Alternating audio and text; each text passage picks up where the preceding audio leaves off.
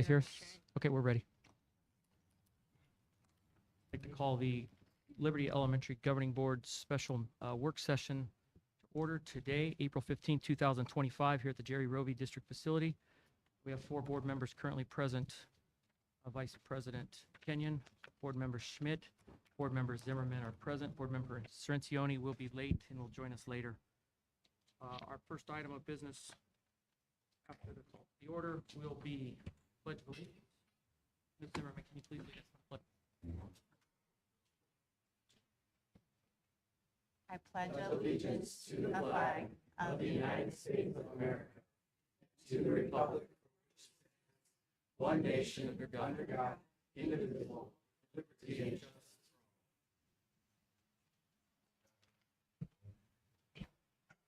For the pledge. Okay, members, next on the agenda is item 1.3, the Trust Policy Transition Part 4 of Chapters 4 and 5. Ms. Amy Castellanos, our board consultant, I'll turn it over to you. Thank you. It's a pleasure to be here with you all today. Today we'll be reviewing Chapter 4. We left off last time at 4-201. So as we've done in previous meetings, I'll call off each number and ask if there is any questions or any highlighted areas that you all would like to go over. We'll open it up for discussion, and then we will move forward to the next policy. So we can start if there's any questions first. No? Okay. So we'll start with policy 4-201 that starts on page 23. Okay, I'm on page 24, number 21. It says direct criticism regarding workplace concerns to the relevant district administrator. I think that if there is a concern about the superintendent, then it should come to the governing board because we are his boss. So I just don't know if we want to just put a clarifying, comma that, if there's criticism of the superintendent, that it comes to the governing board. And then also on, at the bottom, just like I didn't know about adding a number 26, so it would be in addition, just something that says something like utilize education's best practices in fulfilling their duties, just ensuring that kind of almost that they're keeping up on their skills, right? And we're using best practices for education to fulfill their job. Which number was that? It would be a new number. It would be a suggestion. I would caution that because what we're doing is we're taking the trust policies, making sure they match our existing ASBA policies. So during this, correct me if I'm wrong, we're just making sure that they match and they align, not that we're changing policy here. Correct. But this is a first read. So this is our opportunity to provide feedback. Mm-hmm. So While we can provide feedback, and Clyde, I'll let you speak to this. While we can provide feedback, we can't change policy that has to be brought up at a different meeting. So we can provide feedback and note it in order to bring up at a different meeting if you would like to change policy. And Clyde, do you want to talk more about that? But This is the first read, right? right, so we're supposed to provide feedback Yes. at a first read. Yes, and we should, because it's not when we're adopting the policy. So yes, you can provide feedback. No question about it. Okay, because We'll note all those things. we can add, because otherwise the second time it comes back, we're supposed to be adopting it.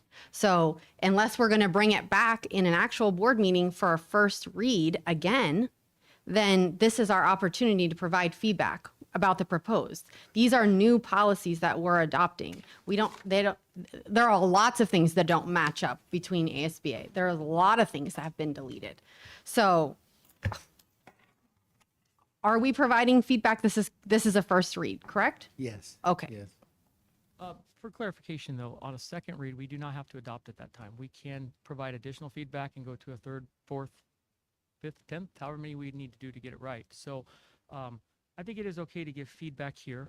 There's a lot of it, and so I think then we need to see the red line changes. So then you can see, because sometimes what happens is you make a change in one spot, and you catch something else, and now you have conflicting. So I would guess we're probably headed to a third read before it's said and done, but I'm okay with And you can do that. giving too. feedback. Right, Absolutely. right. Yeah. So I think giving the feedback now, trying to make sure they're aligned, give the feedback. Once we see all the red line changes, sometimes we realize we've forgotten something that we made a change previous, and what do we do? So, but I am okay with continuing with. Sure. And I agree that, we may need a third read, especially since we're doing a first read in a work session and not in a public meeting where people can give public comment. Like, we did get legal advice on that, and a first read can't happen. There is technically no such thing as a work session. They're all special meetings, although we call it a work session because we're working here, but it is a special meeting, and the first read does technically counts. I agree with you. I would prefer the first read to take place in a general meeting. So I think we will see that later on tonight as well. So for clarification purposes, if we're providing feedback, how do you want me to note what feedback is actually being adopted into the it's actually for you? How do I put this? How do you want me to note the feedback if we're actually going to include it into the policy, or if we are going to just hold it for notes? I think I would show the proposed change, and members, please feel free to comment on this. And really quick, before I get much started too, I forgot in the beginning, we need to limit this session tonight to 55 max, so that we can move on with presentations later and some people coming in. But back to this, make the notes in there so we know what they are. Then, like I said, I think we'll end up having probably 3 reads in these because we'll see all those changes. That gives us a chance to see them on paper, make sure we don't have any conflicts, and then we can adjust it from there and then probably go to a third read down the road. I think that's going to be our easiest way to manage suggestions and Okay. then see where they're at. And after we see the suggestion, the person who made that suggestion may feel like they want to massage that a little bit more some way to meet more what they were trying to get the first time. So that's how I would probably see this playing out. Okay. Thank you, President Tom.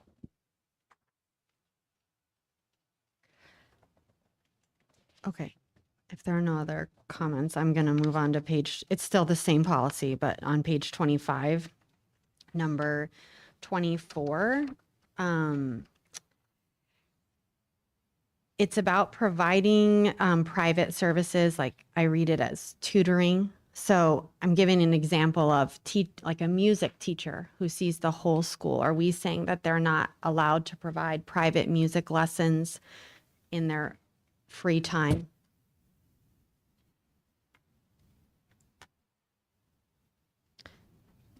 So, my question would be, is it legal to limit what they can do in their personal time? If it's using school facilities, it is. Does it specify school facilities using school? It just says provide private services for pay or remuneration to a student or family of a student who is currently in the employee's class or under the employee's direction or control for a district sponsored ability or whom the employee provides professional services through the school. So it's not saying it's on school grounds. It's just saying if they're in your class.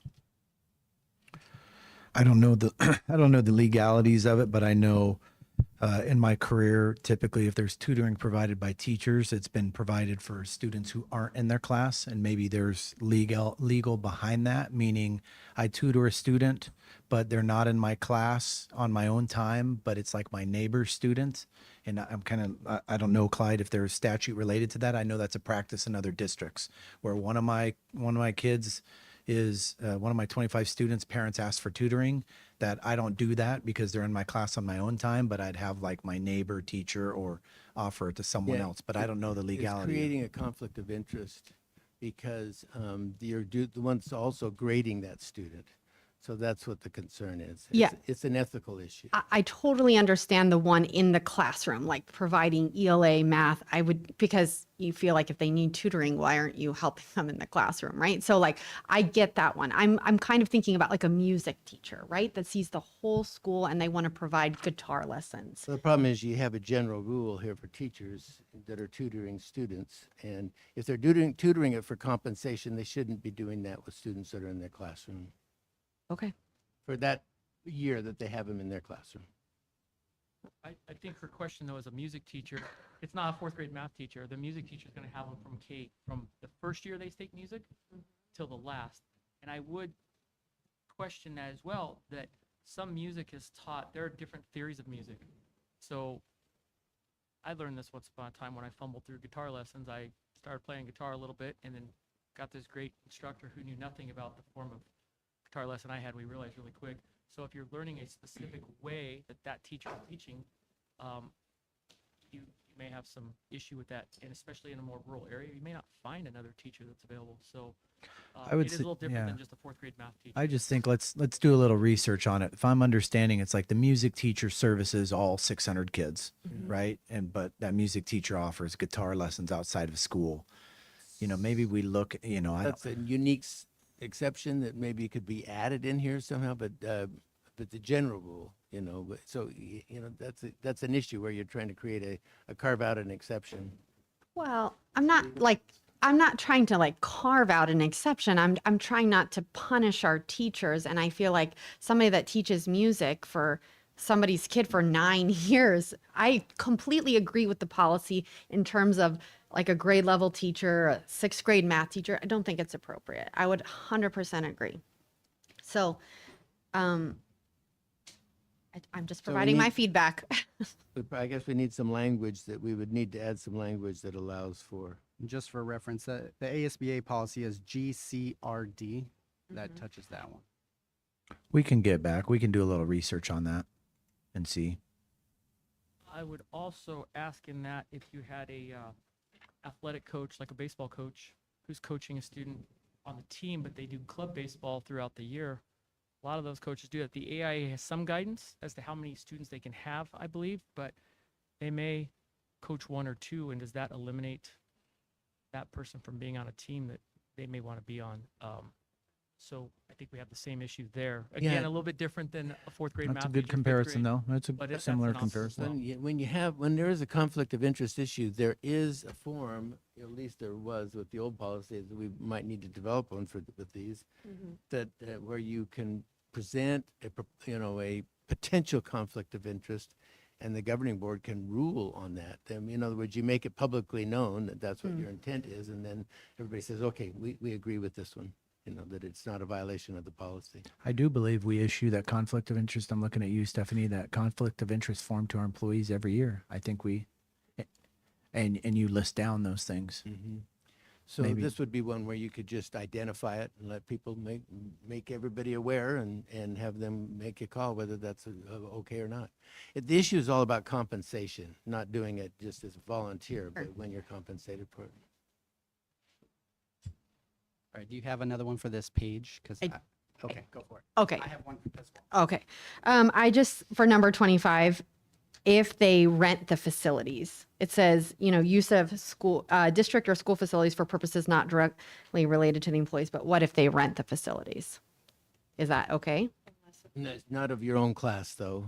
That exception, you can rent the facility and arrange it through, the district's facility rental stuff. And then you can tutor if that's part of the policy for renting. You could tutor the students for compensation, but still not the ones in your own classroom.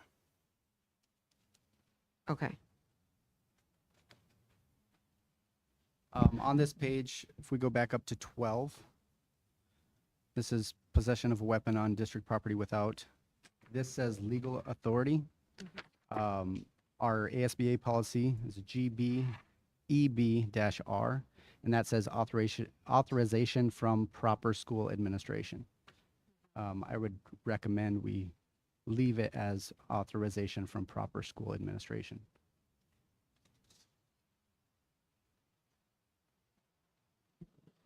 Can I just ask a clarifying question about this? Besides an officer, who would be allowed to carry a weapon on a school property? There are schools that have private security that do that. I know Great Hearts has private security officers that are armed, that are on their campuses. Okay. Yeah, I would like us to look at this policy as well, because that seems quite concerning to me.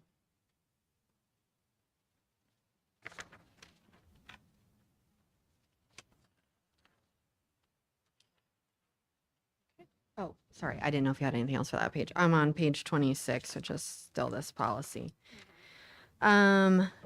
Number 26 says remove district property from the district without prior authorization of the superintendent. I think that's a little high level. Would they just ask their direct supervisor? I mean, I feel like I'm not sure what this policy is after, what property we're moving, but seems like something that the principal could handle. Why does it need to go all the way to the superintendent? A lot of times in policy, and I don't know if it's this way in the trust, but it's the superintendent and his agents or her agents. Like in the ASBA policy, it says the superintendent authorizes a lot of things, but I authorize through people. And so I don't know if that's because, Mrs. Zimmerman is right. I don't authorize all those things, but I authorize Mrs. Murray at Liberty to oversee that. So I don't know, I'm trying to think if that language is in the trust policy, because it's all over ASBA where the superintendent authorizes or their I'm agents sure it is. authorize. It's a delegable authority. Yeah, something like that. And if that's the case, do we need to clarify the wording or do we leave it as is? You could say superintendent or delegee. Or designee? Designee, yes, excuse me. That's the correct phrase. Okay.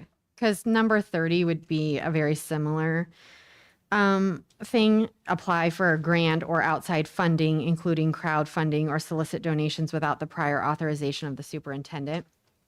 Or designee. Would this, include something like an Amazon wish list that teachers create, a donors choose?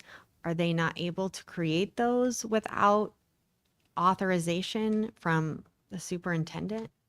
Yeah, this does become a problem with the crowdfunding type things where teachers are out there doing, trying to raise money just for their classroom. You can create a conflict with the parents of the students and it's just, I have seen this become an issue with classroom teachers and just trying to seek donations just for their particular classroom, their projects. So, I mean, I know a lot of teachers that use an Amazon wish list. Are we telling our teachers that they cannot have that or they cannot do something with donors choose? I have a hard time with this, that we're not going to allow the community to donate to our classrooms. No, of course they can. Of course they can do that. I think, yeah, I'm trying to read this, apply for a grant or other outside funding, including crowdfunding. Maybe we need to have some clarification there. I know if a grant is applied for in this district, it needs to be signed off on because someone could apply for a grant and get $10,000 and then we're on the hook for the maintenance and the continuation. However, the Amazon or the crowdfunding, maybe there needs to be some clarification on that, teacher wish list or, those kind of things. Because it just says apply for a grant or other outside funding or solicit donations without the prior authorization of the superintendent. So maybe we just need to have some clarifying language. I get the intent of it because you have to be careful. I just can't raise money and put whatever books I want in my classroom, right? The board has to approve those kind of things, right? Your materials and those kind of things, but. Well, not just that, but you really want some kind of control over the donation money coming in and how it's being used and tracking it. If you have a PTSO or something that's involved in participating and the principal is aware of it and supervising it, but a teacher collecting a couple of $1,000s from crowdfunding, and then who's gonna track how that money gets used? I can understand the money. So maybe I need to be specific and say, and I see an Amazon wish list as like paper towels and Clorox wipes and Certainly. and things like that. And donors choose usually isn't money. The teachers are requesting a very specific thing like headphones and things like that. So I just don't know if we could change the wording a little bit they can't raise like money, but doesn't prevent them from using an Amazon wish list. We can give it a shot and put some clarifying language in there. Sorry, Vice President Kenyon. Yeah, I was just thinking, right there, if you just add the word or solicit monetary donations, I think that just makes this whole thing about finances instead of items like you're stating. just a suggestion. The one suggestion I would have for this, we ran into this several years ago, a couple teachers, when one of these it was Donors Choose, they asked for some cameras, document cameras, and when they got donated, they were not compliant with our IT. So maybe we do need to say, if you're requesting IT equipment, it needs to be approved through the IT department, because the worst thing to have happen is somebody come give you Yeah. $1,000 of technology. And that I've you seen say, that "This before doesn't too, work." and they end Right. up just doorstops, It you know, just that right, kind of thing, right. because And they that's can't be used. $1,000 that we could have just said, get this camera instead of this camera, get Right. this computer instead of this computer. Right. So I do think with technology, we need to make sure that we're compliant with what's coming in. To a certain point, if somebody's looking for a Bluetooth speaker, that's general. But as far as document cameras, with all the different connections and so forth, we need to make sure that those are right. I know at the time there was a concern the brand was donated had a chip in it. It could actually maybe be looking at things on the back end of a network. So I think So- our network guys could probably give us some. So it kind of comes input. back to that whole language about prior authorization. Mm-hmm. That's what that's all about, is trying to get it sorted out so that it's not just random out there. Do you mind if I? Oh, no, go ahead. So what I'm hearing, I'm sorry, so what I'm hearing a lot of is like, if it's just for Kleenexes, if it's for pens, pencils, those types of things, then we should be able to allow that. But when it comes to the larger purchases, the bigger items, whether that be camera equipment, maybe it's computers or even books, those types of things would need prior authorization. Is that accurate? Well, and Chris adding the word monetary, I think that helps a lot. I think that gets after. Yeah, I think Because another thing that I've seen happen in different districts is where one teacher is more popular than other teachers, and then they wind up getting, funding from the community when we're in small and more rural communities, where one teacher gets more donations given, rather that be Bluetooth speakers or the larger donations, and so their classes are better equipped than others, so it creates an inequity among the school. So I just want to put that out as something to consider when we're rewriting this language. I definitely agree with Board Member Zimmerman about the Donors Choose and the Amazon wish list. Those are just, those are so current, just ready. I think the technology and the money part may be the ones we just want to add a little more language to. Does that meet kind of where you're? Yeah, and I just think superintendent or designee, I think, Dr. Monroe doesn't need to be looking at Amazon wish list. I mean, and caution with that, like IT, because what happened in this was years ago, but the principal did sign off on the cameras. They just weren't, the principal really shouldn't have signed off on that donation because it was an IT issue. So we need to make sure we get to the right person. We have our IT director here, and I would ask, are we on the right page for IT donations, do you think? Or come up, grab a mic, but just come up close, so. Absolutely, anything that would be joining our network or in our classrooms, we want to look at. Okay, and I just have one last thing for this policy. Under investigation of alleged violations, I feel it's a little vague, so I just have some proposed language. When the employee is alleged to have violated district policy, the supervising administrator or other designated individual, as specified in district policy, shall conduct a thorough and impartial investigation. The investigation must be based on clear evidence relevant to the allegation. The designee responsible for the investigation must be clearly identified and documented. The designee will determine whether the alleged misconduct occurred, and if so, will recommend appropriate remedial actions. I would say just email that to us and we'll take a look. I want to remind everybody that these policies that are proposed were written by a group of lawyers. So I hear there's some good clarifications in there, but I think in a second read, we could talk about whether we want to approve that or add that language or not. I hesitate because we have legal people writing this. So although the board has the authority to control all that. So that's a lot to write down. I would say email it to us so we can get it in there. I can have one. Okay. Any other questions on that policy? 4-201. I do have a question on the investigation of alleged violations. I think we need some language in there perhaps that talks about more serious allegations. If there's certain crimes that are alleged, they need to be reported to the authorities right away. I don't want somebody to look at this, say, well, I investigated it, see if I thought it was real, and then sent it or didn't send it up higher. So I think there's some statute that specifies that. And I know it's there, but we should probably have it in our policy as well, so nobody gets caught up with, well, I went to see if this was a real allegation, and lo and behold, it took me 2 weeks, but I found out it was, and now maybe that crime was continuing for 2 additional weeks. So maybe to clean that up with some language that specifies out more serious. And that may be, President Todd, that may be coming up because I know there's statutes about mandatory reporting. So if you suspect crime has been committed, not just against kids, but against adults, that you have the obligation to report it. So let's see if it's coming up, if it covers that.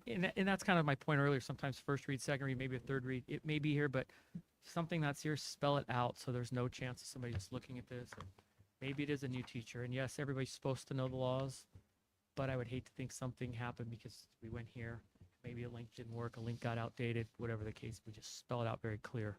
It double protects what we're trying to do.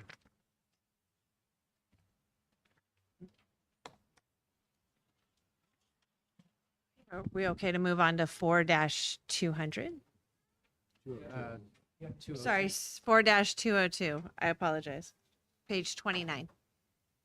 Yeah, I have just a couple to mention here. On number 5, socializing with a student outside of the school or school activity. As stated, we are kind of a rural, semi-rural area, and I know that there's a lot of staff who are also family members, who are very close friends, and there's a lot of this kind of stuff going on outside the school where families get together, or they're at the ballpark, or whatever's going on. So this one kind of concerns me, and I know in our ASBA policy we had talked about this previously, about our policy being used against, staff members, pulling this right out of the policy, saying, hey, you can't be with them. They're like, that's my cousin, right? So I think we really need to look at that and see if we can specify, get a little more. I agree. I was just gonna say, could we add the word like without parent consent or something like that? Because That's a good recommendation. I like that. because I completely agree with Mr. Kenyon. There are so many staff that bring their children, and their children have friends, and And then kind of, I understand the number 6, giving or receiving a personal gift. That's pretty vague. You And could I- probably add the same language. Don't you think? Like if you go to a birthday party, well, I'm thinking about like at Christmas time, we all give gifts. Yeah. I give so- gifts to teachers. And I definitely understand why it would be in our policy, is we don't, staff shouldn't be just looking for gifts, because then there could be favors, there'd be conflict of interest. I get that, but there has to be a way, some way that, parents show appreciation, or kid shows appreciation, they draw a picture and hand it to them. That's a gift, right? So I think we got to look at that one a little bit closer. And then, Sorry. Go ahead. Sorry. I was just going to say for that one, and this gets a little tricky too, but could we add some wording about the monetary value of the gift possibly?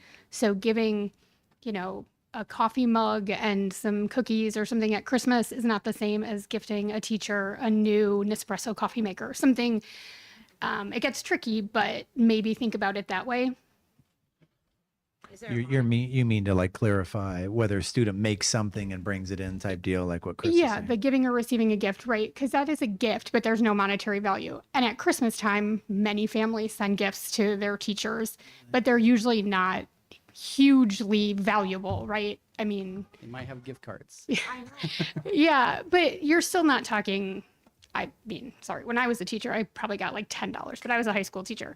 We're still not talking huge amounts of money in general, but if we put a limit on it and the public knew the limit, and then you expect that they would then follow our guidelines.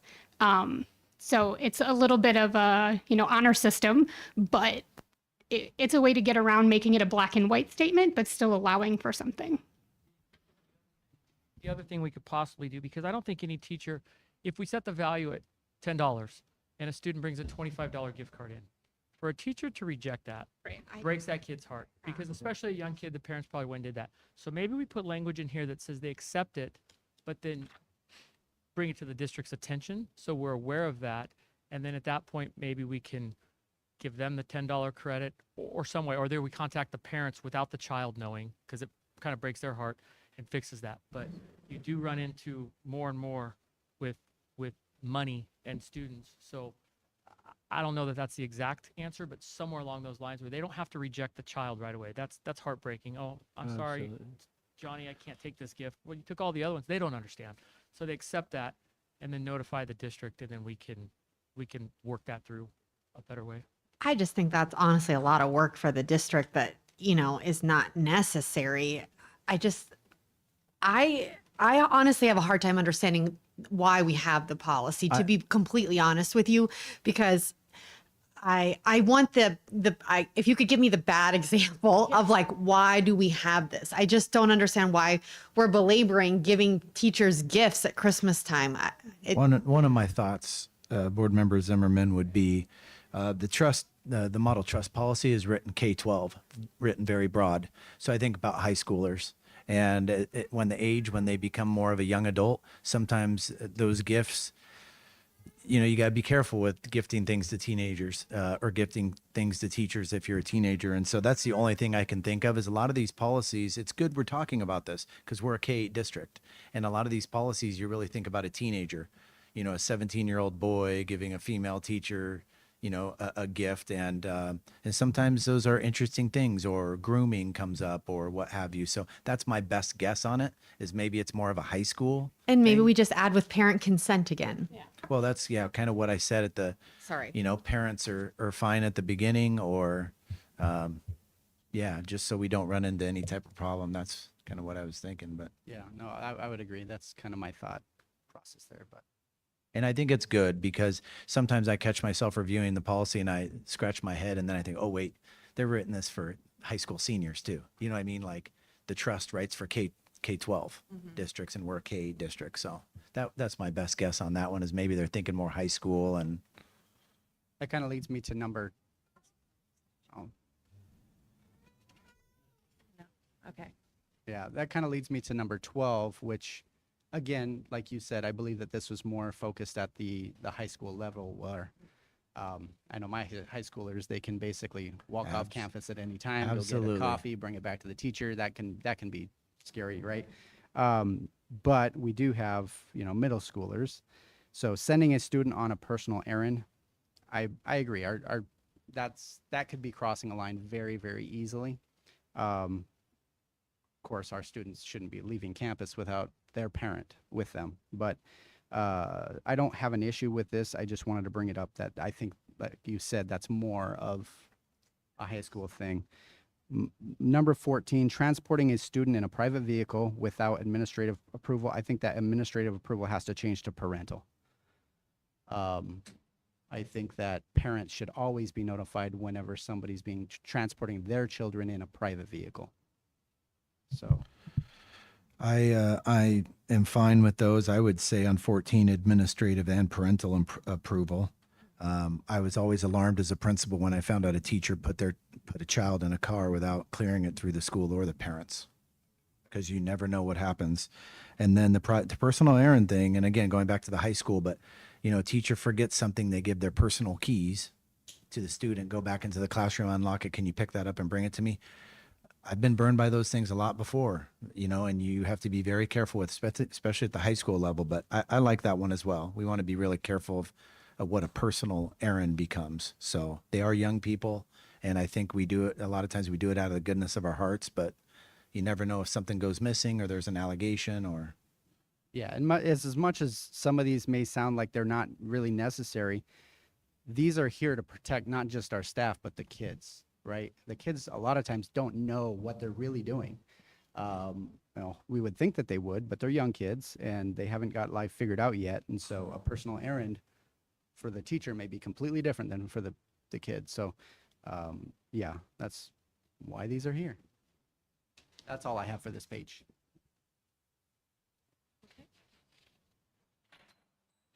On page 30, are there any questions? Moving on to 4-202A, procedures, staff and student boundaries. So this is 31, correct? Page Correct. 31. Okay. I know we have the link here. Mhm. And so somebody could click on the link and open this up and read it. I would like that to actually to be spelled out in here. I went on our ASBA policies and clicked on a few of our ARS links and they didn't work. I had to go digging other ways to get to the ARS. So Yeah. just if we're going to point somebody to something, you know, we say, go look at it in our policy and then there's a link and that gets broken, then it's a headache to find it. It's like a 3 or 4 page document, Amy, and I think it has ADE's logo on it. I Mm-hmm. was reviewing it, but it's a good point. In case the link ever breaks, just put it in there. I think ADE adopted it in like 2022 or something. Mhm. I believe also governor signed language yesterday on cell phone usage on campuses. I think that Okay. just got signed. So I think they may have solved that. I haven't read the language of the law, but I saw a news blip yesterday. She signed the cell phone law. So once the laws and everything become official, the trust will send us an update to the policy similar to what ASBA does. You know, similar pattern after every legislative session. 4-203, student supervision.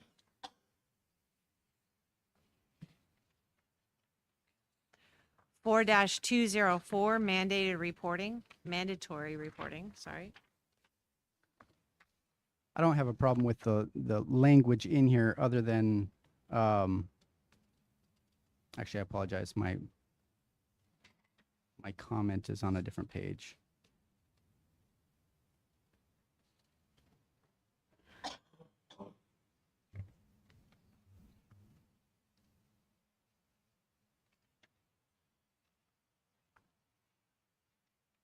Thought it was there. Oh. No, No? it's in a couple pages, sorry. Okay. I think this is back to what we were talking about before about investigating. This maybe in the first one where I talked about Mhm. more serious, we need to reference anything in this chapter. So we tell them, don't stop reading here. Flip over to this chapter or this section and read this as well. Just add those reference to Right. this. Reference it very, very clear, and hopefully we can even hyperlink it straight to this reference also, but then they have it. I would agree because in our ASBA policies, they link, reference lots of policies that like, I don't know, coordinate is the right word. But I haven't noticed that now that you say that in the trust. So I do think it's helpful.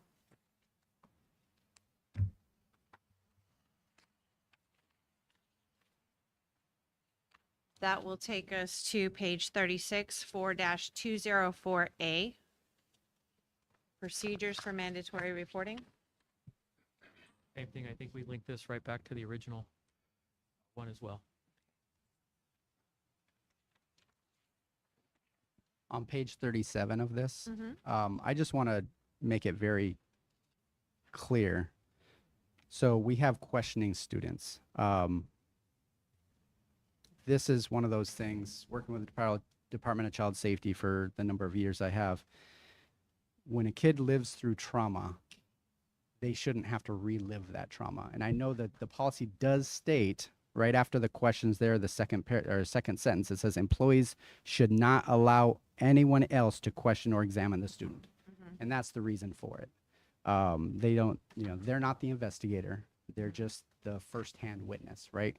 And so we have what happened, who did it, where were you when it happened, and when did it happen? Honestly, even those, I'm scared of saying we should be asking those. It's usually what's divulged, and I get it. Teachers are the #1 reporters of child abuse. And so when a little Johnny walks into class and is covered in bruises, the teacher's going to, what happened? I get that. That's just an honest, are you okay? Right? But I just want it, I don't know. Chris, member Vice President Kenyon, so typically in my educational career, I don't know if they're probably not in statute, but those are the 4 questions that you ask. And it is a fine line because you're not an investigator if you're a teacher. And we don't want our teachers to feel like they're going to send them to someone else or the student has to redo their story a million times. But usually the training is if a teacher is, what happened? That's your first question already, right? Oh, who did it? Where were you when it happened? When did it happen? So are you saying to remove the questions? No. I'm okay with the questions being here. I just wanted to reiterate in public that, all of our employees, and I know they go through the management reporter training, every one of them. And so just that's it. I've had my own kid who got injured, complete accident, and there were a lot of people asking her what happened. Well, she didn't have to say what happened every time somebody. So that's where Understood. Okay, I it's understand. just getting that out, that one person asked the questions, that's it, and then you turn it over to legal or to the authorities. So.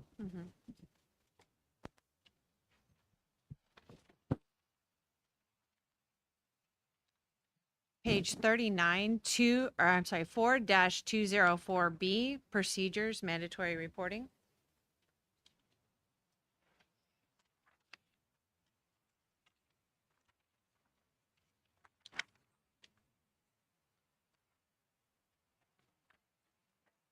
Moving on to page 41, 4-205, drug-free, alcohol-free workplace.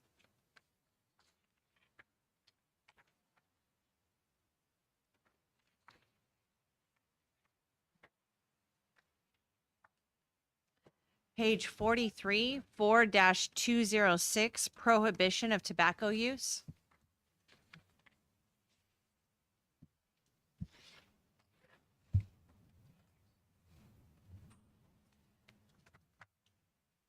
Page 44, 4-301, employee health and welfare. I just had a clarifying word under medical examination. After an absence of more than 3 consecutive workdays, the district may require that employees submit a medical provider's written release. So we're just saying that's a choice. I just want to clarify that that's what we're saying. So I have a question there. If we do it for some and not others, then does that come back to us later that somebody says, you didn't ask them, but you asked me? So you were harassing me. Maybe we should just make that a standard policy. So we do it, everybody is treated the same. Because where do you draw the line? If somebody's So we 3, should somebody's say 4, shall. somebody's 10. I don't know that legally you can require that. Employer the- can. Okay. Was kind of thinking it was a policy. Okay. I just. Along these lines too, when do we trigger somebody to do FMLA leave, or do they do that on their own? How does that, in the same area, if they're going to be out for, I don't know, they had a heart attack and they're going to be out for 4 weeks, how do, Dr. Mohorn, we also have HR staff here too. I can't remember the amount of days, but Jillian, do you know? have that in here anywhere? Okay, okay, perfect.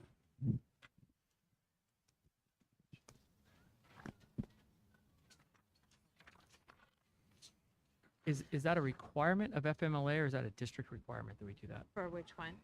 for the FMLA? Federal. Right, but I mean, does federal say they have to do FMLA paperwork after 2 weeks, or are we just requiring that after 2 weeks? Do you know, Jillian?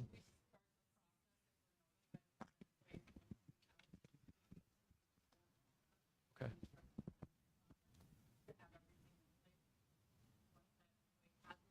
Actually, can you, for the minutes, we, sorry, but We typically will ask that if we're notified if an employee will be having, say, a surgery, and it will be at least 2 weeks or up to that 2 weeks for a safeguard for us and the employee. We ask them to complete that paperwork prior to them going out.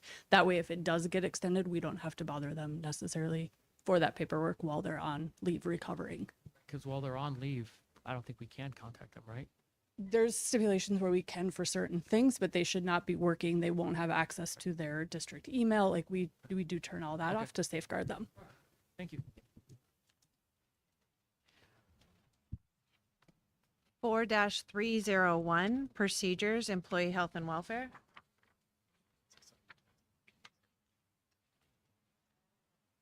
Four 301B, page 47.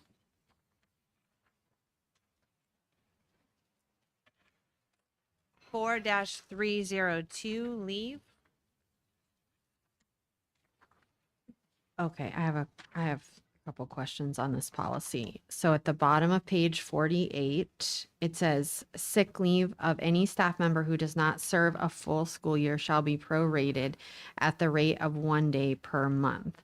So if they used more and they leave, do they have to pay that back? What? They are supposed to. What does that mean? They're supposed to. Well, and correct me if I'm wrong. So it would either be taken out of their last check if they have the money. But sometimes they don't have the money. So if they've missed so many days and they don't even have a last check to get, and sometimes we have to invoice them. But if we invoice them and they don't pay us, then it has to go to collections and things like that.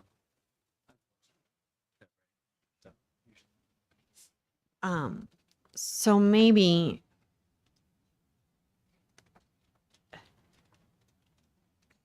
I mean, I think it's all right the way it's written. That's fine.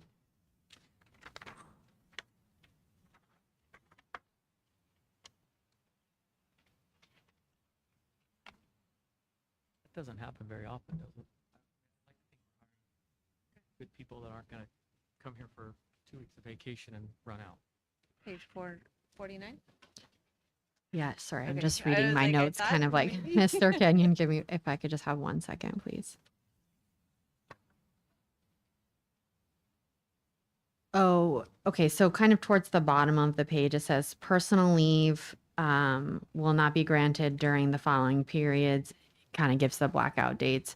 Is that true of every single employee in the district? High-level cabinet employees, everybody?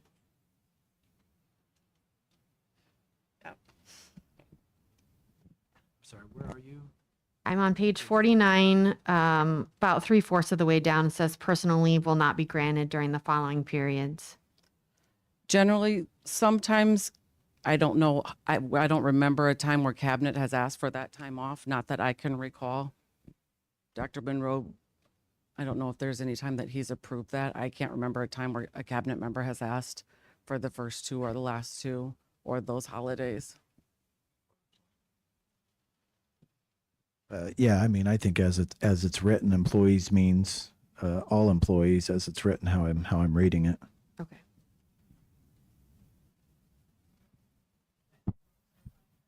Yeah.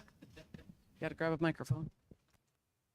For those members, they do also have vacation leave. So if they are gone, typically those days, especially preceding or following a holiday, they typically are using vacation leave during that time, not personal leave.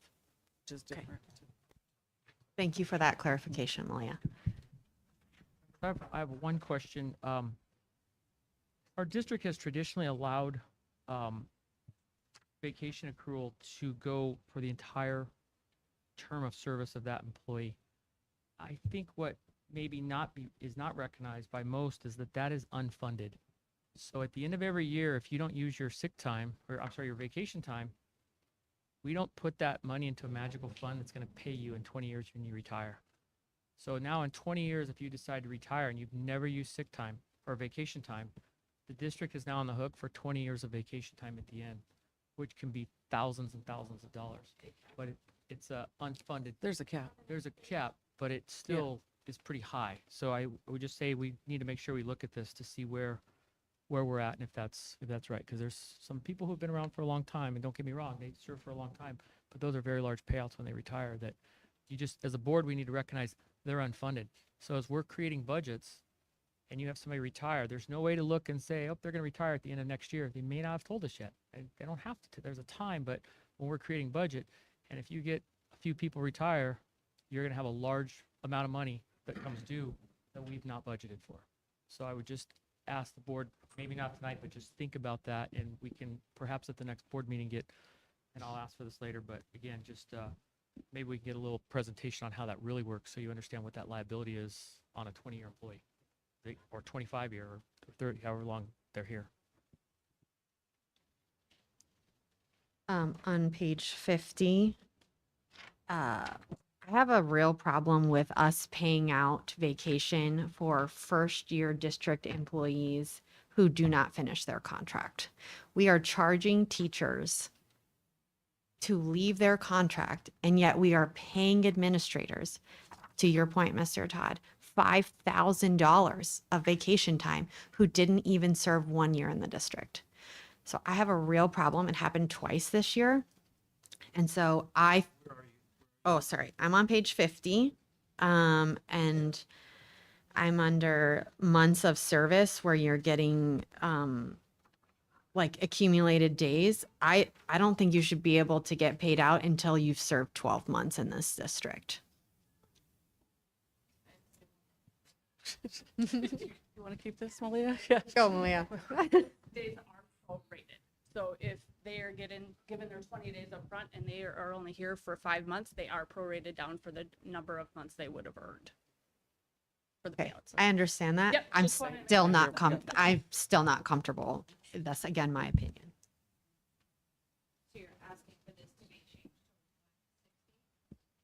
No, I'm asking Sorry. it 12. Oh, for months, yeah. Oh, thanks. Okay.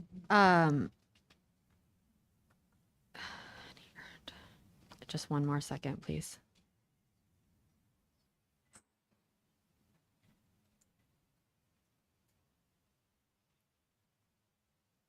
Members, just a heads up, we have about 4 more minutes before we will adjourn this to move to the meeting.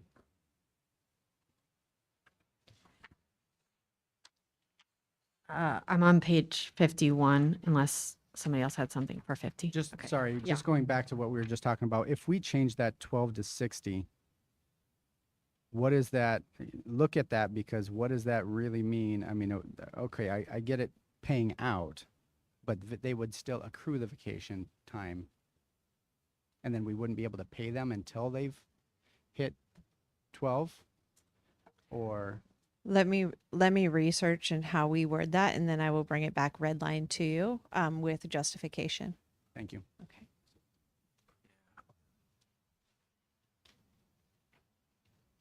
Okay, in terms, I'm on page 51 now with the sick leave bank. And to Mr. Todd's point, I think that we need to link, because we do end up going into how this is so general, and the ASBA policy is GCCG, which has way more information about the sick leave bank. But I do think there is more information later in the policy. I think we need to link it here, or say, look at this. It's 4-302.f, because this is just so general here.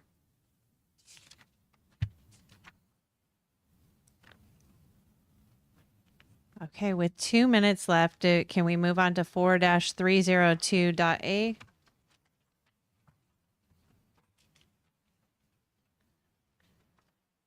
I just have one question on page 55. In the middle of the page, it says eligible spouses who both work for the district may only be able to take a total of combined 12 weeks of leave for the birth of a child. Goes on. I don't need to read the whole thing. This is in our ASBA policy. I just wonder the legality of, is it their fault that both of them happen to work for the district, and so they don't each get the full 12 weeks of FMLA? Can we research that and get back with you? Okay. I just, I can definitely send it to you. okay. Okay. That's just my question. It is an ASBA, so it just seems odd. It almost feels like a punishment, right? That both of the employees, I understand the idea, well, we don't want them both to be gone for 24 weeks. But again, that feels like an us problem and not a them problem. Thank you for bringing that forward. All right, President Todd, with 10 seconds left to spare.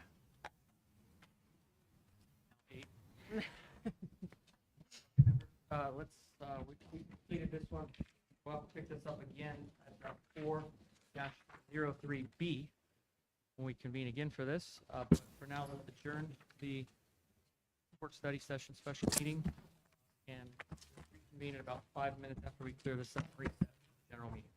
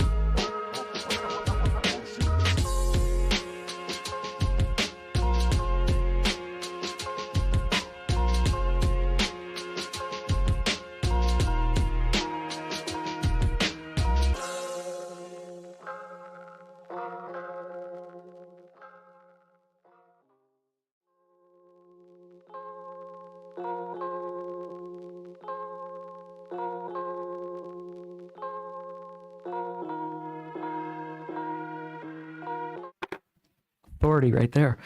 I'd like to call the governing board meeting to order today, April 15th for Liberty Elementary School District here at the Jerry Roby facility, district office. We have 5 board members present. Board Member Zimmerman, Board Member Schmidt, Vice President Kenyon, Board Member Cerencioni, myself, Michael Todd. Also joining us tonight is Ayana, who is an 8th grader at West Star. She is our student of the month there. Student leader of the month, my apologies. And we're going to hear a little bit more from her later. Actually, we're going to hear from her right now. We're going to go to the Pledge of Allegiance. And Ayana, would you please lead us in that?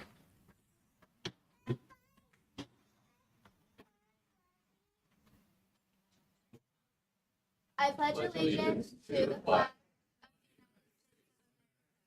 and to the republic, one nation, under God, indivisible,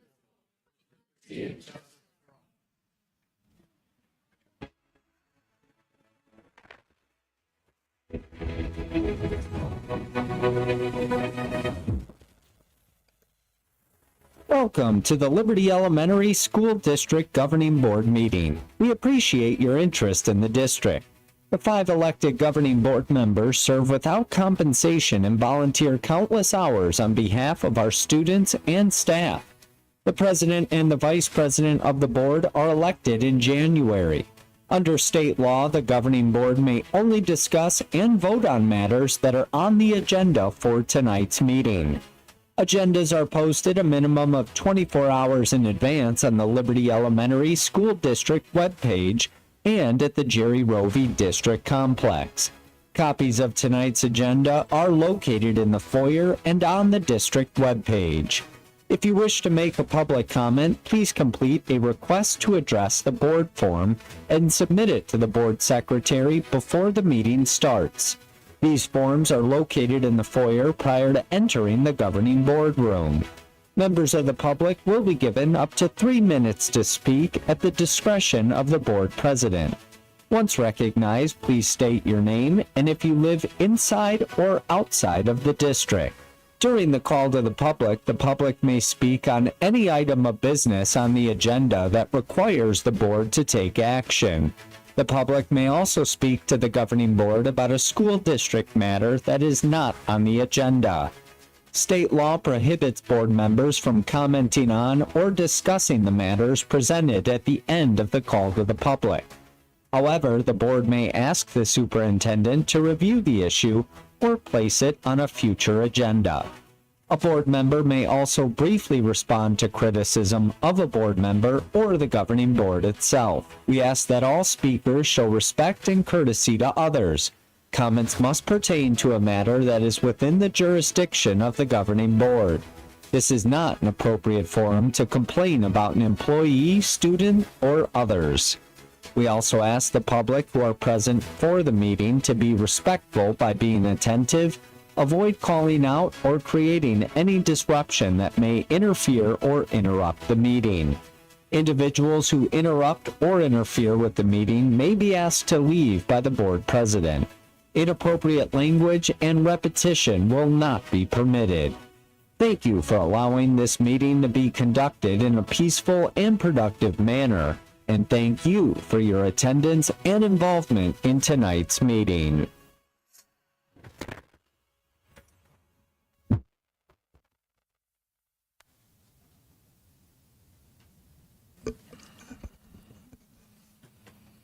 Members, just as a matter of record, we have Celeste joining us as well. She's the student leader from Freedom Elementary. Celeste, y'all led us in the national anthem, or in the Pledge of Allegiance, and you weren't here, so can you sing the national anthem? I'm only kidding. I won't ask you to do that. We just have to have a little fun. Okay, members, moving on to item 3.3, approval of the irregular agenda. I would make one request when we approve this. If we could please move item 8.1, 8.2, and 8.3 up to take place before public comment at 7.1.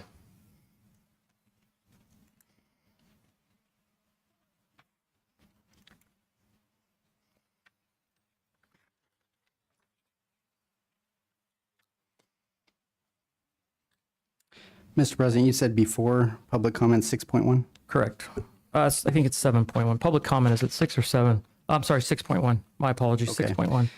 Mr. President, make a motion to approve the regular agenda consistent with board policy BEDB and temporarily suspend governing board policy with which this agenda may be consistent. As we move 8.1, 8.2, and 8.3 after prior to 6.1. Okay, do I have a second? Either one. A second. Okay, we have a motion, and a second to approve the agenda with the change to move 8.1, 8.2, and 8.3 to follow just prior to public comment. Is there any discussion? Yes. I would not be in support of moving it. I don't think it's fair to the public to make them wait for us to go into executive session for however long it's going to take. I think we should allow public comment first. Understand, we have some legal representation coming in that is on the clock from the time they hit the door, so we're trying to get them in and get them out as soon as possible. So this is a measure to preserve taxpayer money. And I'm trying to ensure taxpayer voice. I'll still have it. Members, is there any other discussion? All right, hearing none, we'll take the vote. Board Member Zimmerman, Nay. Board Member Schmidt, Nay. Vice President Kenyon, Aye. Board Member Cirencioni. Aye. I'm also an aye. Will show that approved 3 yes, 2 no.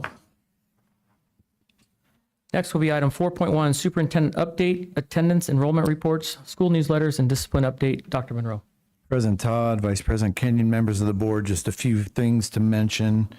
Attached are the school newsletters, the attendance enrollment reports, the discipline update. We're well underway with our last season of sports with baseball and softball for students. We're wrapping up statewide testing, which is exciting. Believe it or not, there's 4 to 5 weeks of school that's left for the school year. We look forward to Teacher Appreciation Week, which is coming up. I believe that's the first week in May. That's a great time of year where we celebrate our wonderful teachers. And then I wanted to let the board know that right now our enrollment at Loretta Zumbro Elementary School is up to 282 students, which is very exciting. And it's still only April. And so myself or staff can answer any questions on any of these updates if the board has them. I'll start towards the end. Member Zimmerman, do you have any questions? More of a comment just about the homeroom lists. I just want to make sure that as we're preparing to staff for next year, that we're not going to start with classes that are in the red and even some of these higher yellow classes, that we're ensuring that we are adhering to the classroom target size that was approved by the voters with the override. Yeah, that's correct. It's always a careful balance. We obviously want to do that. There's a lot of unknowns when school starts, and so we have to be very careful with staffing because budget-wise, we want to make sure the students get here, and we want to make sure that what's on paper matches who shows up the first day of school. So to answer your question, yes, we're mindful of that. However, we have to be very leery, and we got to confirm that the kids are actually going to be here. But we do want to honor that from the override, so we will do that. Board Member Schmidt, Nothing. Thank you. Vice President Kenyon. I just think that that's great. 282 kids, you said, are already registered for our new schools, Loretta Zumbro. And And more come in every other day, Mindy says, which is exciting. that's wonderful to hear. Thank you. I had a question about that 282. Do you know how many of those are new enrollments to the district, and how many of those are from already in the district coming from another school? I had a feeling that I don't have that. Yeah, it's a great question. I'll make sure I get that Okay. for the board. How many are returning Liberty students, and how many are new enrollees from outside the district or new kindergartners? I'll break that down and get it to you. And then the next question is for the behavior referrals on this discipline update. We're getting close to the end of the year. Can we get a graphic that shows last year versus this year? And I know it's going to be a little hard to compare because we have different discipline policy now. So there's like more stuff's being reported, but I still like to see the numbers.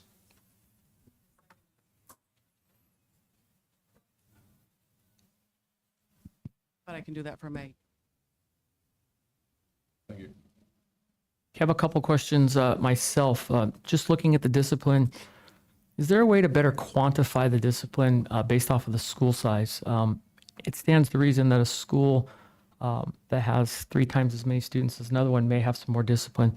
But for the public to look at, they may not know the actual ADM of each school. So I'm just wondering if we can look at that, and then also look at how many are first-time discipline requests and how many are multiple. So are we working? If every student gets in trouble once or enters the discipline system once and there's no more, that's a high number certainly, but we've solved it. But if we're seeing lots of repeat offenders, I think we need to look at what we're doing and make sure that our system is working properly, whatever that may be. So if we could do that.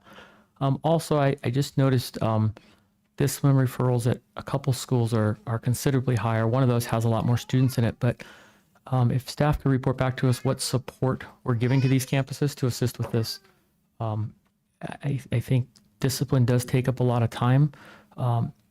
It's either going to take up a lot of time in a classroom where we've changed to have a little bit more strict discipline plan, which I support, because it shouldn't be taking place in a classroom. But then again, it's taking administrators to deal with that situation. So I'd just like to see that. And then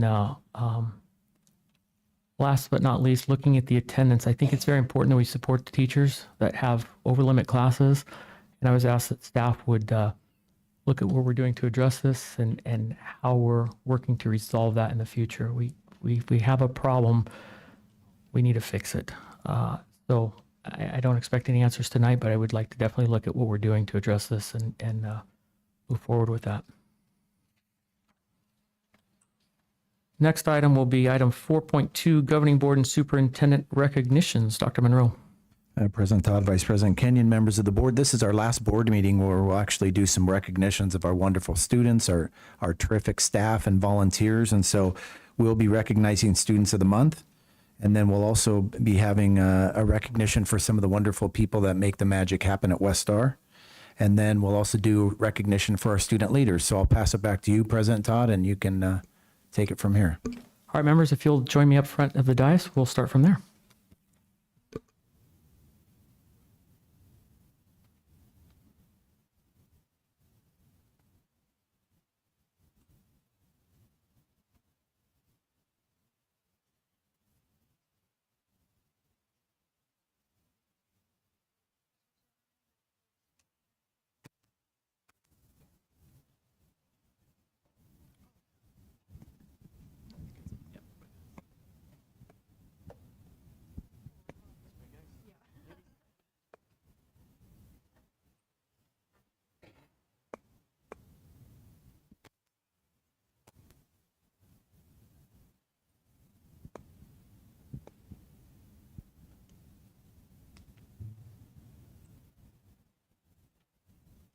So each month we get the opportunity to recognize our Students of the Month from each campus. And on behalf of Dr. Monroe, the governing board, this is truly a great honor to be able to stand before you and introduce the future leaders. Not future, really. They're leaders today. They're leaders on their campus. And it's amazing to hear the stories of what they do. It was always fun to be here and hear the principals tell us, the teachers tell us. They've gone through a rigorous process. They don't realize that, but they've gone through a really rigorous process to be chosen, selected to come here and be recognized. So when we call your name, we'd ask you to come up.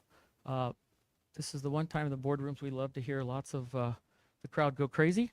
But please support these students. They are true leaders. They are exactly what we are looking for as model students. And it's such an honor to recognize them every year. I wish we could do more, but this is the best of the best. So with that, we'll get started.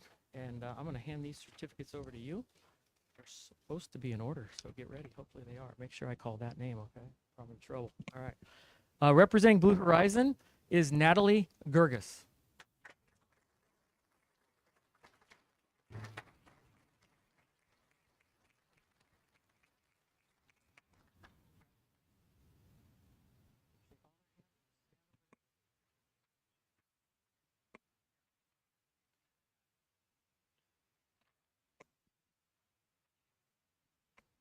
All right, next is from Estrella Mountain, Cecilia Farron.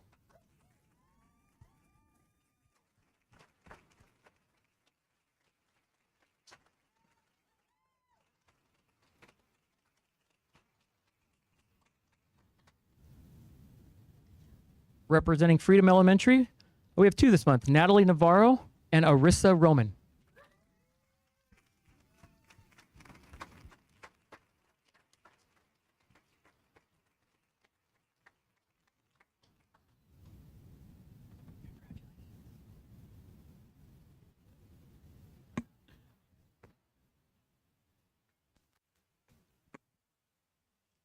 Are representing Las Brisas Academy, Zoe Brandon.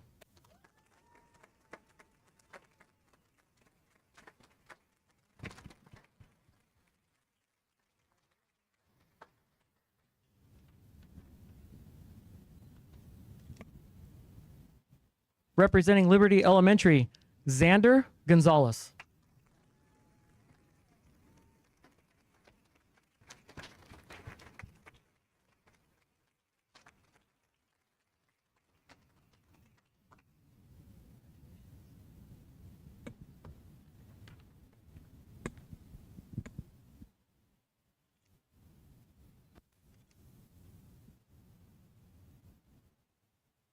Representing Rainbow Elementary, Nadine Romero Laredo.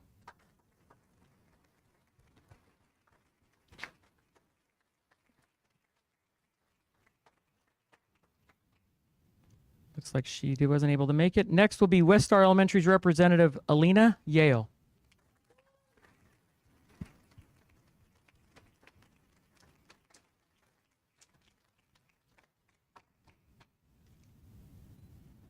Okay, students, we'll get you to come up front. We'll get Ms. Zumbro to line us all up. We'll take a good group photo really quick.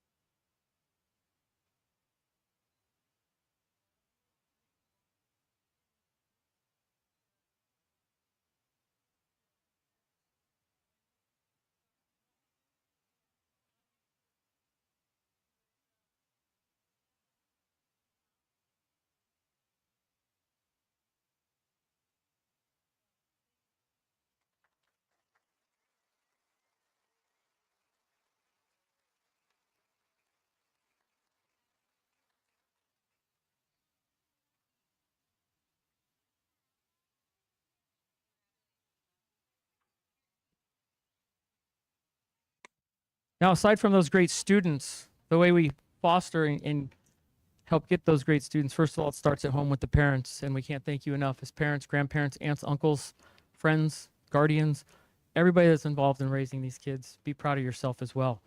But also, very important to our campus are our staff members. So each month we recognize a different campus, and this month is going to be West Star.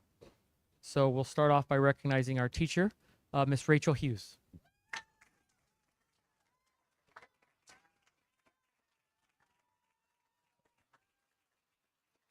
Megan, come on up.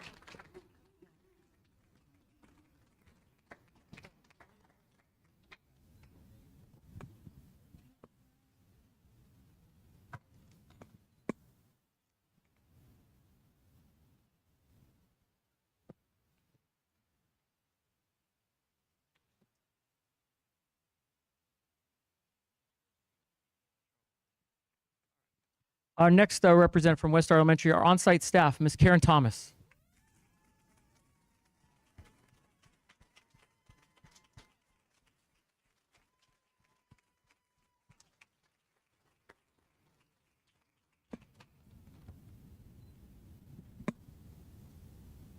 Okay, our next member is not present, so that means we can clap extra loud so she hears us wherever she is. But our district support staff representative, Ms. Erica Daniel.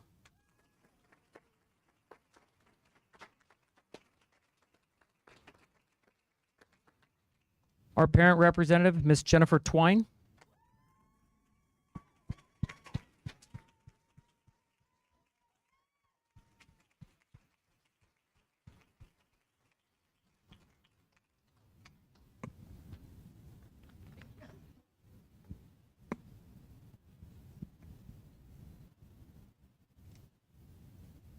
And our volunteer representation is Ms. Linda Lyon.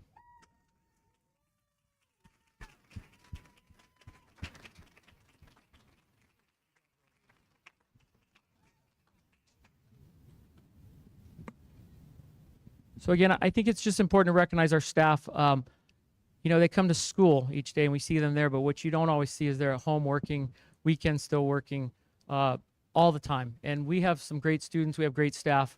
So please, again, give all of them a very loud round of applause and appreciation.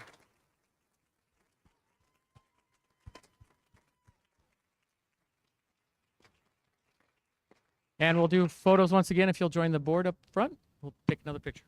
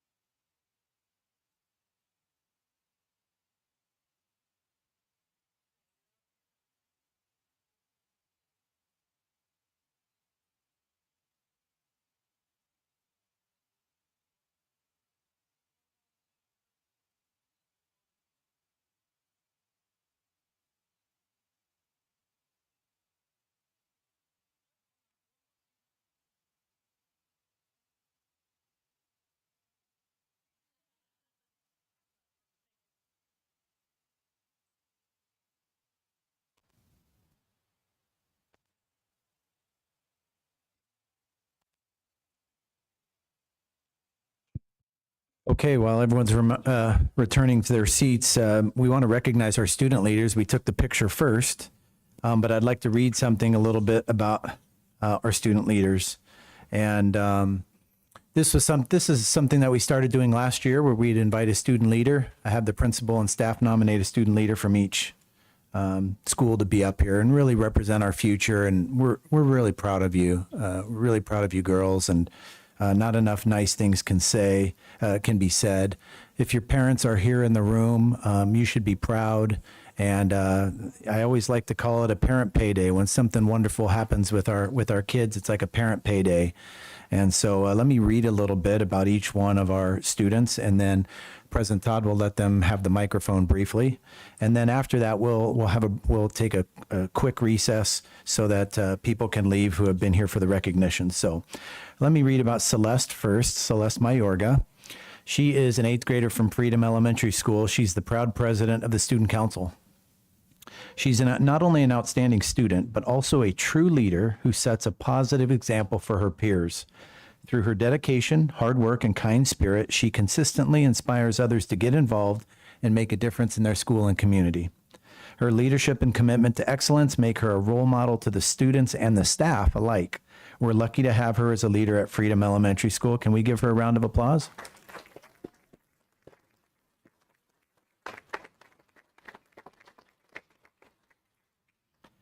All right, and let me read about Ayana. Did I say that right, Ayana? Ayana Alexander. Love the name. Ayana Alexander is also an 8th grader at West Star, and she's also the student council president.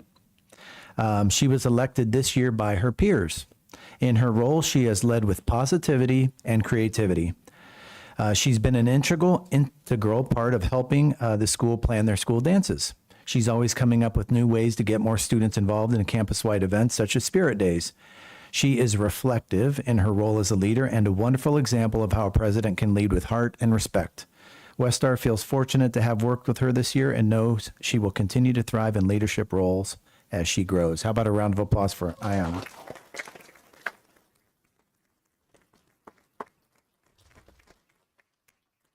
So we're going to give the girls the microphone and let them just speak briefly or read something briefly about why they love their school. And no pressure, girls, but. Go ahead, Celeste. You're going to do great. Celeste, let's have you sit right here so everybody can sit here. And actually, you can just use this microphone.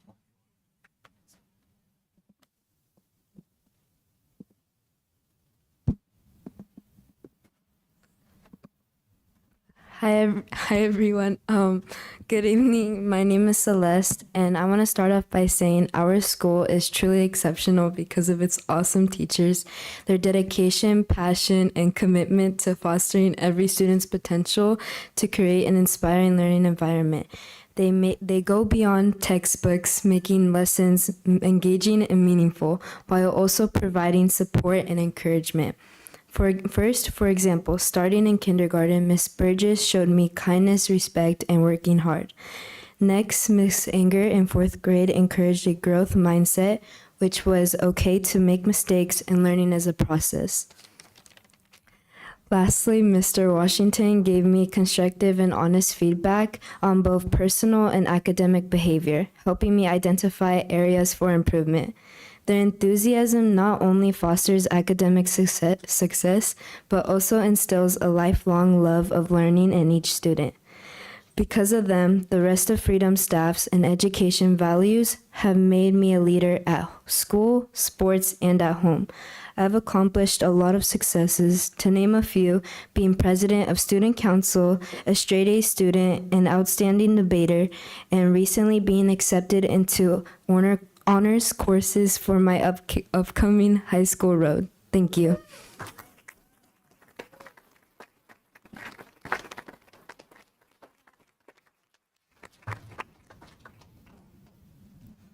Hello, everybody. What I love most about Westar is the teachers who always do their hardest in teaching us. No matter how rough it gets, they're always there. The many extracurriculars my school offers, whether it's just sports or whether it's after-school activities, including choir, the musicals that they have done.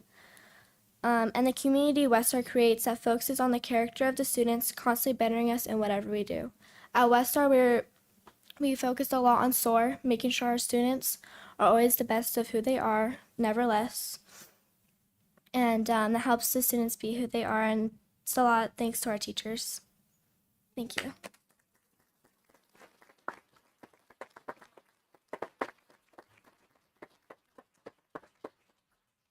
All right, now the fun part. Do you guys have any tough questions for your parents? Superintendent Monroe, anything you want to ask them for pizza tonight or anything? You got the microphone. No? Okay. All right. Thank you guys for all you do for leaders on our campus. And we know you're going to continue forward in life because you become younger, slightly older, but still young adults. You're going to do great in high school, and it's amazing to have you guys in our community. So thank you. All right, we'll take a short recess right now just to allow those who came for the recognition ceremony to leave if they want to. And we'll start back in just about 5 minutes, probably about 6:08.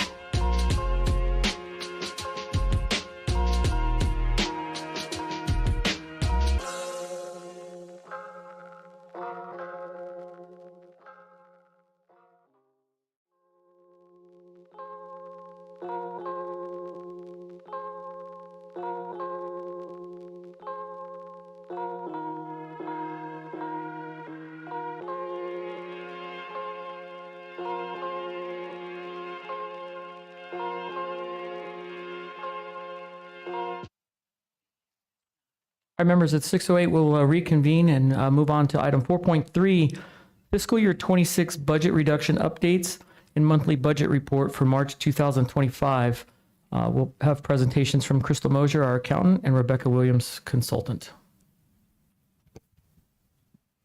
Good evening, governing board members and community members. If our brave students can get in front of you and public speak, so can I. So thank you for having me tonight. We would like to just present some of the budget work that's been done over the last month or so since our last meeting. So thank you for bringing up the presentation. Let's see, my clicker's working here. Okay. So just to kind of recap, we focused on some 4 items as our budget strategy right now for FY25. We've been working on closing and reducing purchase orders for the remainder of this year. We've assessed the needs of exactly what needs to be open, what can be reduced, and what might still be needed. There's also been a hiring freeze, so only positions that have come before cabinet have been hired. Everything else has been put on hold for the rest of this year. We will be utilizing journal entries to move some of our expenses to alternative funds. Some of those sources could be our classroom site fund, instructional improvement, civic center, indirect costs, just different sources we can use for different expenses. And then we also will be transferring $700,000 from our DAA, so our capital money, into M&O when we do our May budget revision. Some of the work that we've done in the last few weeks, we've identified any savings for the FY25 year. Most of that work has been done through our purchase orders. And we've also prepared a list of what we believe were one-time purchases for FY25. So I have some totals on that for you, because that was a topic of discussion when we did budget priorities. So M&O, we've come up with about $117,000 of one-time purchases that applied to this year only for specific situations. Capital is quite a bit larger. We had about $305,000 of one-time purchases. Again, things like equipment or special projects that were a one-time purchase. So our next step for 25 is basically finish up the work on the journal entries. We'll be bringing that budget revision to the next meeting. And then we think we'll be at a good place for 25. So next, for FY26, just to give some background, after last meeting, we took the budget priorities that you all had prioritized, and we did some more work to that to identify some concrete numbers. So we came up with our lists of memberships, our list of consulting services, and our list of district subscriptions. Administration combed through those lists and really decided what items we could reduce, what items we absolutely have to keep, and what items we could eliminate that maybe weren't needed in the new year. At this point, I could bring up the budget priorities list and we can kind of give you a little overview of the things that have changed since last time. Could you bring up the FY26 budget prioritization interests, please? Okay, so last meeting, we kind of put things up above that were items that you were willing to consider as reductions. Everything at the very bottom of this list was things that were not going to be considered as reductions at this time. So anything that you see on this list that's highlighted in orange is something that we have changed since the last meeting. So one of the biggest things is if you see our line that says reduced district memberships, originally that was an amount of 40,000. After combing through that list, we actually think it will be about 30,000 that we can reduce. That's a pretty concrete number at this point. The other item is reducing district consulting fees. So we have all kinds of consultants for all different types of projects. After going through that list, we have a pretty concrete number for reductions of about 277,000. So that's significantly more. That was originally 40,000 when we reviewed that last meeting. And then we've added a few things at the bottom. One of the things is we had about $500,000 35 originally kind of set aside for Loretta Zumbro.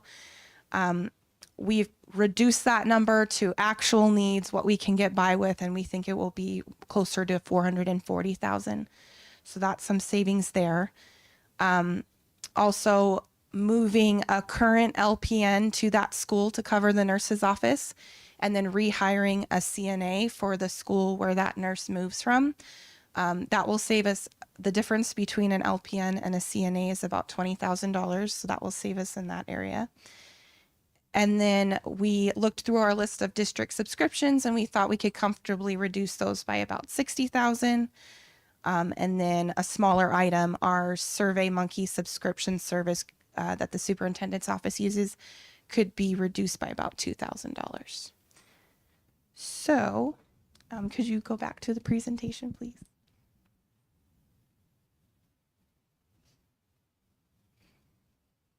Thank you. So right now we're projecting that M&O carry forward would potentially be around 500,000.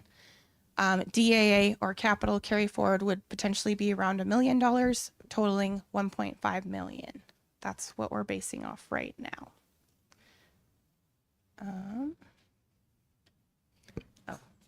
Thank you.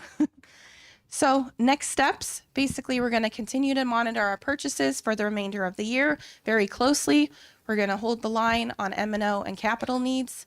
We're going to execute the strategy we talked about, identify and implement the areas of budget priorities so that we can reduce those items for next year, promote new student registration, of course, and monitor the legislature.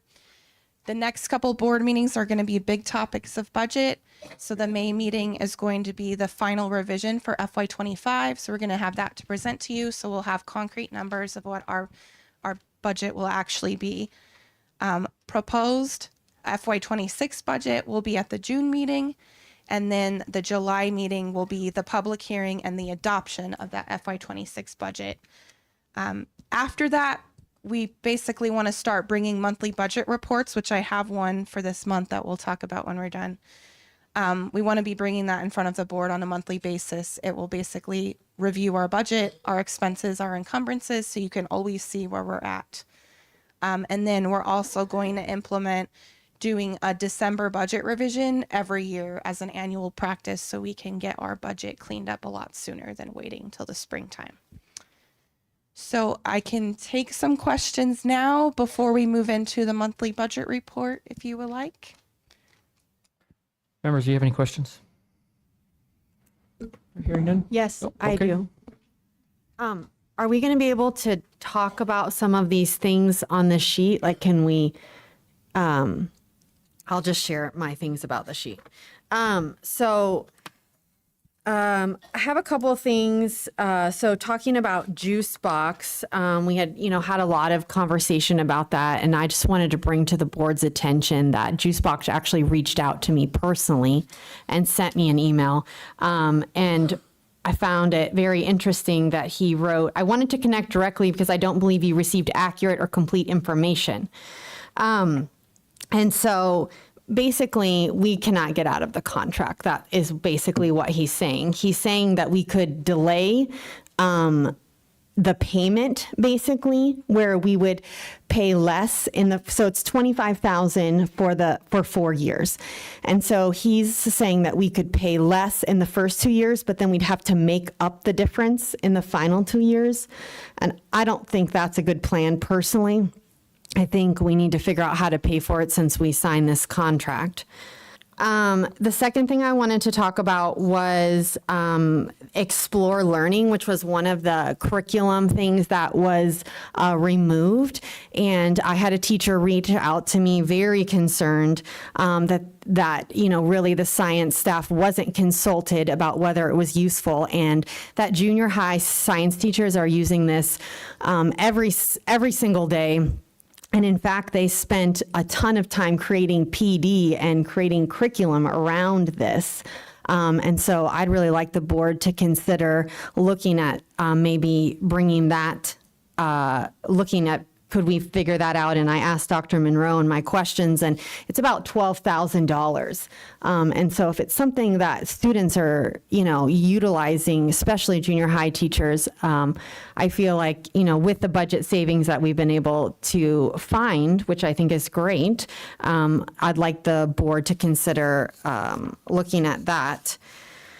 Some other things, as people, community members and staff and stakeholders have reached out to me, the psychologist. So at the last meeting, I was very concerned about reducing the number of psychologists and how that would affect our special education population. And I had some psychologists reach out to me very concerned about the caseload and the ability to manage the caseload with the reduction. And as of this moment, unless something changed in the last few days, we've had 0 psychologists sign their contract. 0 out of 6. I think that's extremely concerning.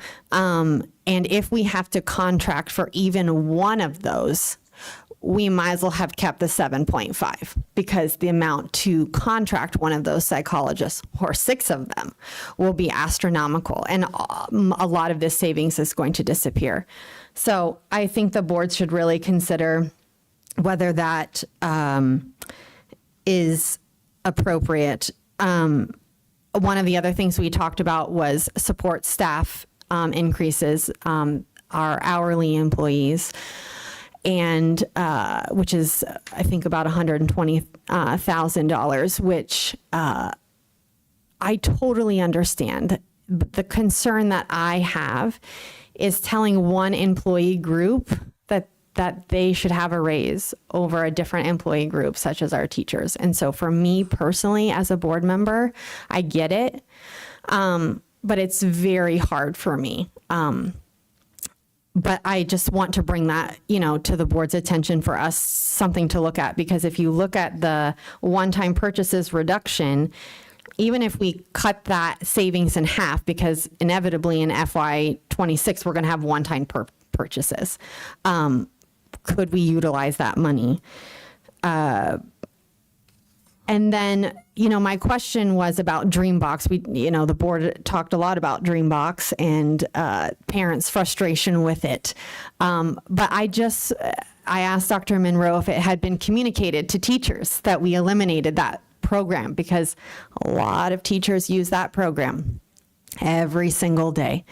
And it hasn't been communicated to staff totally at this point. And so my concern is, are we going to replace it? Because they utilize that program every single day. So these are just some of the concerns that I have that have occurred. And since we were able to find some other money, I'd like the board to consider some of these things. That's all I have. Thank you. Board Member Schmidt, And nothing right now. Vice President Kenyon. Yeah, I have just kind of looking at what Board Member Zimmerman said, plus what I would like to look at. Right there at the bottom of the list, it has move LPN to Loretta Zumbro and hire a CNA. Our nurses on our campuses, especially ones that have been there for a long time, know the students and they know the medical conditions the students have. And I know it shows a difference of $20,000, especially with being able to find this. I would much rather we leave the LPN we plan on moving at their current school and hire an LPN for Loretta Zumbro. It's another $20,000, but it's a new school, new students. These staff that are currently there, they know when a kid is off. And that's very, very important to me. Same as, teachers. When teachers been with a kid for all year, they know when something's off. And so I think that a lot of parents, and they've reached out to me as well, concerned that they may lose their nurse that knows their children's medical conditions. So I would ask the board to consider making that step and leaving the current nurses where they're at and hire a brand new LPN for Loretta Zumbro. So that would be my comment there. I'm glad, thank you for finding fine tuning this, I guess. Just to reiterate, because I know there's some chatter outside our boardroom here. We have not overspent, correct?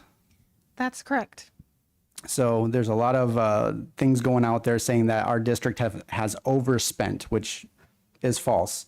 The projections, obviously, every year you come and you do budget projections. So you try to figure out where we need to cut, where we need to trim, that kind of stuff.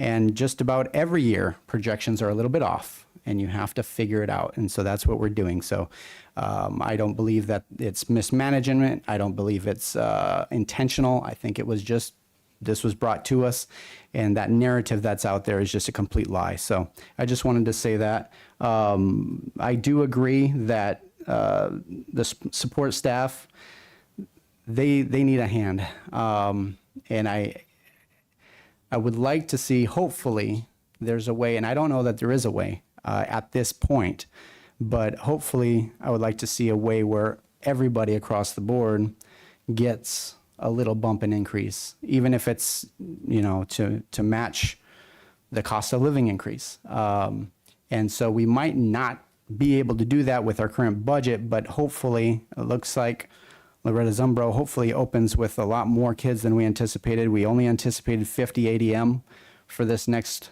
year. Hopefully we have a lot of kids flooding in our doors and we're able to really start upping the increase. But I just wanted to put that out there. So that's all mine.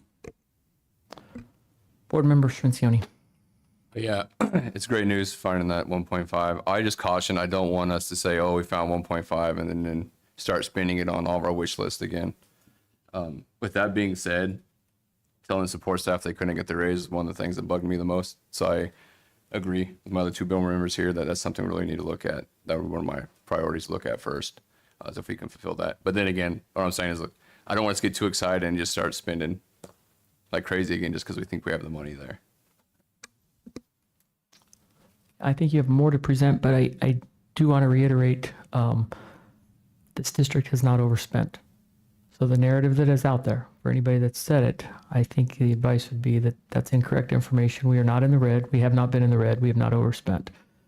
And that's very important to me. So let's make sure, once again, and I think you've got confirmation, we would have, had we overspent, we would have had some notification from other outside agencies notifying us of a problem. We didn't get that. Correct. We get constant monitoring from the Maricopa County Superintendent's office. We've received no notifications that we're in any kind of trouble from them.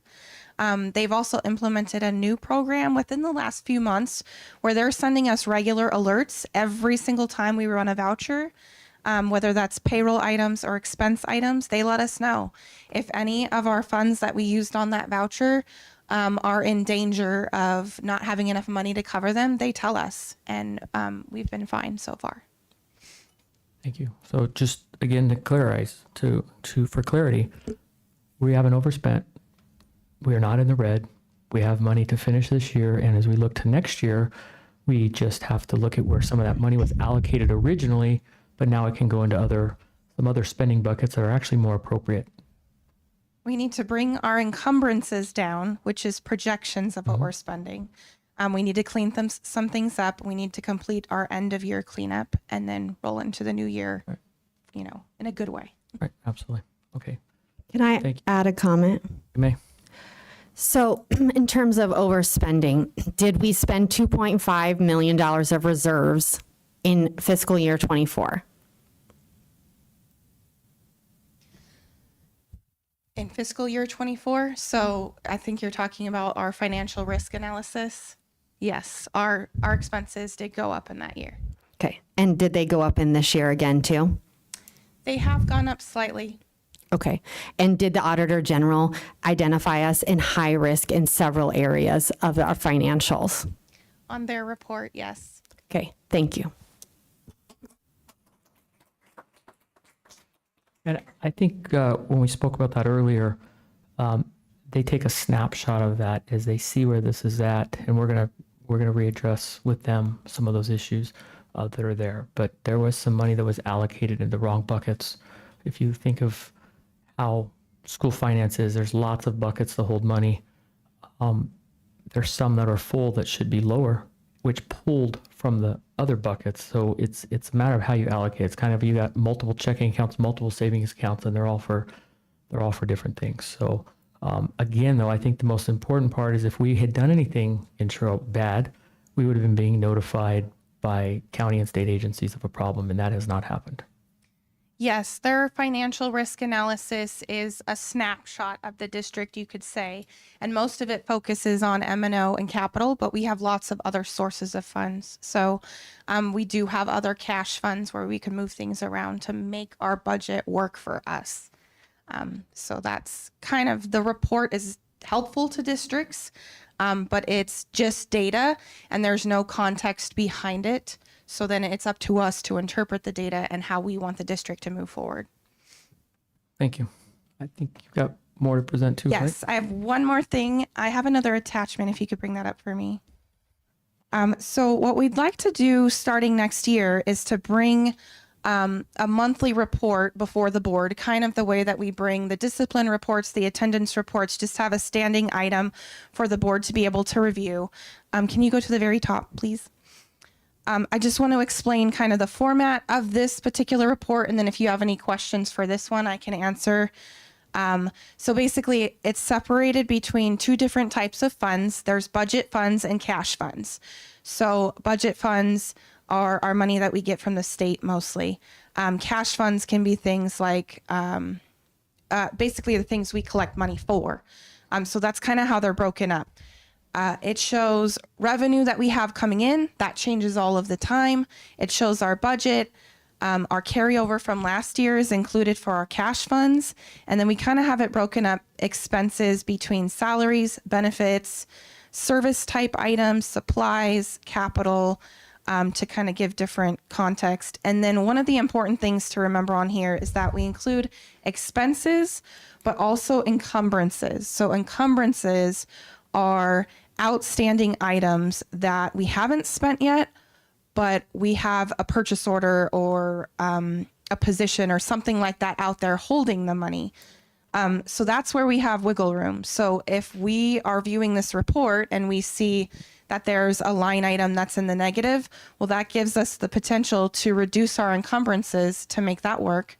Also, like I said, our revenue is always changing. So this report itself is for March 2025. At this point in time, we've received maybe 75% of our revenue that we're due from the state. So not all of it's come in. And then like grants and different programs where we're constantly doing expenses first, getting reimbursement later. Those types of funds almost always are in the negative. So we kind of wanted your feedback. Do you like this style? Is it enough information? Is it too much information? So I am ready to take those notes. And Crystal, before we get the feedback from the board, we just found out today from the county, there's an agenda item later on in the agenda about the board signing a document. And while we have it up, do you want to just comment on that? So the board is aware of what funds are particularly in danger if we don't agree to that form? So later on in the meeting, we have an agenda item. 8.7 is an agenda item to discuss a new document that has been issued from the U.S. Department of Education that we have to sign. It's for Title VI. So they have us agreeing to certain stipulations that the district must follow in order to qualify for our federal funding. So what I wanted to point out on this report is the top area where there's budget funds. Any of our funds that are in the 100 to 399 range are federal monies. So you can see there's several grants on there. Title I, Project Momentum, Title II, III, IV, IDA money, all of that comes from the federal government. So that's a couple $1 million right there. I just wanted to point that out because of the resolution that needs to be signed to go to the Department of Education. They basically said we could lose all of that money if we don't agree to the things that they hold us to. So, questions? Zimmerman. My question would be, are we able to see the M&O budget without the carry forward? Because I feel like it would be very helpful, because when we set the budget, we are, hopefully the plan is to leave some carry forward. And so I think it would be helpful to the board if we're able to see what we're trying to spend and not what is available, if that makes sense. And so I'm assuming at the balance end is what you think we'll have at the end of the year after encumbrances. Is that what you mean by balance, or is that the current balance? That balance is the end after this month. So this is only a 1 month report. Okay, I think it would be helpful to see some sort of percentage of like how much of the budget do we have left. Okay. And maybe just at the beginning of the year, are there certain months of the year that, certain categories are going to be more, that would just be helpful? I realize that it will be more work up front, as you think about the school fiscal year. But those would be my two kind of asks. Thank you. Board Member Schmidt, do you have any questions? No question, just a comment. I just want to thank you for putting this together.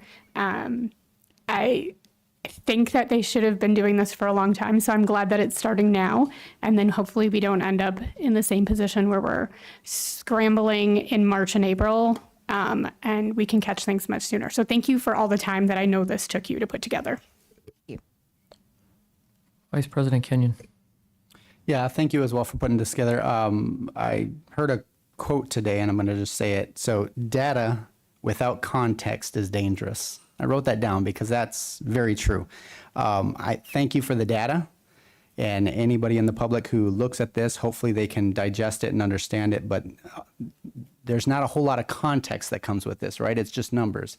So that's why we as a board really need to be informed as well. And thank you for doing that. If we scroll over to the end, I just want to make a point. Yeah, there you go. That top line, can we go a little further? There we go. So like the top line there, it says the balance on that top line, 001, it says basically that's negative $425,000. However, those are the encumbrances, right? Things we haven't been paid for yet. Correct. And so once we get the state funding for that, that'll balance that out or give us a positive number there. And so just kind of little things like that, if we don't understand little stuff, it really can really throw us through a loop. But I do have a question. So looking at prior year, this year, where did the majority of the spending increase come from?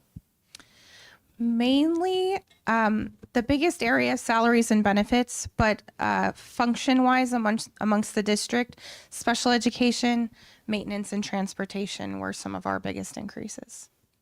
Okay. I think that's all I have right now. Thank you. Board Member Ciancioni. Also, I want to say thank you. One thing I like about it is kind of simple. I think you can get lost in data very easy. So I know people want to put their touches on a little bit, but I just caution against putting too much information on there at one time, because then it's hard to see what you're looking at. But this is really good. This is easy to look at every month. I know it's going to be different, but it's a quick thing to look at, kind of feel where we're at. I appreciate it. Thank you.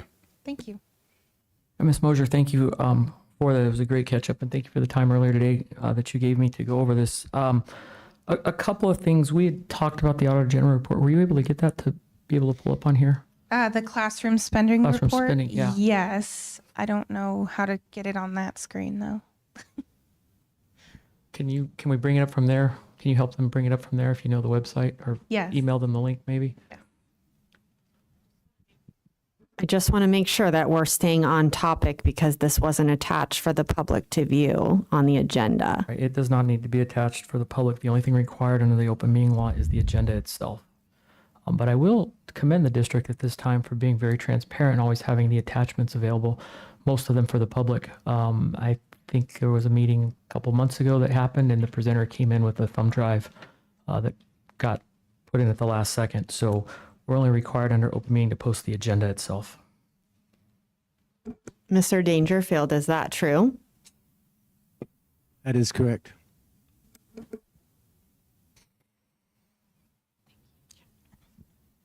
While they're working on it, what we're going to bring up on the screen is our classroom spending report from the Arizona Auditor General's office.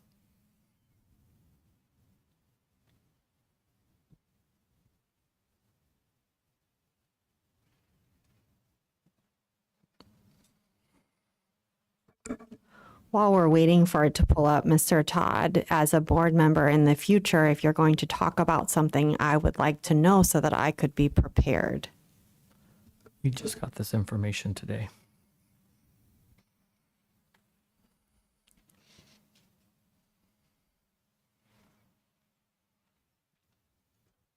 This is for Liberty specifically, what we have on the screen. So I think a couple of things, Ms. Mosier, you had mentioned some of our most increases were in maintenance pay raises. If we scroll down a couple of pages where we talk about teacher pay, just keep scrolling. We're getting close. Keep going. Right there. Average teacher salary is $2,665 higher compared to state average. This is not our numbers. This is numbers from the State Auditor General. If you're going to use one report, you need to use all their reports. I'm very proud to say that we are, for the first time ever, paying teachers more than the state average. You can, I think there's a graph that shows the history of that, and we've always been below. But we worked really hard to bring that up, to continue to have a competitive group, to continue to attract the best of the best. So I think that's one thing that's very important. Also, let's see, I think if you go, let's start back up the top and we'll find it again. Right, scroll down, just go kind of slow. You'll see that last year we put another $1,800, right? Keep going. Total per student spending, we increased $1,848 total per student spending. If you look at the number of our students, that number turns out to be about $7 million that we added to the total student spending. Also, there's a spot on here if we look at administration costs. That's, I think, a pie chart. No, that's where it says high risk right there. Administration spending per student, very low. This district has a long history of keeping things very low as far as our administrative pay. You can see there where the peer average is at 1,642. Those are like districts. And you can see where we're at. We're very low compared to others. You will see in here, and kind of talking about the data and the snapshot of it, our spending per square foot is higher at the moment. We essentially have 3 new schools, 2 that were just built and a 3rd one coming online. You're going to get some depreciation over time, but when you make those investments, that's going to skew that number a little bit, and it just tags high. But if you look at what's really happening, that's going to be very normal and on par with other districts that are experiencing the growth that we have, and also the rebuild, where there are districts that are shutting schools down in 2 and 3 and 4 at a time. We're growing our district. So we're going to see that number be high for a little bit. I think it's important that everyone understands where that data comes from. Again, when we look at food service, we're very low. Again, that's a snapshot that can be taken a couple of different ways. Honestly, if that one creeped up a little bit, it really wouldn't be a bad mark for us. But I think it's important that the public really understand where we're at. Very low in administration costs. We have teachers that are paid higher than the state average now, first time ever. And we also want to talk a little bit about our ESSER funds and going back on this. When this district started receiving ESSER funds was actually prior to me being on the board previously. Whereas most districts use their money, for example, Kerr Elementary in Mesa took their ESSER funds and they built an ag center. They built a barn. They built basically a farm on their campus. It was a one-time expense. Our previous district superintendent and board chose to use that to hire people with an impending cliff coming because those grants were going to go away. This district, in the last 2 years, did, in my opinion, a great job of trying to absorb the vast majority of those positions. Yes, certainly some of those had to be changed, but we kept most of the staff there, which was an unplanned expense for us because rule number 1, if you've ever worked with grants, is don't use it on recurring costs because that money's going to go away. and then you have a shortfall coming. And that's exactly what happened with the ESSER funds. We had the opportunity at that time to just let a bunch of people go. We didn't do that. We held on to every single one that we possibly could with the budget. That's gonna make things rough for a little bit until the growth comes up. We're required by the state to create a budget based off of numbers that are pie in the sky, kind of fake numbers, if you will. That's law. That's what we have to do. So we look to demographers to tell us what the growth is going to be. We hire some of the very best in that. But every year they come here lately and they say, well, this area is a little bit different. We missed the mark because we don't know what's happening. You have, once upon a time, a very large battery company was coming to the area, now gone away. So that's going to change our numbers, but we're looking at this, and just yesterday, as if it's not hard enough to manage this, our state legislature, in their infinite wisdom, decided to start talking about school districts creating 3-year budgets. It's hard enough to forecast out 1 year, and things change all the time. Cities across the state and country right now are all having to tighten their belt a little bit because of things that are taking place within the economy. Growth hasn't come quite as fast as what we think. It's still exploding out in this area, but other places it's not, and they're closing schools down. So I think, again, to Vice President Kenyon's quote about data, it's very important to see the whole snapshot. And again, I want to reiterate, these numbers are good. That pie chart, if we go up to the top where the pie chart is, let me talk about this really quick because it was up there. Our spending of keep going up, down, sorry. You're going to see right there for transportation, very high. Again, that's a snapshot. We have some long bus routes. Most school districts are more in the city, and our peer districts just over next door to us, even in Buckeye, they're not having to make the long runs that we're making. We're making some very long runs into Deep Rainbow, even Estrella. Although as the crow flies, you might only be a mile from the school. As you take the loops around, those buses put on a lot of extra miles. We've been up there in that high category for many, many years with transportation. That's per mile. Spending per rider, comparable. What I will say is we've tried to do our very best to keep our buses on the road. We've got new buses coming to replace buses that are 22, 23 years old. We're trading in buses that haven't ran in 4 or 5 years. I can't imagine that. I want the safest buses, the most reliable buses for our students. And when we have buses, when our best bus a couple of years ago, Ms. Gates told us her best bus was 21, I think it was 21 years old. That means her best bus is quickly to become her worst bus because a 21-year-old bus is worth zero. That's depreciated out. If they were all that way, that cost would be different. But as we invest in new buses, be it electric, and I want to be very clear on that, as we're looking at this, we have a good fleet. We're going to continue to have a good fleet, but there's a cost in that. So again, to the data snapshot, I think it's important to notice what's really taking place here. And again, to reiterate, this district is not overspent and is not going to overspend. Could I have an opportunity to talk about this document? You may. Okay. This wasn't released today. The board talked about this document in March at our meeting. So if you could scroll back up, please. Keep going, please. Right here is fine.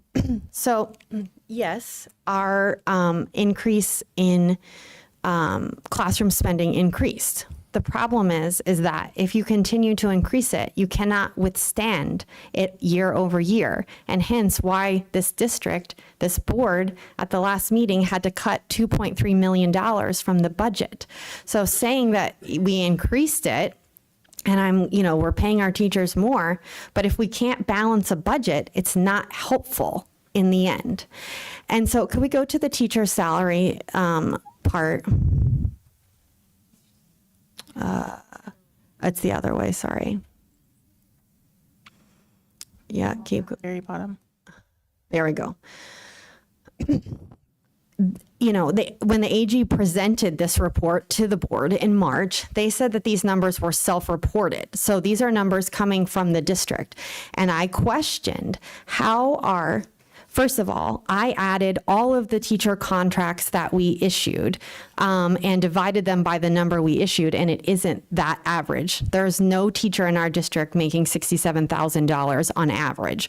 Most of them are significantly lower than that. And when we asked them about that, they said that's what the district told us. So again, if we're talking about data and we report numbers that aren't correct, then again, without context.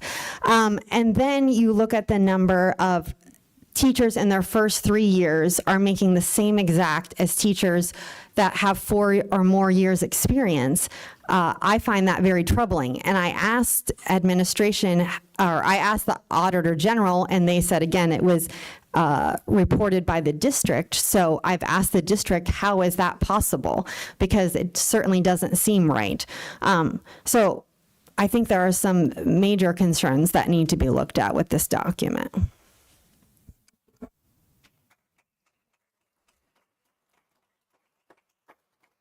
Any other questions? Mr. President, just kind of going back to the kind of that spreadsheet, Crystal, I don't know if you guys can pull that back up. Just real quick, I know we had talked about a little bit about things that we would support. Sorry, not that one, the budget priorities. Oh. And so if we can, if this is the appropriate place, if we can discuss as a board what we're willing to support here, or if the board feels like we need to do another study session on this, but I don't know that we need to. As I said, my concern would be to bring a new LPN for Loretta Zumbro. I'm also in agreement that if we have the money, and not just any money, right? It's got to be reasonable.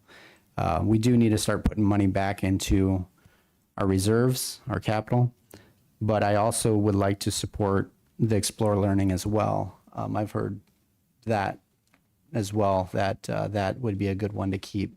And so since we were able to find a little bit more, and that doesn't cost a whole lot, that might be one that the board might consider. So, Mr. President, is this appropriate at this time to have this discussion, or?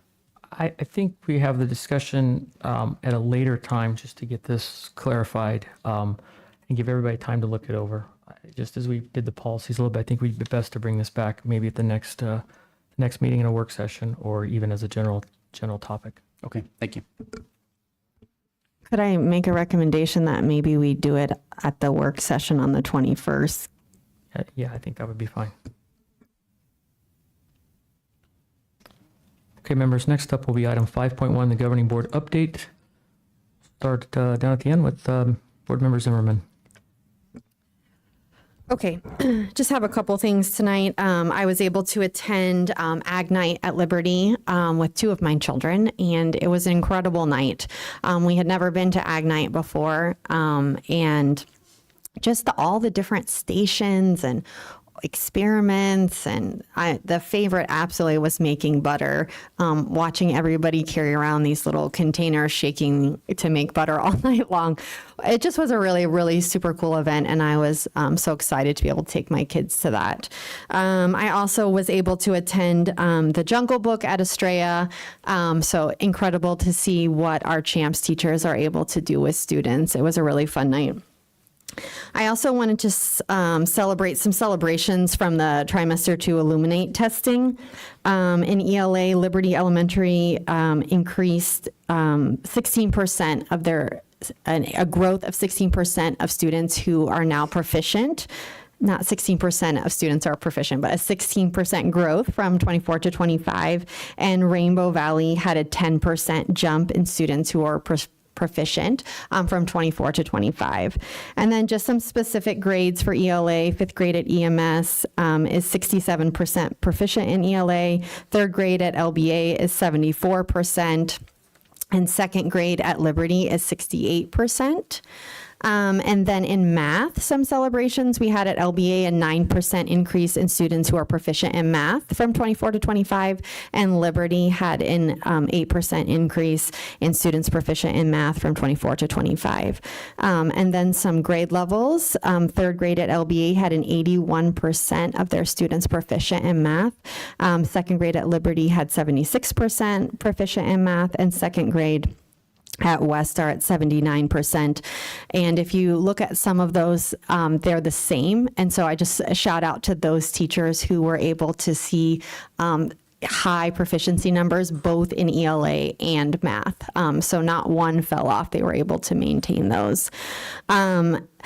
As a couple of other notes, just as climate surveys come out for all stakeholder groups, I would just encourage you to be very honest in those surveys. And just a clarity point from something that was said, that sometimes the loudest voices are the majority, as was evidenced in the election here in Liberty.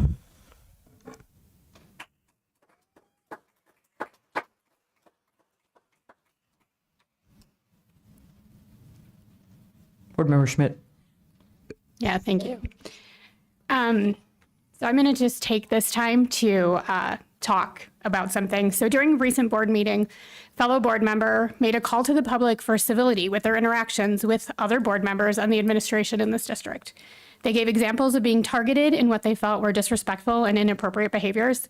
And I agree that civility between board members and the community should always be a priority. Yet after last week's meeting, a very vocal supporter of the same board member approached the dais and decided it was appropriate to call me a demon for doing nothing more than expressing my opinions and voting in opposition to other board members. So I wonder if there's going to be further calls for civility, or is civility only important when it's being perpetrated by people who think that they do. I'm sorry. I've only been a member of this board since January. So a lot has happened since then. In this time, I've been nothing but professional and respectful to every member of this board, employee of the district, and community member I've had the opportunity to interact with, whether I agree with them or not. So that's that. But before last meeting, we were given the option to use the rear entrance of the boardroom to enter and exit if we had safety concerns. I will continue to walk through the same doors as everyone sitting in this room. I was elected to represent the stakeholders in this room, and I feel like I should be able to, and I probably should need to, walk through the room and look you in the face on my way out when my votes affect your families. I will not be bullied, intimidated, or silenced. I will continue to ask questions, give my opinions, and vote with my conscience, and do what I believe is best for the district, and always put students first.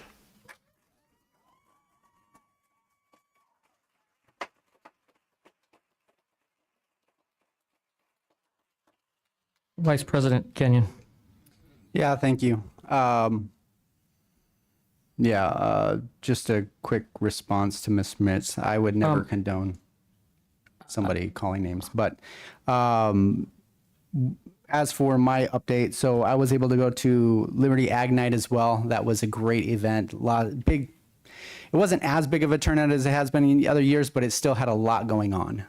It was a lot of fun. There's people, I agree. The butter making was hilarious, seeing everybody with little baby jars shaking all night. And it was pretty good butter at the end. So I was surprised, but it was really, really neat. There was a mock 4-H show that they put on. We had the auction going on there, and I typically don't engage in that, but my kids and some staff members kind of roped me into that. So that was fun. We ended up paying a lot for some treats, and it was good. So I'm happy to support them. And it was a good event. I also was able to go to the Lorez Zumbro open house. Again, that was a very good event, well attended, lots of families. And I know Mr. Naminsky's itching to get, the word out in that area and trying to get more staff there. It's great. We just heard a report tonight, 282 kids as of today that are already in the process or enrolled for that school for this coming year. So we're pretty excited about that. And there was a lot of community involvement there, a lot of families with young kids. And so that was very exciting to engage with them. And then unfortunately I didn't get to go. I was supposed to go, but the Liberty had a 4-H field trip to the fair this year. And which is unique because in our district in the past, it's been a day that there's a lot of absences because 4-H is very big in our ag school here. And there's a lot of family and friends that go and support those kids that have their 4-H projects. And so the board, and give credit to the board and administration, we made a decision to turn that into a school activity, a field trip, instead of just a whole bunch of absences. So I know that that was really, really well received, heard a lot of really good things. Congratulations to those kids who won some awards and belt buckles and other things that they won. They worked very hard on their projects, and I'm just very proud of them, and look forward to this happening again next year. So that's what I have. Board Member Strincioni. I just also want to make a comment from Mr. Schmidt. And everybody knows it's public record, but I did email Ms. Schmidt, and I also don't condone name calling. I get called names. It doesn't affect me personally. I know we're not going to agree on anything. I think my board members can agree with me. I'm huge into civility. I won't call anybody in the audience names. I won't call other board members names. It's not how I operate. I just want to put it out there. I don't condone that either. And I'm sorry you had to deal with that. Thank you. I don't have a lot to update. I was out of town all of last week at a fire department conference in Indianapolis, so that was why I was there remote. I will take a moment to thank the staff and everybody that was a part of it. Last year, we were approached by students at the county fair when I went to support them that our baseball teams, our basketball teams, cross country, those students all have the opportunity for their family and friends, neighbors to come see their event here because they happen on our campuses. When we get into the agriculture world, which this district, if anybody doesn't realize, has a lot of agriculture going on, that happens out at the county fair, and the kids really miss out on having their friends there to cheer them on. It was asked by me last year of a student to figure out a way to get the kids to school. I went to Dr. Monroe. I said, Dr. Monroe, we need to make this happen somehow. How do we do this? The initial request was to make it a day off of school for the entire district. That didn't seem quite perfect, but taking a field trip from the ag school down there, I think, was great. And that's what we came back and committed to the parents, the students of that we would do it. I'm so glad to hear that happened. I think that's opening day of the fair, and that field trip, I'm sure, was designed around the animals, and it wasn't a day just riding rides or doing that. So I think it will good. I did receive a couple emails about some name calling that took place at the last board meeting. Unfortunately, I was remote, so I didn't see it, but I will also be on record. I don't condone that. I think there's no place for that here. There's been a common theme in every email I received. We need to work together. We need to do the right thing for the students, and you have my commitment that we will continue to make that the number one priority in this district, and I'm excited to be back. I'm honored to be appointed. I will serve everybody well. A couple side notes, I'm catching up on emails. My email didn't get turned on until several days after my appointment, so I didn't receive them. And some I'm catching up on, but we'll get caught to all those. Members, that concludes our public comment, our board updates. Per the approval of the agenda, we'll now move over to 8.1, the executive session, and I'll need a motion for that.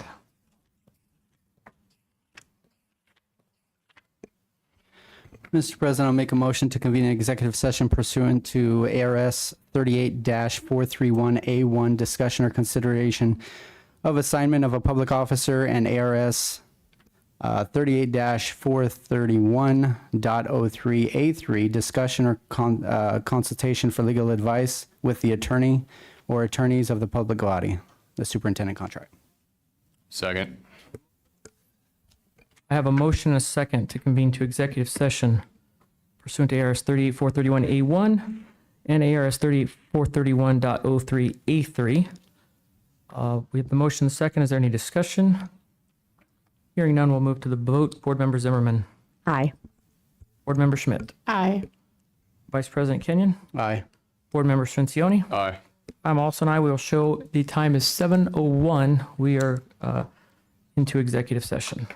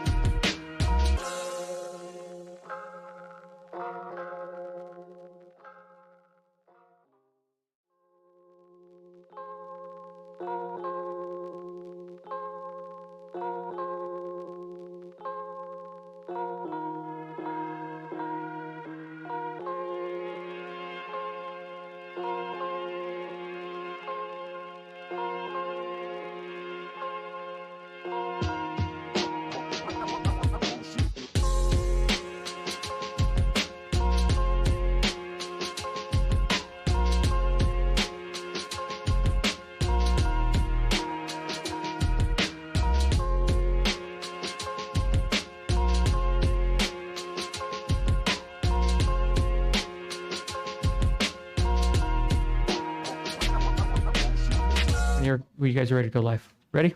Okay, it's 8:44. We'll show the governing board back in general session. That's item 8.2, reconvene the general session. We'll move to item 8.3, which is a discussion consideration to possibly take action on superintendent status and contract. Anybody have a motion to make? Mr. President, I make a motion to advise legal counsel Susan Siegel to communicate with Superintendent Dr. Monroe. Do I have a second? I second. Okay, I have a motion. Excuse me, President Todd. Yes. Okay. Can you please repeat? Yeah, and I do have it written down.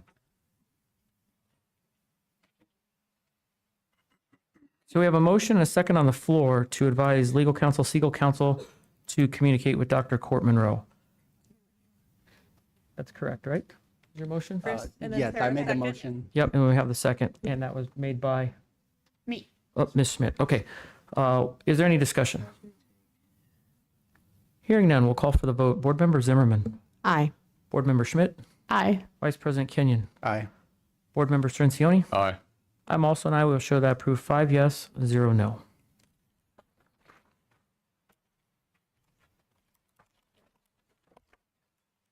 All right, we will now go back to item 6 or section 6, call to the public. 6.1 is our time for public comment. How many do we have tonight? Okay, there's 13. Okay, sorry, there's 12. Okay, there's 12 there. So we will allow 3 minutes for each for each one. Members, I would remind you and the public that we are very limited on any comments that can be made. There should be no attacks on the board. And also, to stay in compliance with the open meeting law, it is critical that the audience remain quiet during board proceedings. Those can be considered as public comments, and they're only allowed during the public comment period by those who have signed on form and turned it in on time. With that said, can you please call the first speaker? And Yes. We'll have a timer up there, so it'll go off, and your mic will be muted at 3 minutes. All right, our first speaker is going to be Christy Mendoza.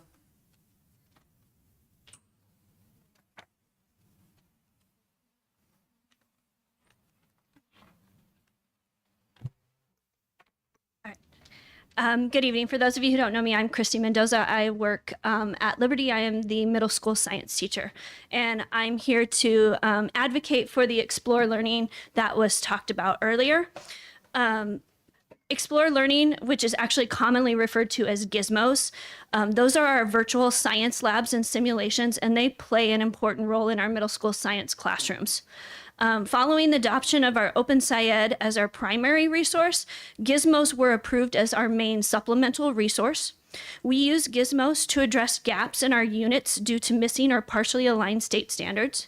We use them to condense units of instruction due to pacing constraints. They are used for remediation when students need more specific practice with assigned content. And they're also used for enrichment to enhance content that is within our units. They are great for modeling abstract concepts like particle motion or frictionless environments. And so they are a valuable resource for the middle school science department. And over the past 2 years, our department has come in over the summer and worked to develop scope and sequence and pacing guides for our new curriculum. And these documents are located on our district curriculum overview in the Educational Services Shared Drive. In these documents, we have gone through all of the units, 6th through 8th grade, and identified where we can use gizmos and which gizmos to use in order to close gaps, condense instruction for pacing needs, provide opportunities for remediation and enrichment. And so in short, we have done a lot of work to make sure we are addressing all of our state standards and providing quality instruction for our students. And now we feel like we're in danger of losing this resource that all of this work was built on.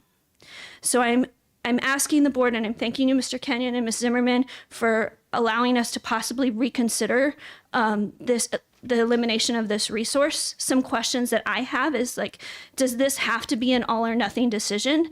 Are there other subscription options with Explore Learning? Like currently we have it for the entire kindergarten through 8th grade. But is there a possibility to only have it for our middle school or our 5th through 8th grade? Because I know our 5th grade teachers rely on it too because they don't have science curriculum. And so also there's currently a math component and a science component. We're not really using the math component. Is there a way to just have the science piece? I don't know what the options are. I don't work on that side of it, but those are just questions that I have if those are something that could be explored. Thank you.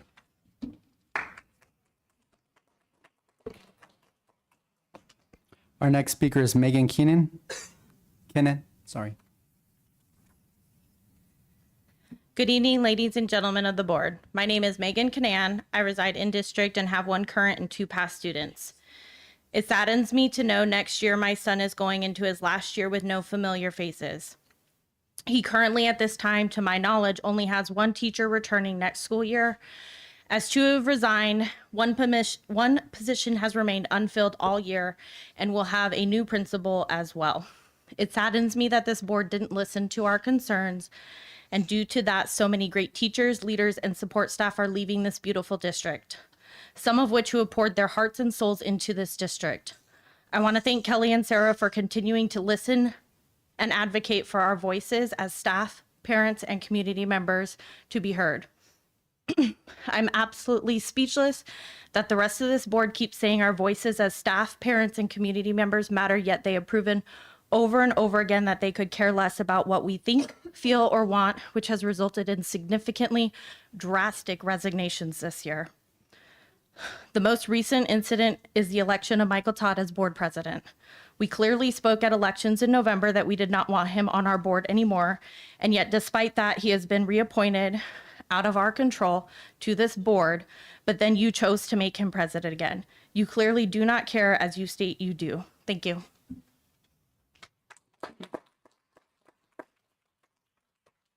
Our next speaker is going to be Mike Lyon.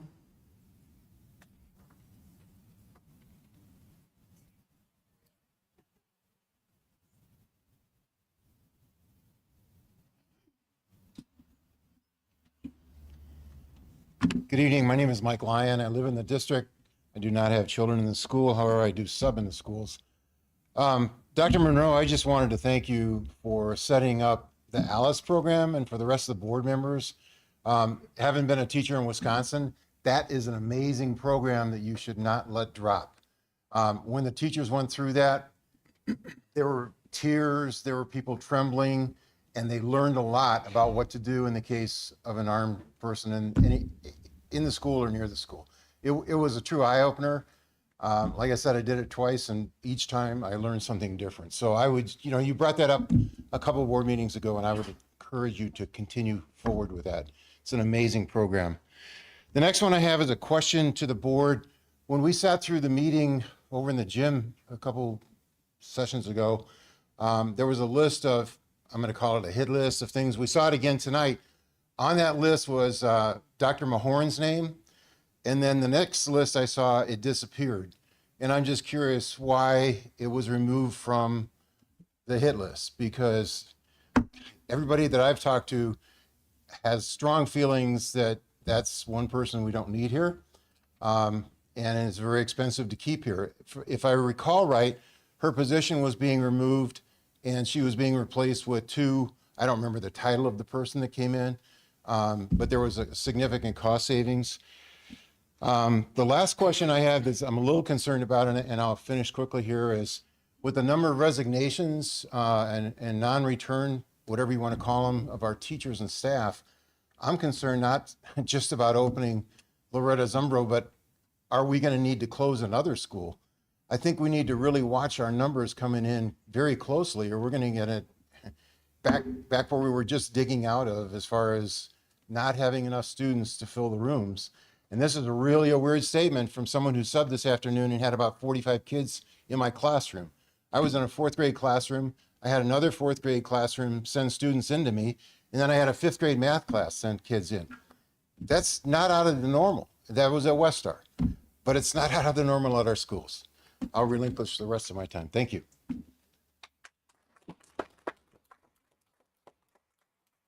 Our next speaker is going to be Vicki Johnson.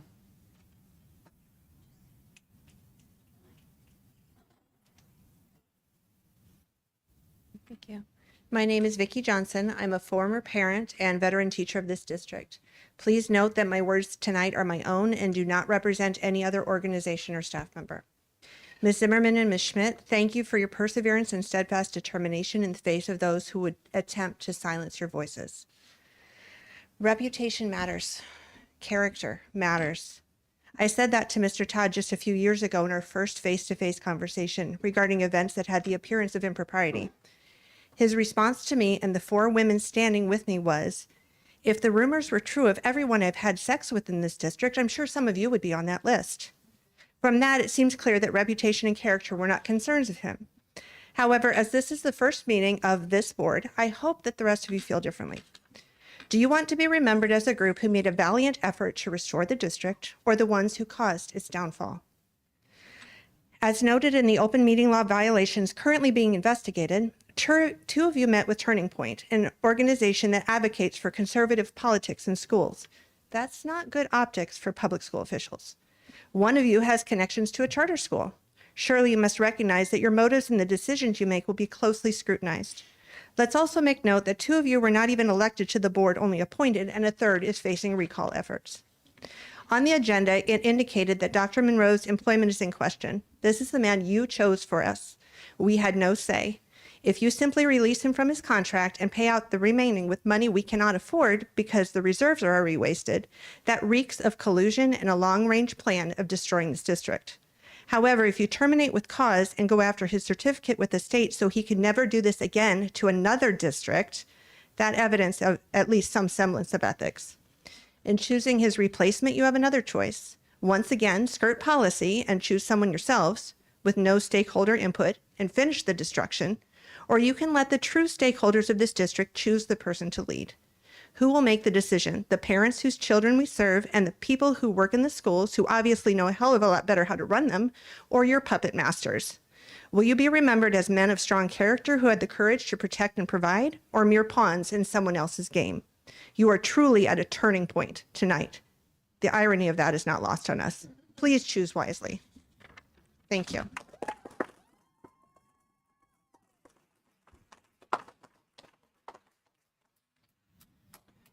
All right, the next speaker is going to be, and I apologize if I don't see your name pronounce it correctly, Glesta Candelara.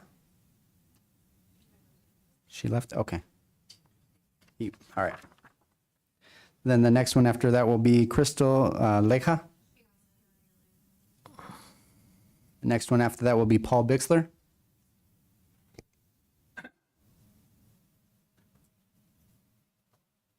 Board Member Todd, governing board members, my name is Paul Bixler. I have a home at Estrella Mountain Ranch. I speak in opposition to agenda items 7.6 and 8.7 and in reference to agenda item 7.3. Item 7.6 advances a contractual relationship between LESD and a third-party vendor for guest teacher services. It is irresponsible for the district to enter into this agreement after removing programs that have proven to improve student performance, such as literacy interventionists, knowing that the third-party service will be more expensive than the current process. In real numbers to date, and recognizing there is still a month of school, the district has spent $365,000 in compensation for regular and long-term guest teachers. The district cost for the third-party vendor is promised to be 5% more. This means that the ESD will spend at least $18,000 more next year than this year. This is irresponsible. I urge the governing board to vote no on item 7.6. Item 8.7 is a reminder and resolution regarding title monies received by school districts. Public Law 81-874 is very clear in content and tested interpretation, that neither the President of the United States nor the state of Arizona Superintendent of Schools has the authority to withhold title monies given to school districts. If enacted, what would 8.7 look like at our campuses? Take a school campus that has a predominantly Hispanic parent and student population. Let's say there is a teaching position open. There are 2 equally qualified candidates for this open position. One candidate is a native Spanish speaker, the other is not. Now, not taking into consideration the mountain of research validating that student performance is improved when the makeup of the instructional staff mirrors the community it serves. If it could be proven that the language expertise of the one candidate influenced the hiring decision, this school and possibly the district could have its title monies withheld. Item 8.7 is an unenforceable threat to the public schools that disagree with actions taken by the federal executive. I ask the governing board to add our voice to other Arizona public schools, declaring that LESD will not be threatened and coerced into acting in a way that hurts children learning and promotes a partisan political agenda. Please vote no on item 8.7. Item 7.3. I remember the past leadership of the current governing board, leadership that was hallmarked by disrespectful, threatening, and possibly open meeting law violating behavior. A cursory look at the sheer number of administrative, instructional, and support staff that have decided not to continue with LESD is more than proof that I am not alone in my memory. A current example of possible open meeting law violation occurred recently. I will allow the rest of it to be read by another. Thank you.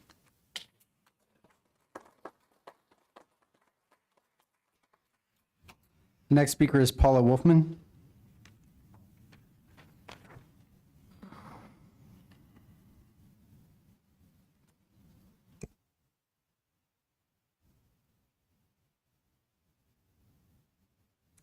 I'm Paul's twin sister, and I feel, as Paul does, that something needs to be brought up, and it has to do with open meeting laws. And we've watched a couple of meetings where it's obvious that at least 3 of the board members have been discussing, not with others on the board, what actions would happen, and that is just not okay. It's almost to the point that it's so obvious. It keeps coming up, and there doesn't seem to be any respect for the open meeting laws. I agree with Paul, and I'm sure that other people in the room agree with it too. That's something that really needs to change. Thank you.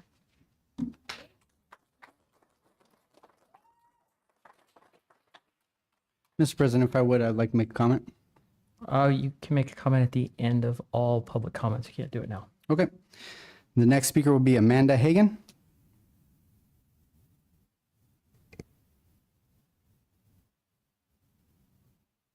Good evening, members of the board. My name is Amanda Hagan, and I'm a proud educator in this district. I'm here tonight because I care deeply about our students, our schools, and the future of public education in our community.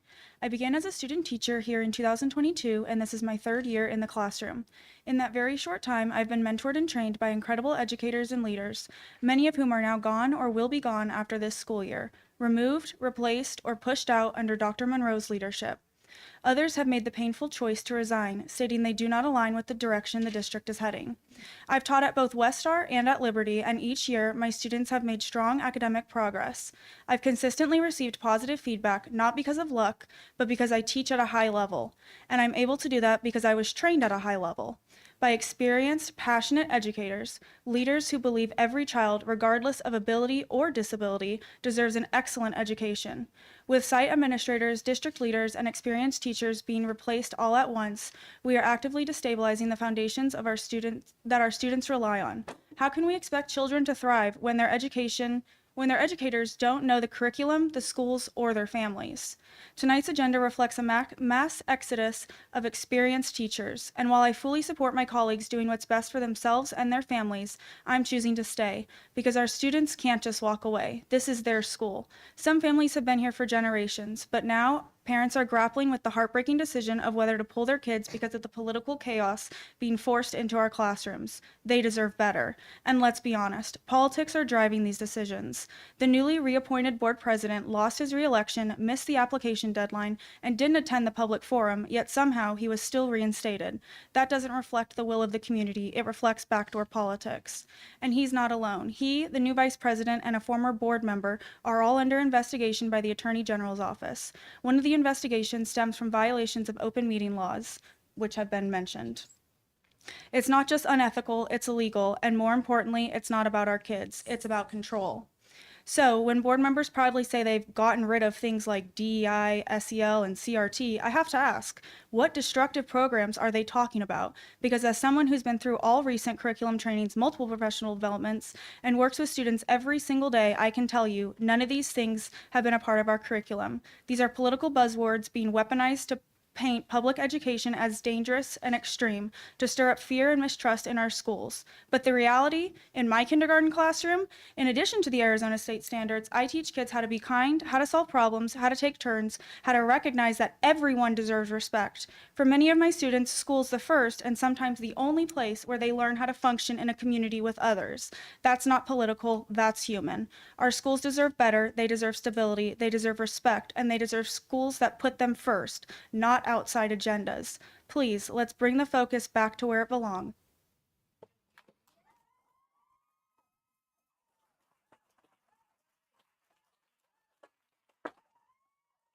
Members in the audience, you need to be seated. This is a board meeting. Our next speaker is Bailey Roscoe.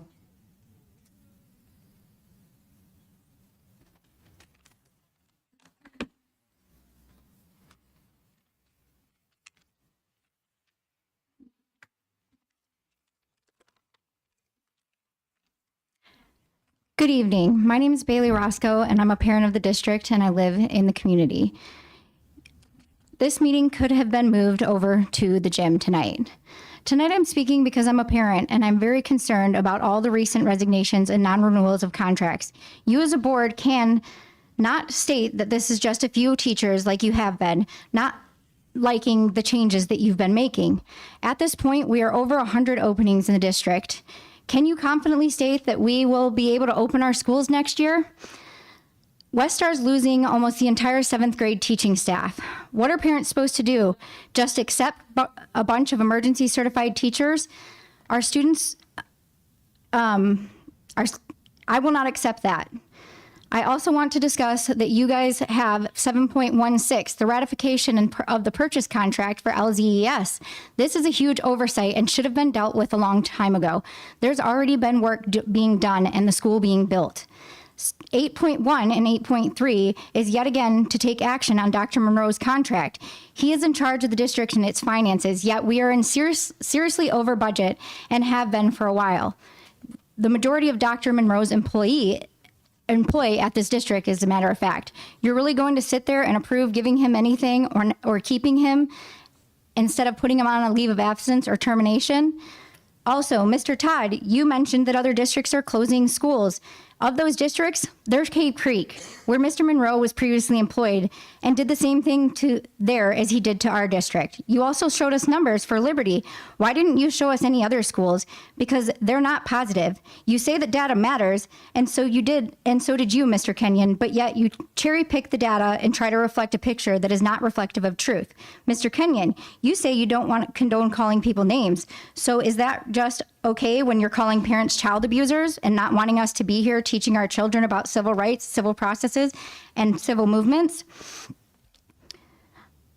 Lastly, I also want to say that the rules and policy for public comment must be enforced. This means speakers cannot discriminate, call persons or groups of individuals names or derogatory comments. Be sure that this is being enforced throughout the public comment section. Michael Todd, you are not my choice. Voters clearly stated we didn't want you as a part of our board. You resigned, you lost your election, so your appointment to this board is an insult. Shelley Boggs, you said parents had a voice, but you stole our voice. Lastly, I'd like to read a resignation letter. To whom it may concern, I want to express my heartfelt gratitude for the 23 years I've spent in the Liberty Elementary District. At Rainbow Valley, they feel like my family. I'm going to jump forward a little further. The manner in which Dr. Monroe cleared out the Educational Service Department is troubling. The school board supports of his action has made me realize that our values do not align. Your time has expired.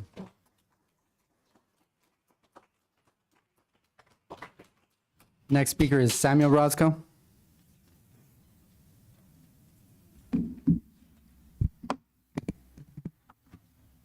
My name is Samuel Roscoe. My age is 12 and I am in the 6th grade at Westall. I have come up here to say how you underfocus on the important facts, like how somebody can assault a kid with no punishment, which is illegal. The mom had to take it into her own action, to her own hands to get the kid expelled. Well, somebody can have their phone out twice and just get an in-day suspension.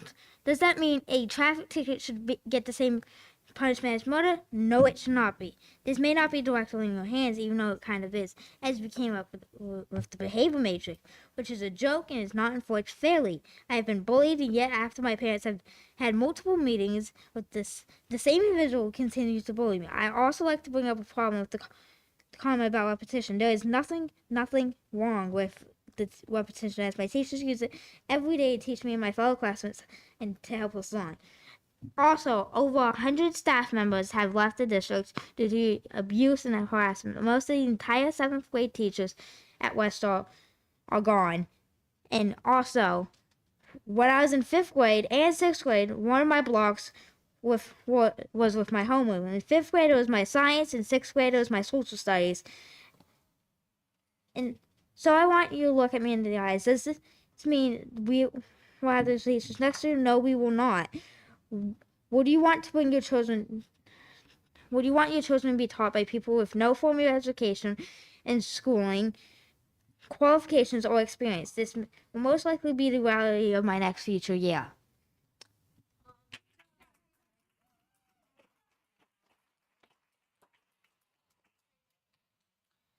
All right, next speaker is Aria Clark.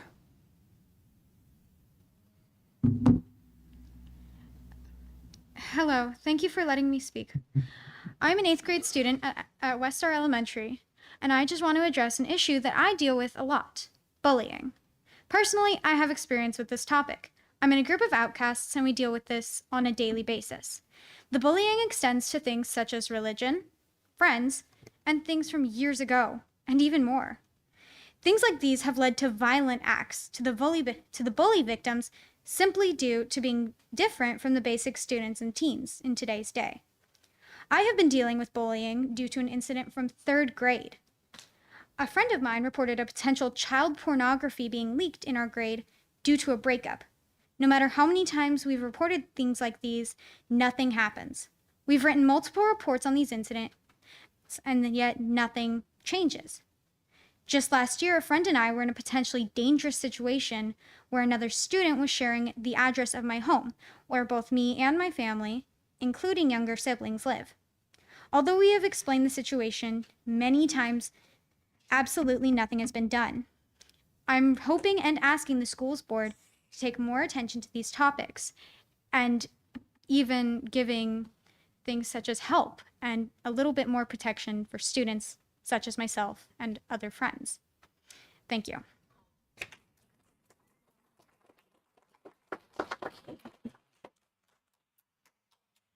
That concludes the speakers tonight. Okay, I believe you had a comment you wanted to make, Board Member. Yeah. Sorry, Vice President Kenyon. Two, actually. So, one, administration, if we can look into these bullying claims and especially the sharing of child porn, that is critical. That's not happening. Then my other comment is, just because 3 board members or 4 board members, however many, vote the same, doesn't mean that there was open meeting law violations. I have been very, very, very careful with open meeting law. I've taken many different courses in it. I've studied it myself. I know what lines you can cross and what lines you cannot cross. And I can guarantee I have not crossed any of those lines. And I believe the other board members, I can't speak for them, but I believe they've all been through numerous trainings as well, and we know the consequences. So just because you can throw an allegation out there, I would like to see some facts behind allegations, because anybody can make an allegation and it's just meant to destroy your public image instead of bringing facts. So that's what I would like to say. Any other comments?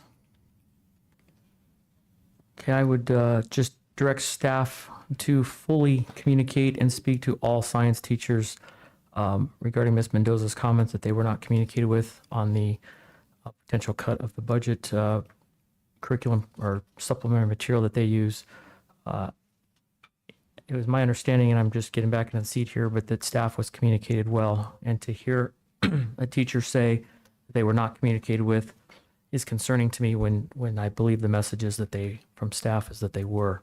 So please look at that and report back to us. I think it's important to talk, and she does bring up some good ideas. Can we separate that if they're not using the math? I don't think we need to be paying for that potentially, but let's find out exactly what they're using and make an educated decision on that. I also heard today a comment about 45 students and 2 more classes coming into a substitute teacher's classroom. That is incredibly high. I'm sure that exceeds fire occupancy. I would like to figure out what's happening there, and that should automatically trigger some concerns. So please validate that, and let's look at a report from staff how we prohibit that from happening again. Couple more. I heard somebody say the budget we were over budget. We listened earlier to the meeting. We heard very clearly we are not over budget. We haven't been over budget. Please stop spreading that. A point of order, we can only respond to public criticism, I believe. That is criticism. Saying we're over budget, it's a false statement. Next. I would also tell staff or direct staff to contact the local police jurisdiction to investigate any child pornography or bullying that's taking place. We have heard bullying taking place at the West Star campus for many, many, many years, far more than the time I've been on this board. My daughter was a student at that school, and the bullying is out of control down there. It always has been, and it needs to change. So I'd ask staff to take an aggressive look at that and report back a plan to eliminate that situation. Move on next, the approval of the consent agenda. I'd like to pull a couple things from the consent agenda. I'd like to pull 7.3, 7.5, 7.8. Can you go a little slower so we can I apologize. keep track? Start with your first one, please. 7.3, 7.3, 7.5, 7.5. 7.8, Hang on one second. Let me get to that one. 7.8, 7.12, 7.12, 7.16, 7.16, and 7.17. 7.17. Any additional ones? Yeah, I'd like to pull 7.2, 7.2, 7.6, 7.6,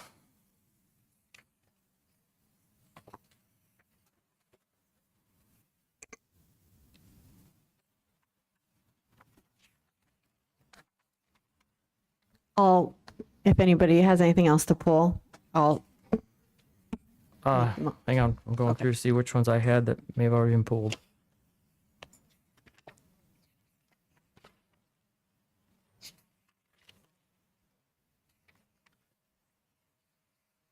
Okay, I got 2 pulled by Vice President Kenyon, 7.2 and 7.6. And I have the following pulled by Board Member Zimmerman, 7.17, 17.6, or I'm sorry, 7.16, 7.12, 7. Is that 8? I just circled right over the writing. 7.8, 7.5, and 7.3. So our consent agenda motion will be to approve items 7.4, 7.7, 7.9, 7.10, 7.11, 7.13, and 7.14, 7.15.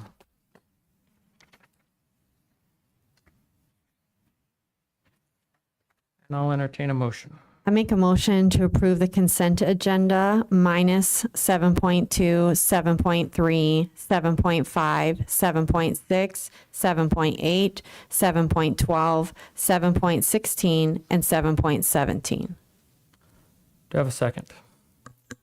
Second. With a motion and a second to approve the consent agenda with the items listed pulled. Is there any further discussion? Hearing none, we'll take a motion. I'm sorry, we'll take a vote. Board Member Zimmerman. Aye. Board Member Schmidt. Aye. Vice President Kenyon. Aye. Board Member Strencioni. Aye. I'm also, and I will show that approved on a 5-0 vote. Now we will move to item 7.2. Vice President Kenyon, I believe this was yours. Yes, it is. Thank you, Mr. President. Just, this is in regards to the meeting minutes. If we go into the board organizational meeting minutes, Can you just, for clarity, the date, just for the record, is for the March, this is for April or 10th. April 10th, okay. April 10th, governing board. Okay, and then we go down to 1.3, which is approval election of board president. I just would like, if the board agrees with it, just for timeline's sake, there's a little bit of kind of discrepancy in here that could be interpreted. So if we go down to about the halfway down that big paragraph there, it doesn't quite say anywhere in here where we took a vote and then continued on with the statement. And so where it says Vice President Kelly Zimmerman mentioned also having concerns as well with the nomination of Mr. Todd, and read her statement that includes comments from the climate survey and concluded with not supporting Mr. Todd as board president, period. I think then after that period, there has to be vote was taken, because then it moves into board vice president. Excuse me. Yeah, then it goes to board vice president Kelly Zimmerman explained her nay vote, because now she explained it, it's already been taken. So just putting in there for timeline's sake, after the vote or vote was taken, however we want to word that. And does anybody on the board okay with that? I'm fine with that. I think it's good for clarity purposes. Could I also just, since we pulled this up at the time, it says meeting called to order at 9:55. That wasn't. If you scroll up, you'll see it.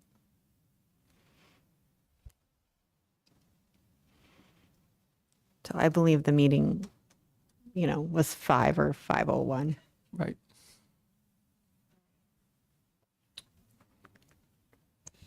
President Todd, Board Member Zimmerman, that is correct. That's when I actually opened up the minutes to go back in there. I'll make sure to delete that.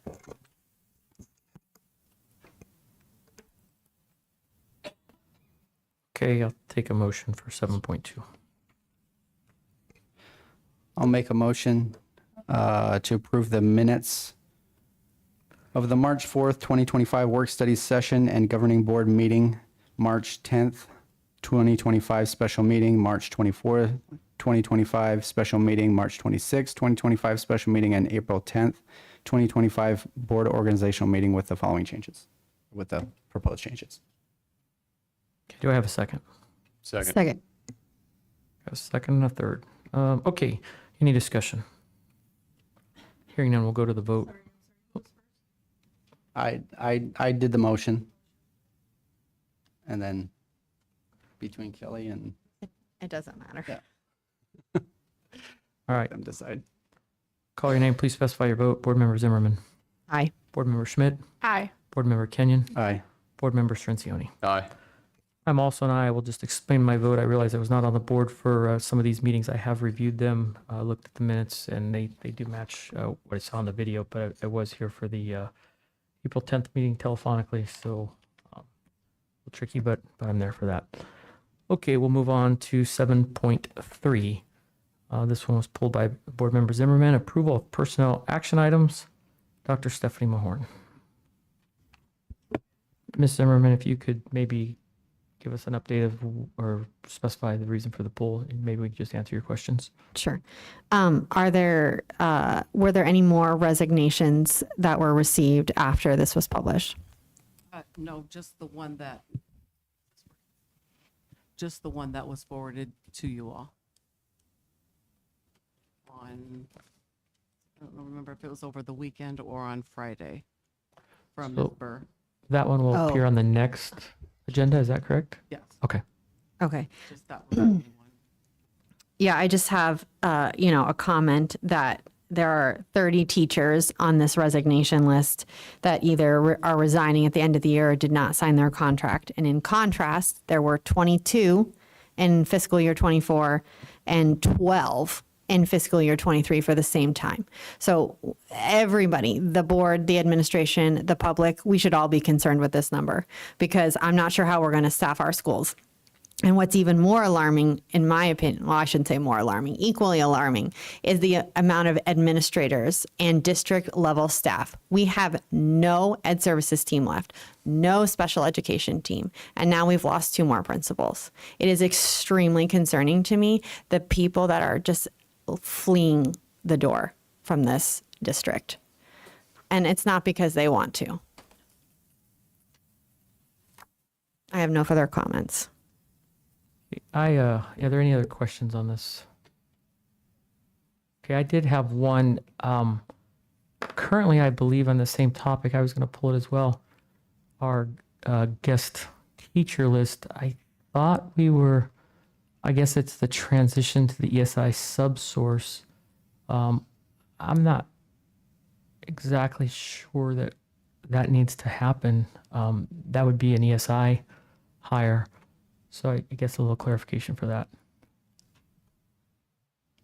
Just coming at what's your question on that? Well, what are we doing with this? We're not authorizing they're being hired by another company. So I'm not sure why we're. It's just transitioning them off of our payroll onto them. That's just noting that. I'm not sure if I think we could approve this and table that section. I don't think we need to ask legal if we even need to do that. It's a personnel issue, so I think we do that in executive session, but I'd be comfortable with approving the rest of this, but tabling that section.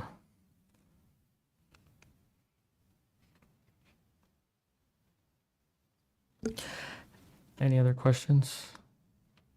Could I just ask a clarifying question? Yes. I'm just trying to understand what you want to table. We'd approve everything in this section except for the guest teacher list. I don't know that we need to do that. I just don't see a necessary need to do that. So I would say we just leave that off. Mr. President, there are 2 resignations in that as well. So I would assume you'd propose accepting the 2 resignations, however, the rest of the transitions. Yeah, that'd be correct. I think that would fall. Yeah, the resignations we would accept, but the other ones we don't need to approve that. Dr. Mahorn, is there a concern? Because are we terminating them in a sense because we're not going to employ subs directly any longer? We will not. ESI will take over all aspects of their employment starting on May 22nd. Okay, so I don't know if Malia, she walked up to the mic, so I thought that she wanted to say That's something. accurate, since they are technically our employees at Right this now. time. Yep, as of May 23rd, essentially, their last day with us will be May 22nd, and effective July 1, they will all be moving. Whoever chooses to move to ESI will then be moving ESI. So it's basically us offboarding them from us and allowing them to then move over to ESI. Again, I think they're doing that. My understanding, these are subs. We don't have. It's not the same as certified teachers, so I don't think we need to take action on that. but they are employees, correct? I don't think that's on.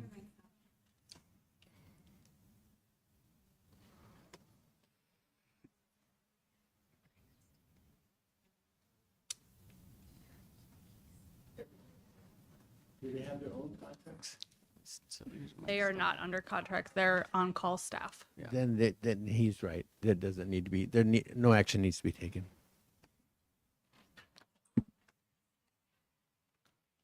All right, members. Then, But- Sorry, can I ask another question to Dr. Mahorn? yes. But we do employ them. We do employ them. they fill out an application and we do a background check and all of those things, correct? That's correct. Okay, so just because they don't have a contract doesn't mean we don't employ them. We pay them. So they don't have a contract. So they're like our on-call bus aides.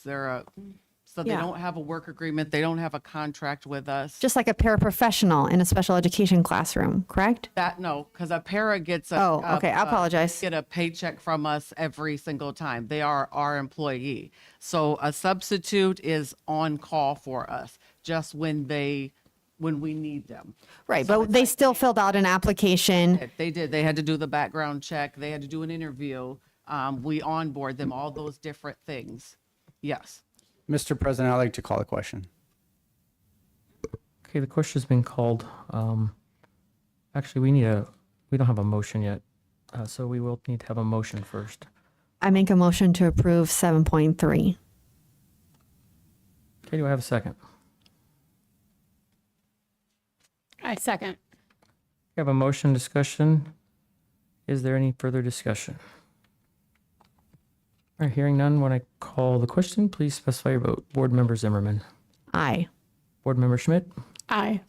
Vice President Kenyon. Nay. Board Member Ciancioni. Nay. I'm also an A. We will show that failed. We will now entertain another motion. Mr. President, I make a motion to approve the personnel action items with the exception of the guest teachers transition to ESI subsource. I have a motion to approve the agenda item with the exception of the teachers list as transferred to ESI subsource. Do I have a second? President Todd. Chris, Ma'am. can you please repeat that for me so I can get it? Yes, Motion to approve personnel action item. with the exception of guest teachers transition to ESI subsource.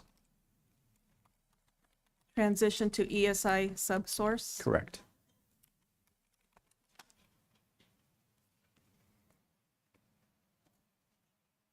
Got it? Second motion. Okay, now I need a second. Second. Okay, I have a motion and a second. Is there any discussion? All right, hearing none, we'll call for the vote. Board Member Zimmerman. Nay. And I'd like to explain my vote. Okay, at the end, you can do so. Board Member Schmidt. Aye. Board Member Schmidt is an aye. Vice President Kenyon. Aye. Board Member Ciancioni. Aye. I'm also an aye. We'll show that approved 4 yes, 1 no. Board Member Zimmerman. I voted nay because I do think that they need to be terminated. We do employ them. And I am relying on our district staff to provide guidance on what we should be doing. And that's what they believe. So that's why I voted nay. Thank you. Next up will be item 7.5, approval of memorandum of understanding between Maricopa County Sheriff's Office and the Liberty Elementary School District. Dr. Mahorn and whichever member pulled this, if we can just have you explain it. I pulled it. Sorry, I didn't get your name down. My apologies. It's okay. If we could go into the document and I'm going to find the right page. So I'm on page 3. And I want to look at a couple of the conditions. So number 6, it says district shall authorize MCSO to access their surveillance systems in both real time and with the ability to access older recordings for investigative purposes. And then number 10, it says district authorizes MCSO to review only that recorded video which is applicable to the collection of real-time intelligence. So my question is does MCSO have real-time access to the cameras? Yep, I was talking with Mr. Mann, and my understanding is they do not have real time. They have to be on our campus, correct, Mr. Mann? If they're connected to our network, then they have access to our cameras. If they're not connected to our network, they do not. Okay, so I have some concerns about another entity, and not that I don't respect law enforcement and not that I think that they're going to be misusing it, but it is a concern to me. And it's not clear in this language that they have to be on our network. But even so, they are able to view it in real time without us authorizing them. I mean, are you considering the authorization allowing them to be on our network? Yes, we would take all FERPA considerations and make sure that they've met all requirements before allowing them to access. I still think that number 6 is problematic because it doesn't specify any kind of training, that they're on our network. It just says they have access to it in real time.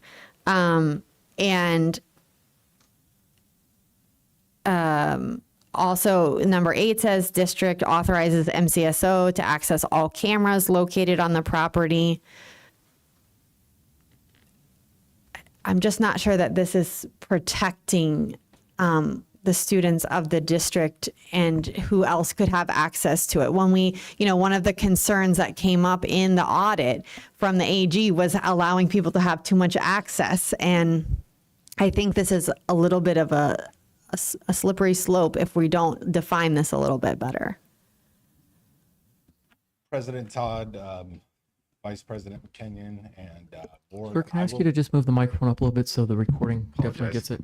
Perfect. Okay, distinguished board, I will look into that language and get back to you. Yeah, I think, you have a question? Or you have Kind of a comment. So the way I'm reading this is like if they have to, for some reason, enter the campus because some horrible crap's going on, this allows them to look at the camera so they can pinpoint what's going on where, so they're not going in blind. That's how I read this.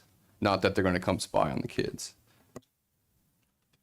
Yeah, I'm not necessarily suggesting it. I just think there needs to be a little bit more defined language that they're viewing it, once they're attached or part of our, logged into our network, that they've received the proper training. I just don't think that is clear here, but I hear what you're saying, Mr. Sonsoni, and I probably agree that is the purpose of it. I'm just not sure that this language is clear. I think that law enforcement is guided pretty heavily by AZ Post, which sets definitions of how they access video, up to and including even evidentiary video. There's certain computers that they can, depending on what it is what computers they can use. They actually have what's called dirty computers and clean computers. I'm not at all concerned that the sheriff's office would ever do anything that would violate any laws or any students' privacy. They're well regarded, and I think I'm fine with this. I have full faith in law enforcement professionals in our community. And 11 and 12 makes it a little more clear, where it says, number 11 says the district reserves the right and has sole discretion to approve or disapprove the recordings and any video reviewed by MCSO. Right, but if they have access in real time, then we're not granting them permission to view the video or not. Again, I think real time is a key word here. However, if there's an incident, they need real time access. They don't need delayed access. And so I think that real time is necessary, and we're putting faith and trust in MCSO. Like Dr. Mahorn said, we do have the ability to, as the district reserves the right, sole discretion to approve or disapprove of recording. So I think they have to, if there's a emergency and they have to access this, they do contact us. They don't just log on and start looking. There has to be some communication there. So are we opposed to just adding language to number 6 that says that when they are, logged into our network and received like FERPA training? Is the board opposed to that? They get their own version of training. Yeah, I'm not. Covers that. Number 12 It is understood by the district that MCSO is not a monitoring service and may or may not access the cameras located at the business in the event of an alarm. So, you know, there's still discretion there. They have their own training. I have full confidence in them. I don't know that we need to potentially, I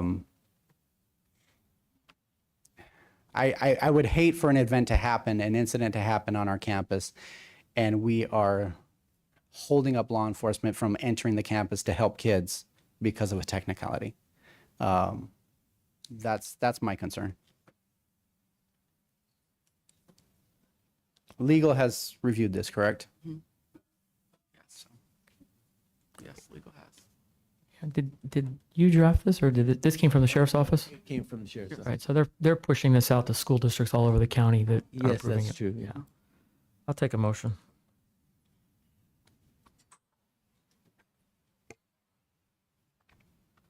Mr. President, I make a motion to approve the memorandum of understanding between the Maricopa County Sheriff's Office and the Liberty Elementary School District to pilot the Rave 911 panic button system. I have a second. Second. And second, I'm sorry, was Ms. Zimmerman? It was me. Okay, great. Ms. Zimmerman's with the second. Any discussion? Hearing none, we'll call for the vote. Board Member Zimmerman. Aye, and I'd like to explain my vote. Okay, at the end you can. Board Member Schmidt. Aye. Vice President Kenyon. Aye. Board Member Strencioni. Aye. I'm also, and I will show that approved. 5 yes, 0 no. Ms. Zimmerman. You know, I voted in support because I agree that, you know, I trust law enforcement. I'm just trying to protect the district legally and our students. And so I just want my concerns noted for the public. But, you know, I trust law enforcement and I think it's a great program. All right, item 7.8. I believe this was also you, Ms. Zimmerman. Approval ratification of it. Oh, I don't have. Missed one. Okay, 7.6. Let's, I don't know where it went. 7.6. Thank you for that. 7.6, it's talking about the ESI program. This is just a question for administration. How many current staff do we have using the ESI program? We have one. One. And what position is that one? Oh, she is the administrative assistant for special education Okay, so just one in the district currently. in the whole district. Yep. Okay. I know in the past, a couple of years ago, this was a public sticking point about who was using this, why were they using this, that kind of stuff. I just want us to be very conscientious about who's using this, what this is for, and, you know, I think it's good if we're having a hard time, you know, getting staff, hard positions filled to be able to use this. Right. It's a tool, right? Right. It is a tool. But I also don't want it abused. Right. So. Right. And it's made to be a retention tool. And where'd Karina go? There she is. And Karina can explain it more. We don't use it much. I can't tell you the last time. I don't think in my 2 years here, we have used it at all. And the person who's using it now, it's very recent, since November, Okay. I want to say. And it's Thank the you. only one that we have.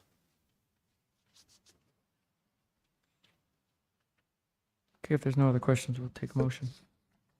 I make a motion to approve 7.6. I got the motion to approve it. Do I have a second? Second.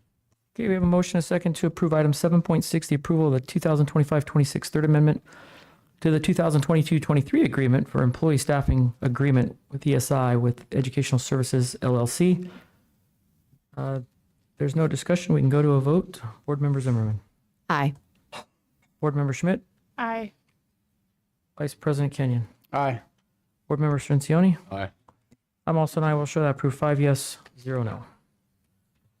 All right, now I think we're on to 7.8.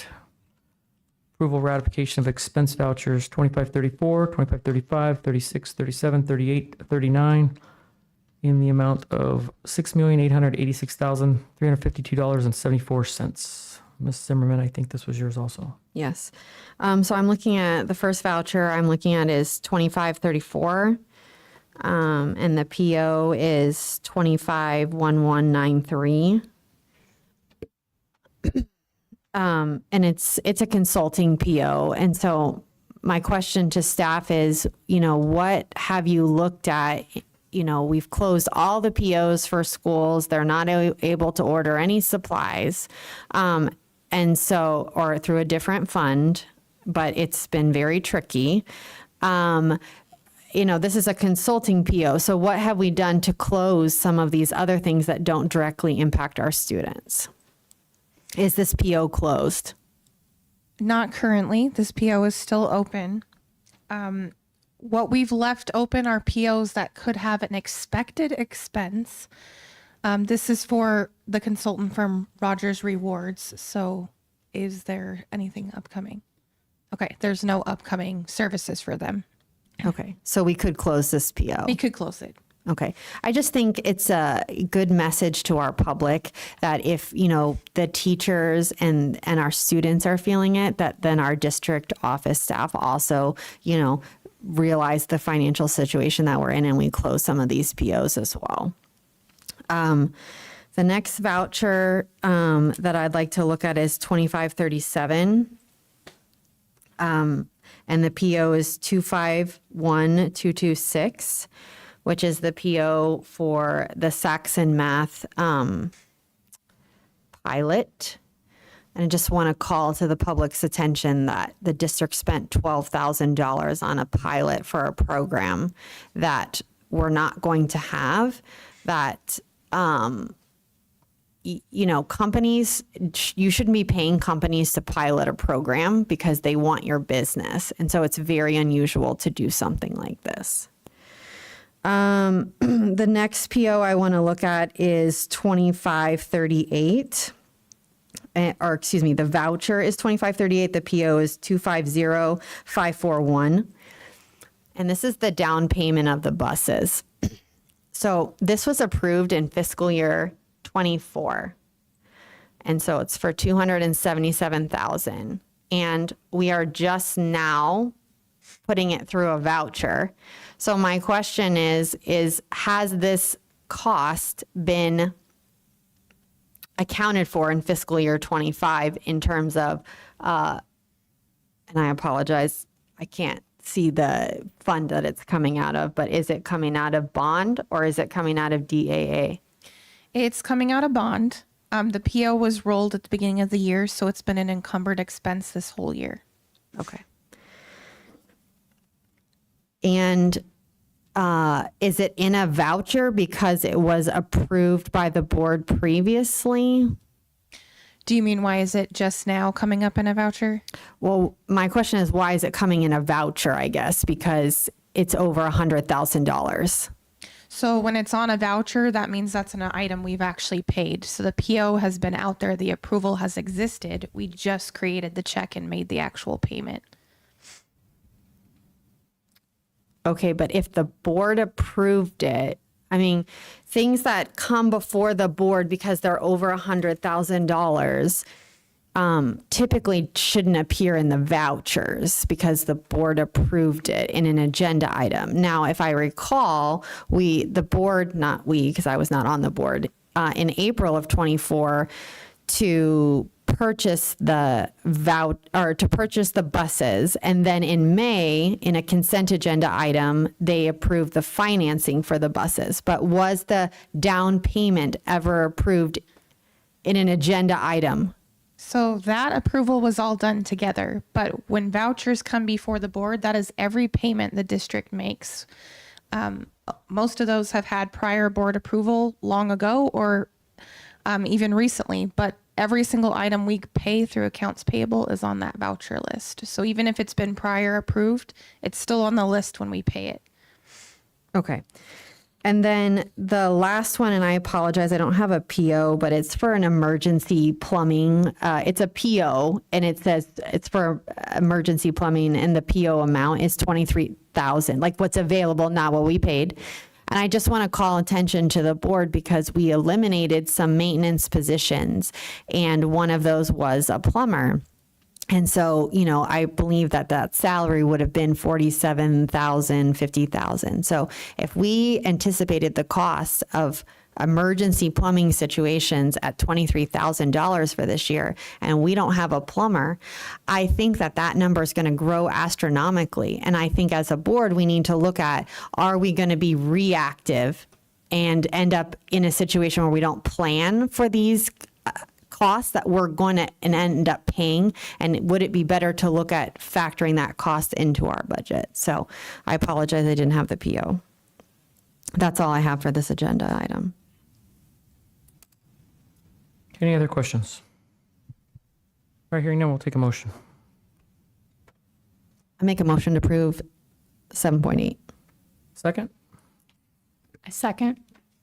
Okay, I have a motion by Ms. Zimmerman, a second by Board Member Schmidt to approve 7.8. If there's no further discussion, we'll take a vote. Board Member Zimmerman. Aye.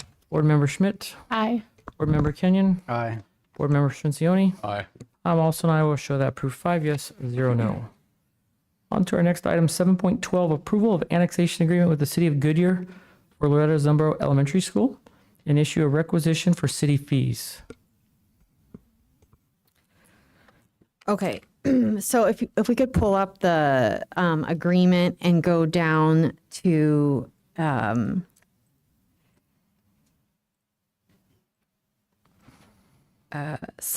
6.4, and 6.5.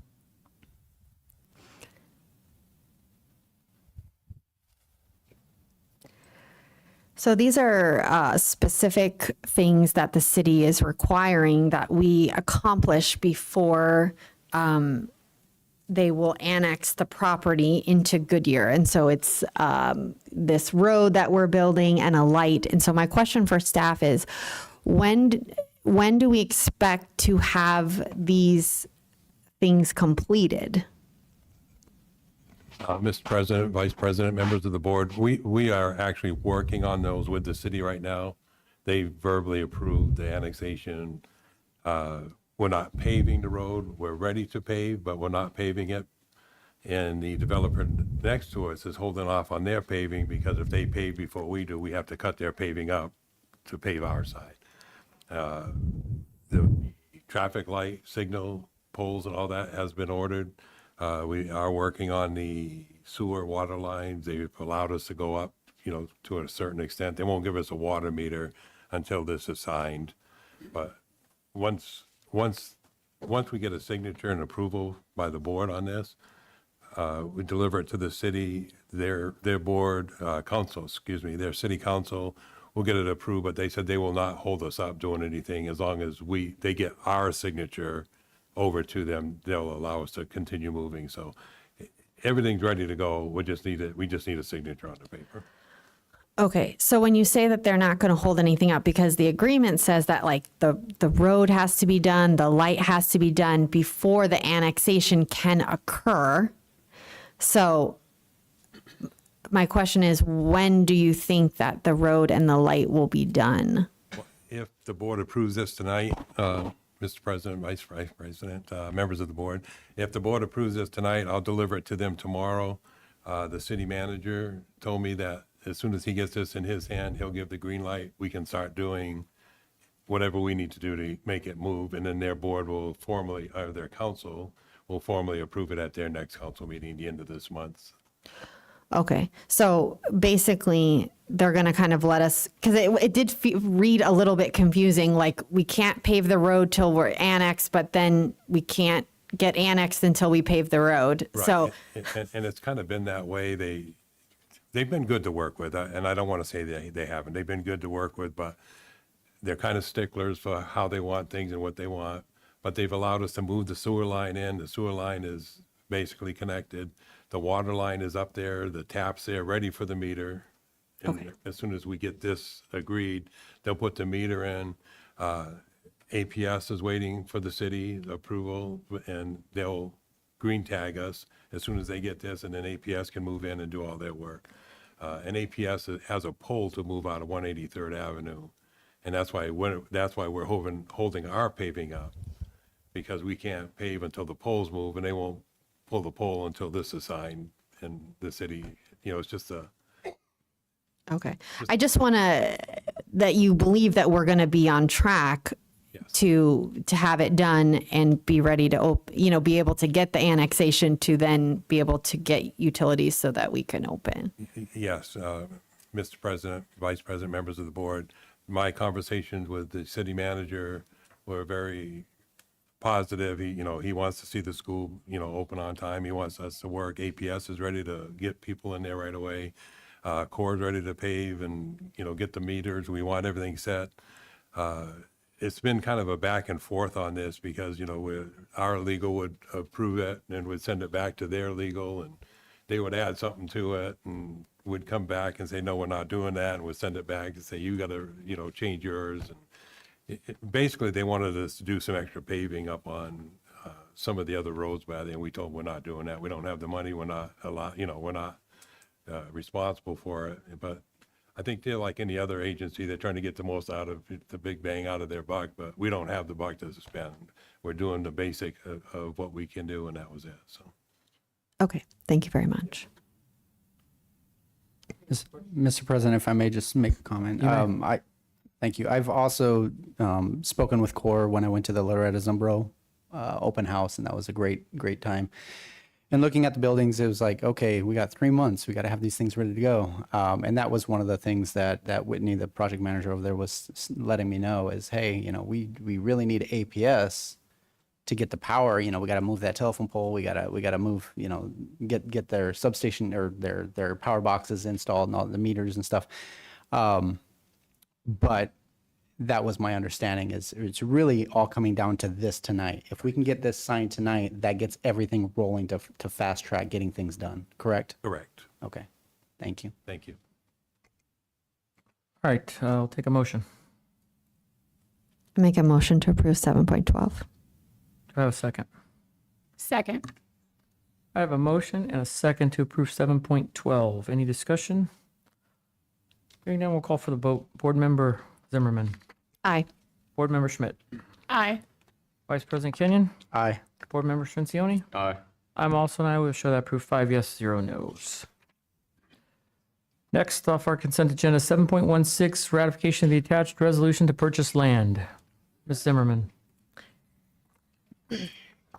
So I have many concerns with this document. I want to read a part of the document that I find to be the most alarming.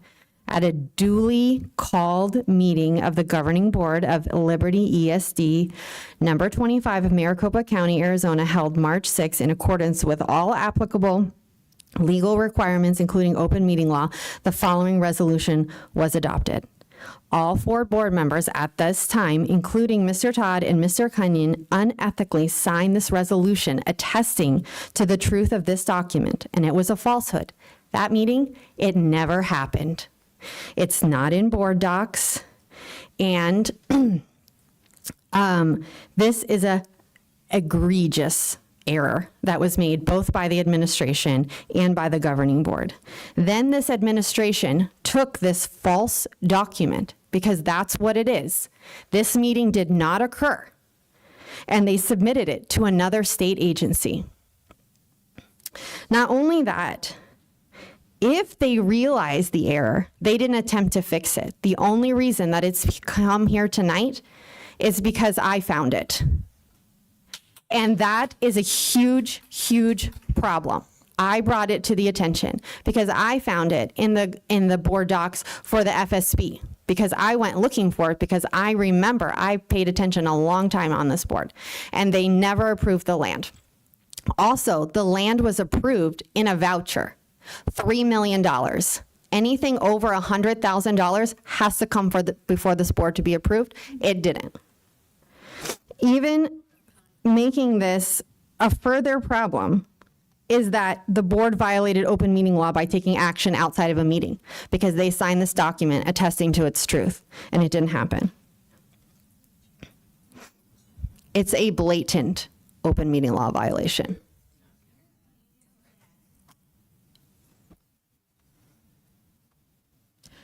And I would like to ask administration, who drafted this resolution? Because our legal counsel didn't draft it, and the land attorney did not draft this resolution.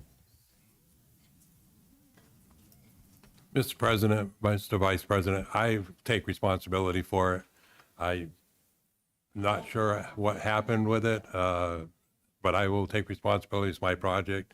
I must have brought it in somehow, and I don't believe it was, I mean, I can't say for sure. That's what I'm going to say, but I don't think we called 4 people in at once to get it signed. I don't believe that would have happened, but I can't swear to it either way. So I'm just saying it's, you know, I'll take responsibility for it. Whatever we need to do for it, it's on me. Mr. President. Ladies if and I'm- gentlemen, I will remind you that this is a public meeting and the public comment section has ended. Your chatter interferes with the board's business and can lead to things getting missed. So please remain quiet or we'll have to ask you to go to the waiting room where you can still take part in the public meeting, but you won't be disturbing the actions of the board. Vice President Kenyon, go ahead. Yeah. However this happened, I know we do have 4 board members here, and I'm just going to read who they are. Michael Todd, Brian Parks, Paul Bixler, and Chris Kenyon. We have all signed this, and not sure how this came to be, but what I do know is that in previous discussions on this board with those 4 board members, we had agreed about purchasing the land. We had agreed about delegating authority to the superintendent. And this is to clean this up. However this happened, this mistake happened, whether it's clerical or what, this is coming before us to fix the problem. This money was actually from SFB, correct? Mr. President, Mr. Vice President, members of the board, yes, that is correct. So Yes, it was not even district funds, realistically. It came out of SFB. So this was well coordinated. This document not getting signed, I can tell you, I was never called in to sign any documents in the district office. We always sign them here after meetings. That's where they come to be. So this was, I remember at the time, a very big push because of some deadlines. We were waiting on SFB. They had held up because of their meeting schedule, and we had to rush to get this done. It doesn't excuse it, but I take great exception to naming a couple board members and not all the board members that were on there. I also think to call this unethical is absolutely ridiculous. yeah, I don't think anything was intentionally tried to push through or, I have my morals, my standards that I go through, and I would not try to railroad anybody or push anything through. So I'll take responsibility for it, but I cannot recall how it all came about. Okay, do we have a motion? I make a motion to approve ratification of the attached resolution to purchase land. Do I have a second? Second. I have a motion and a second to approve 7.16. Is there any further discussion? Hearing none, we'll call the vote. Board Member Zimmerman. Nay, and I'd like to explain my vote. Okay, Ms. Schmidt. Nay. Board Member, Vice President Kenyon. Aye. Board Member Strencioni. Aye. I'm also an aye. We'll show that approved. 3 yes, 2 no. Ms. Zimmerman.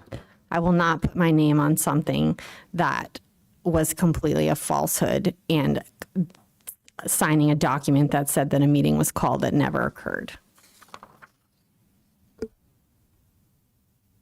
Okay, any other comments? We'll move to 7.17, approval of the salary wage schedules for fiscal year 2025-26. Board Member Zimmerman. Okay, I had some questions about the salary schedules. So if we pull up, we'll start with the certified one. And we might need to be able to pull some other things because I'm not understanding how the salary schedule is lower this year than it was last year. So if you look at just use 0, actually it'd probably be better to use 1 year from fiscal year 26 because I'm assuming you're moving it down. So it says 45,845. So if you go into board docs on April 29th, 2004, where the board approved fiscal year or the salary schedules. The 0 year for the certified teaching salary is 46,206. How can that be? And then the one on the website that says a certified teaching schedule for 0 year, it says 45,845. So now we have two different numbers for fiscal year 25. And so I don't know which one we used to place staff on this year. And then I don't know how we got to fiscal year 26. So which one did we use to place staff on this year? The correct one that's on the website, they were, on April 29th, they were emailed or given to the board in person with the adjustment because the compression was off on the ones that were posted to the board agenda. So the 45,845 is the correct number that was done this year. And then the subsequent numbers after that. This one is for FY26 with the salary freeze to help with the compression again, because the 0 year would be staying at a 0 year salary. So we rolled the 0 year to year one to match the experience of a teacher that's returning to the district with essentially the 1 year of experience that they gained this year, creating a new 0 year to give that compression factor to the salary schedule. Okay, thank you. Another question is it has special assignment stipends, and I noticed that the gifted stipend that the board authorized last year is not listed on there. So was that a one-time stipend that we did for last year and we won't be doing that again?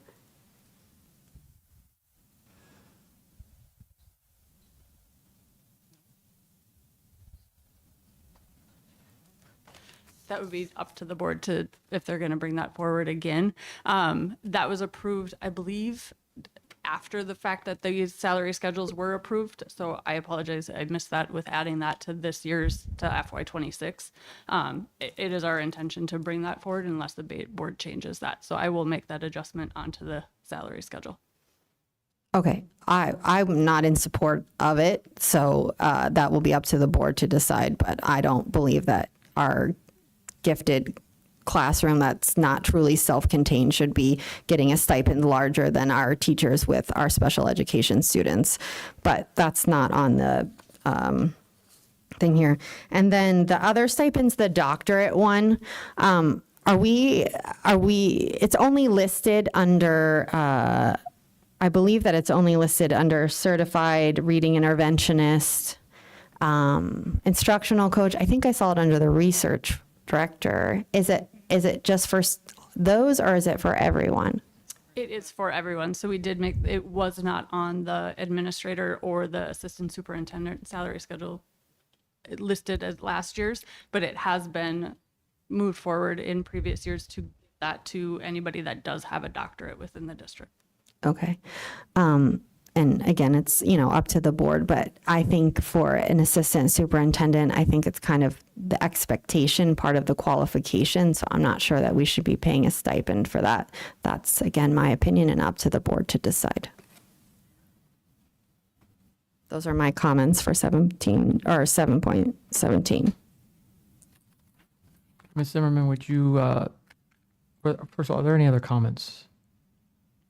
Okay, would you maybe recommend tabling this until our next meeting where we can get some of these adjustments made and spend a little more time going over it?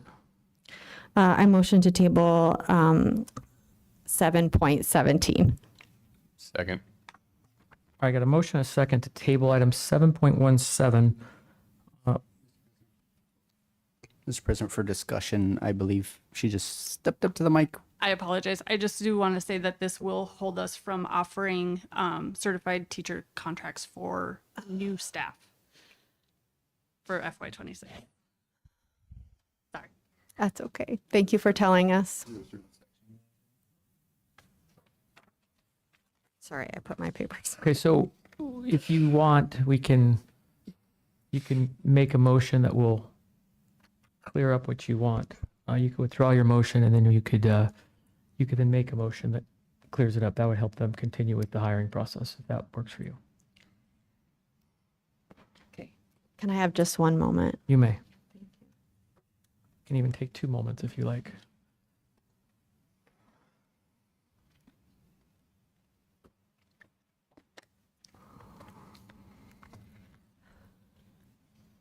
Okay, Minnie. You ready? Okay. I make a motion. Actually, first you need to withdraw your motion, Oh, okay. and then we'll go from there. I withdraw my motion to table item 7.17. Mr. Dangerfield, we don't need a second for that, do we? She's just withdrawing it. Okay. We do need a second or no? Okay. So can we get a second to withdraw the motion? I second. Okay. We got the motion and the second. Now we got to vote on that? Yep. All right. So we're going to vote on the withdrawal. I'll call your name if you're in favor of voting on the withdrawal. Board Member Zimmerman? Aye. Board Member Schmidt? Excuse me, President Todd. So is your motion, what is your motion? Her motion, she has a first motion No, to the second table it. The motion second to- motion is to withdraw. Okay, so motion to table, No, it's a motion to withdraw the motion to table. withdraw, okay. Hold on.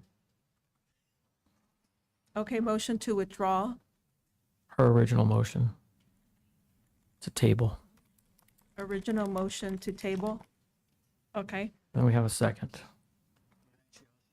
yeah, Do I just need to amend my motion? We could have done that too.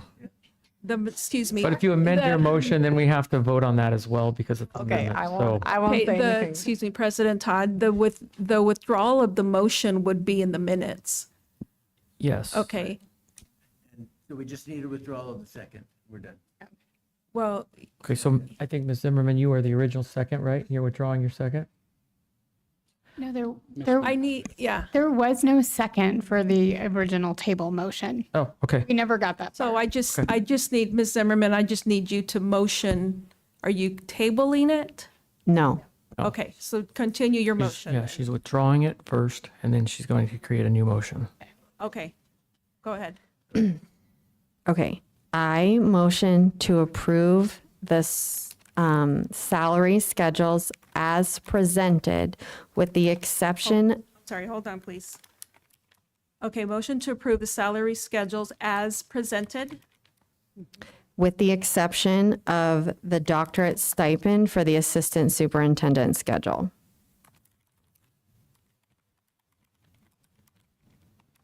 With the exception of the doctorate stipend For the assistant superintendent salary schedule. for the assistant superintendent salary schedule. Got it. Okay.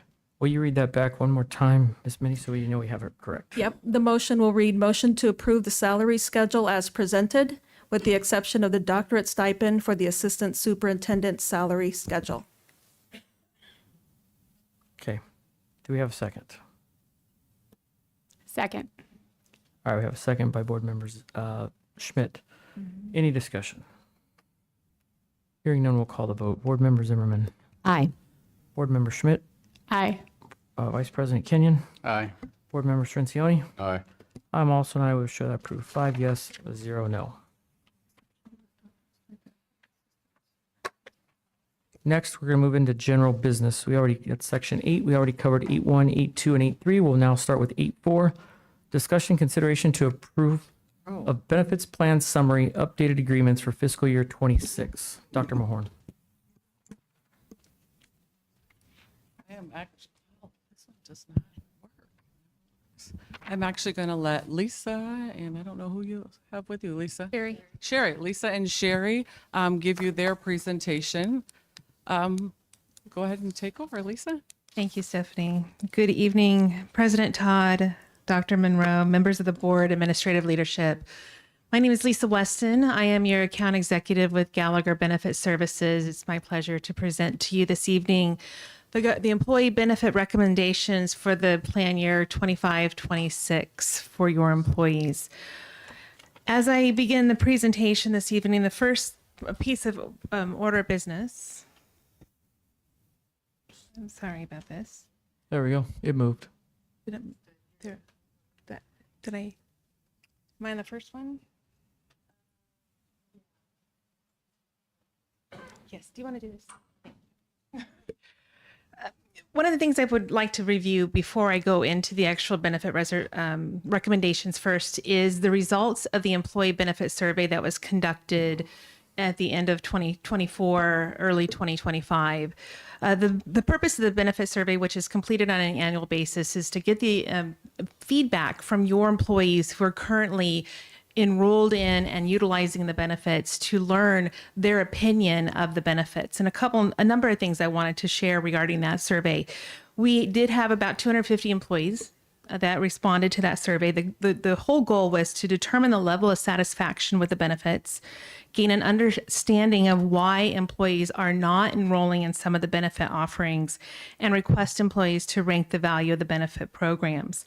Now, thinking that survey was well-rounded, but I want to focus heavily on the medical results that were focused on questions relating to the medical plans that were accepted and that are currently in place this year.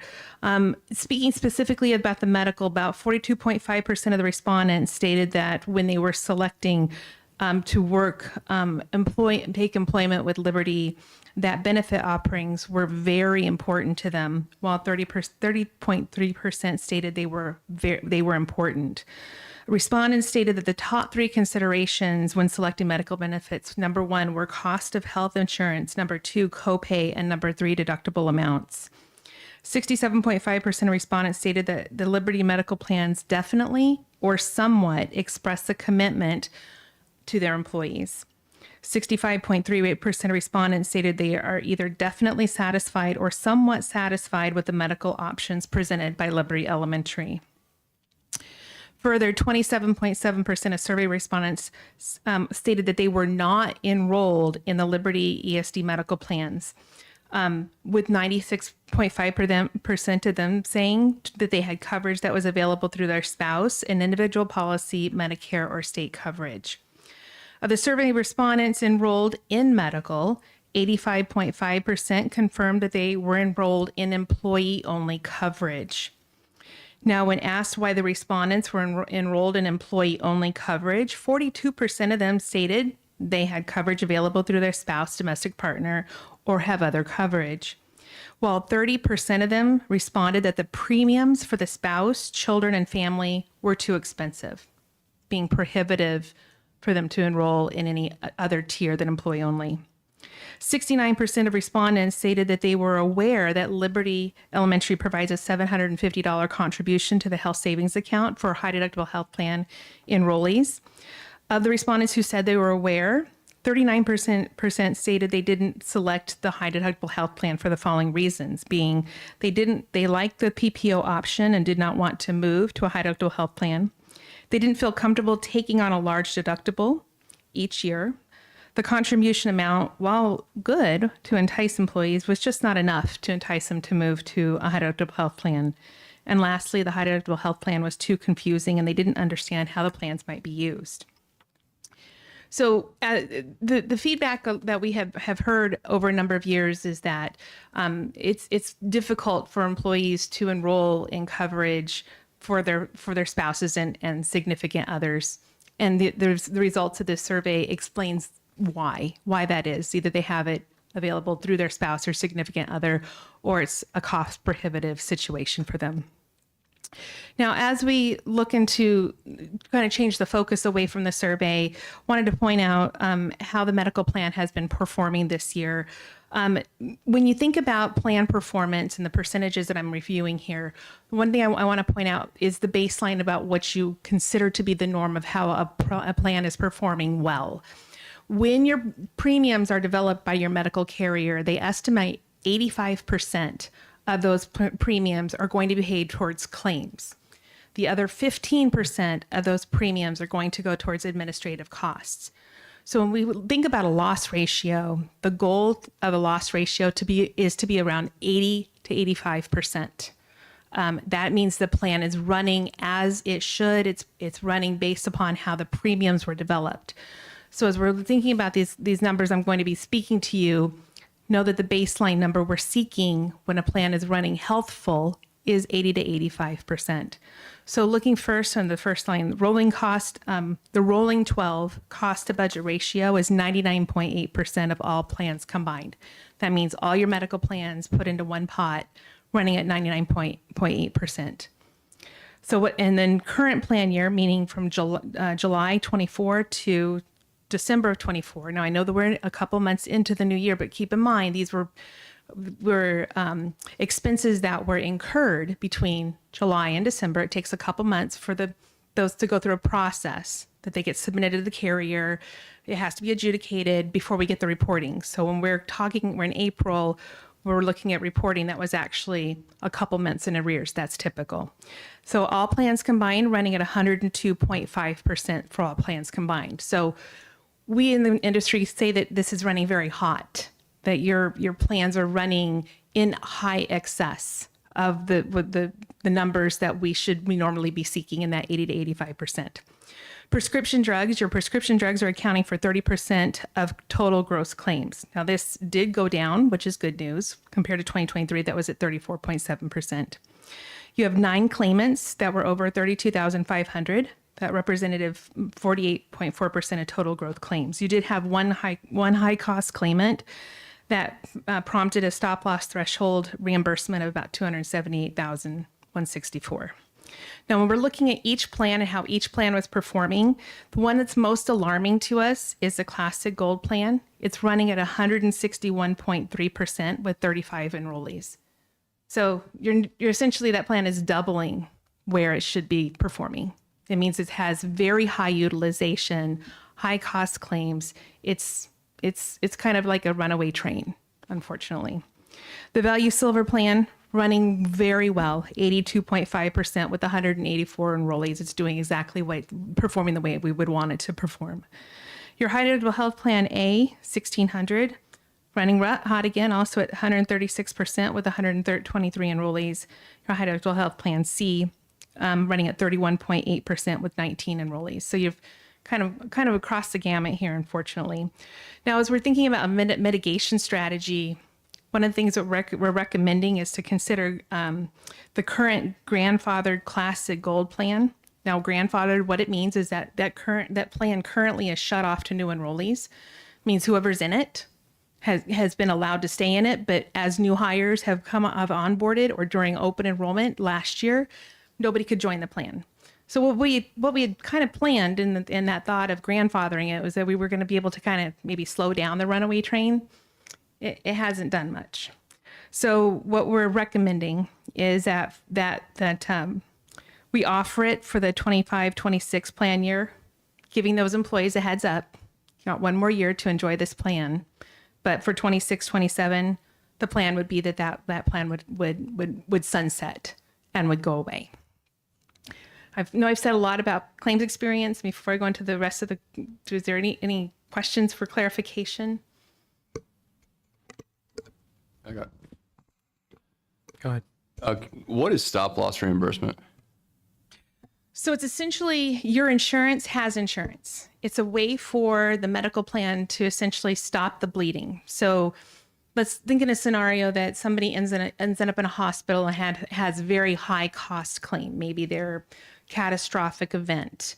That there's a point at which the insurance company will pay up until that's about $35,000, and then after anything beyond that $35,000, you have a secondary insurance that will kick in. So it essentially makes sure that your medical carrier it doesn't have extensive out of the control losses. It's basically a way to cap the expenditures of your medical carrier.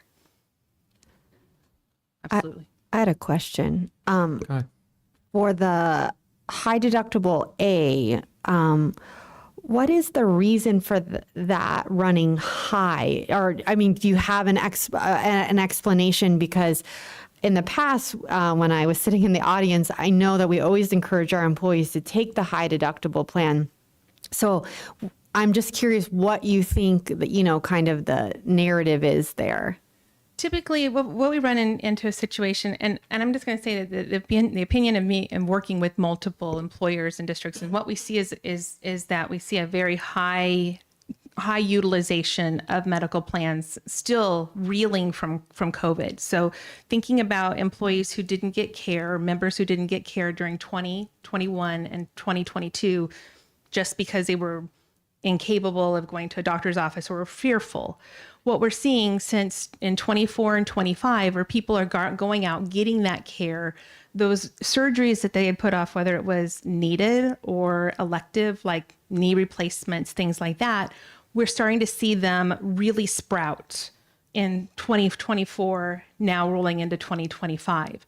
So what I'm guesstimating is that employees hit that deductible. And the great part about a plan with a high deductible health plan, you're going to receive the money from your district to help pay that deductible. Once they hit it, then they've got the co-insurance that kicks in. But essentially, once they've met the out-of-pocket max, it's essentially kind of a carte blanche to go out and maximize it. And I think we're seeing more people using the plan because now they're getting the care they need. But the way that plan works is once you meet that the deductible and out-of-pocket max, it's the plan set up to that you can get that get that care that you need. Yeah, I mean, I can say for myself and my family, that's exactly what we do. So I just was curious because I know that the Classic Gold has always been a concern, I feel like for years, and it has such a small number, but I know those employees feel like really strongly about that.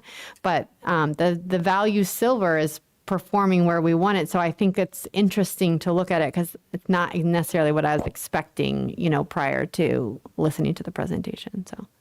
Yep, absolutely. Okay. Mr. President, if I may, sorry, still on that same screen. I think what you said is probably pretty accurate. I've seen it in family, I've seen it in friends where a lot of people just weren't going to the hospital just for whatever reason, and for years, right after COVID. And now they're like, okay, things have kind of calmed down. I think it's time we make those appointments. And so that could be a good indicator why some of these have jumped. However, with that being said, if we do a little foreshadowing, these should come up and then come back down and stabilize, if we're using that logic, right?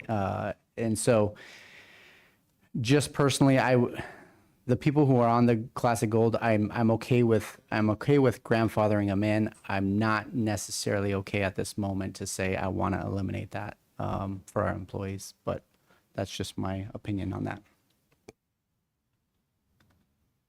Okay. Okay. Next slide. Please continue. So the good news is because of the negotiations with Asbate Meritain last year, I'm glad to say that we are at a 0% renewal for the 25-26 plan year. Last year, when we negotiated that, we were able to get a 2-year rate guarantee. So we're delighted that there are no additional costs for the medical plans this year, based upon the 4 current medical plans that you have in place. The one thing I did want to point out is that in the trust this year, the average renewal was between 3.75 and 7.75%. And there were only a handful of districts, only a couple of my districts in particular that work with Meritain that I'm aware of that received that multi-year rate guarantee. So I'm delighted to say that we're happy to see that savings. We're also saying that your retiree rate did go up 5% because the retiree rate was not included in that bucket of that rate guarantee. But what I did want to mention is that there have been substantial increase to deductibles, out-of-pocket maximums, and co-pays for all plans. I do have the Asbate Meritain team member here to speak to what the reasoning for that was. But essentially, I did want to mention that Gallagher was unaware that there were going to be forthcoming changes to the plan designs. At no point during the plan year were we advised by Asbate Meritain that was even on the docket to be considered. The renewal was released the last day of February, and that was the day that we were notified as your benefit consultant that there were plan changes that were coming down the pike. And the plan changes essentially were across the board for every single plan. And what I'm understanding and what I've been told, and of course, certainly we can get questions from Mayor Tain, is that 3 reasons for this. The number one, no plan design changes have been made to the ASBATE trust plans for over 10 years. The changes were designed to align with the plans in the current market, what the market is currently offering for benefit plans, and the adjustments were made to ensure long-term financial stability of the trust. The good news is there's no change in the network, so your employees get to see the same doctors, but they are having the impact of the adjustment to those plan designs. Now, as we go to the next slide, and we're actually presenting 2 options for considerations, and both options that I'm presenting is going to be a no-cost impact to the district. Now, number 1, the first option is going to be to retain. What that means is retaining the same current plan names that you currently have in place, meaning the High Deductible Health Plan A, High Deductible Health Plan C, Value Silver, and Classic Gold, and Grandfather Plan. And we can certainly discuss where you'd like to go of recommendation, but recommending here to be eliminating that Classic Gold. The other option is to revise the plan options. That means keeping High Deductible Health Plan A, Value Silver, and Classic Gold, but replacing the High Deductible Health Plan C with a new Value Gold plan. I'm going to show you in just a moment what that looks like. The goal behind doing that would be to lessen the impact of the deductible increase and give employees a little bit more opportunities for PPO plans that they can elect versus giving them really essentially 1 open PPO plan and 2 high deductible health plans that you currently have in place. So that's when we're presenting a retain or revise option. So as you move to the next screen, I do want to point out the way that we have these slides presented is at the top is where your current plan, how your current plans are currently designed. You can see what the current deductibles, out-of-pocket max and co-insurances are. Now, down in the bottom of the slide in the orange is those same plan names, but everything that is in blue font is the adjustments to the deductible, out-of-pocket max and co-pays. I do want to mention that the average increase on for example, your Value Silver is between $300 and $600 for Tier 1 deductible. Your High Deductible Health Plan is between $1,000 and $2,000 for Tier 1 deductible. High Deductible Health Plan C is between $1,500 and $3,000, and on the Classic Gold is between $300 and $360 deductible adjustment. The coinsurance did say the same across all plans, but there is a $30 across the board sweep increase to all copays. They did maintain the current copays for preventative to see your primary care physician, but essentially all other lines, all other copays did increase $30. I'm sorry, go ahead. If I ask a question before we move on, please? Yes. So the way I'm looking at this, and please correct me, is with the new one, they're going to be paying more. The employees will be paying more with the new Employees paying more, yes. There's no increase to the premium. So the premiums are exactly the same. There's no increase to the premium as what's coming out of their check and what the district is paying. But when the employee gets care, it's a point of care that they're going to be paying more to the doctor's offices, the facilities, the prescriptions. So what's the benefit of changing to the new one? If that's an option. You're talking about it's like So this is to retain. This is no choice. This is the plans as newly presented this year by Mayor Tain and ASBATE. So this is the top is what you currently have. This is what the new plans are going to look like if you maintain the current plans you currently have in place. So what did you mean by the 0% increase on the last slide then? What I meant by the zero increase is that it's all about premium. It's how much they're paying in medical premium. So if we go to the next slide, you can see here what the rates are currently. Those rates that are for every tier and every plan remain exactly the same. There is no plan to the rates. This is all about how it is impacting at time of care costs. So when I'm saying that there's a 0%, it's about, when I mentioned that there was a 3.7 to 7.5% increase in premium that was given to all other districts within the ASBATE Meritain, you don't have that. Your premiums are staying exactly the same. Does that make sense? Okay.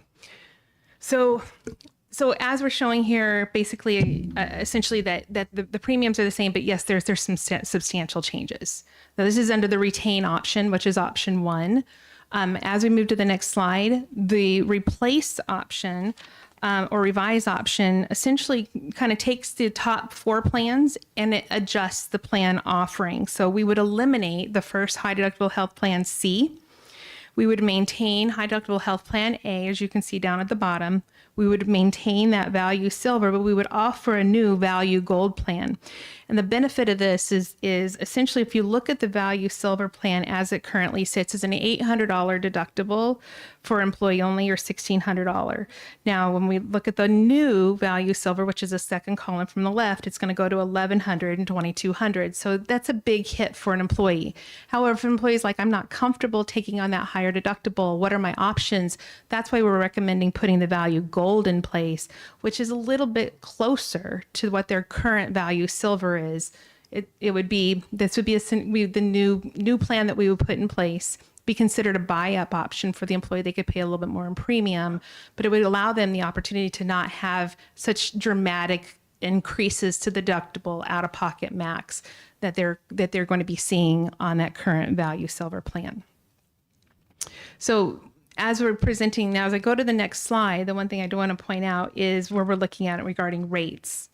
Now you're under this revised option, the rates stay exactly for the high deductible health plan, the value silver, and the classic gold. They stay exactly the same. The value gold plan is not replacing a like benefit, so I can't say what current rates are to new rates, but we can see what the value gold would cost an employee if they choose that over the value silver. So there's roughly $30 more for an employee only to take on that buy-up plan if they so desired.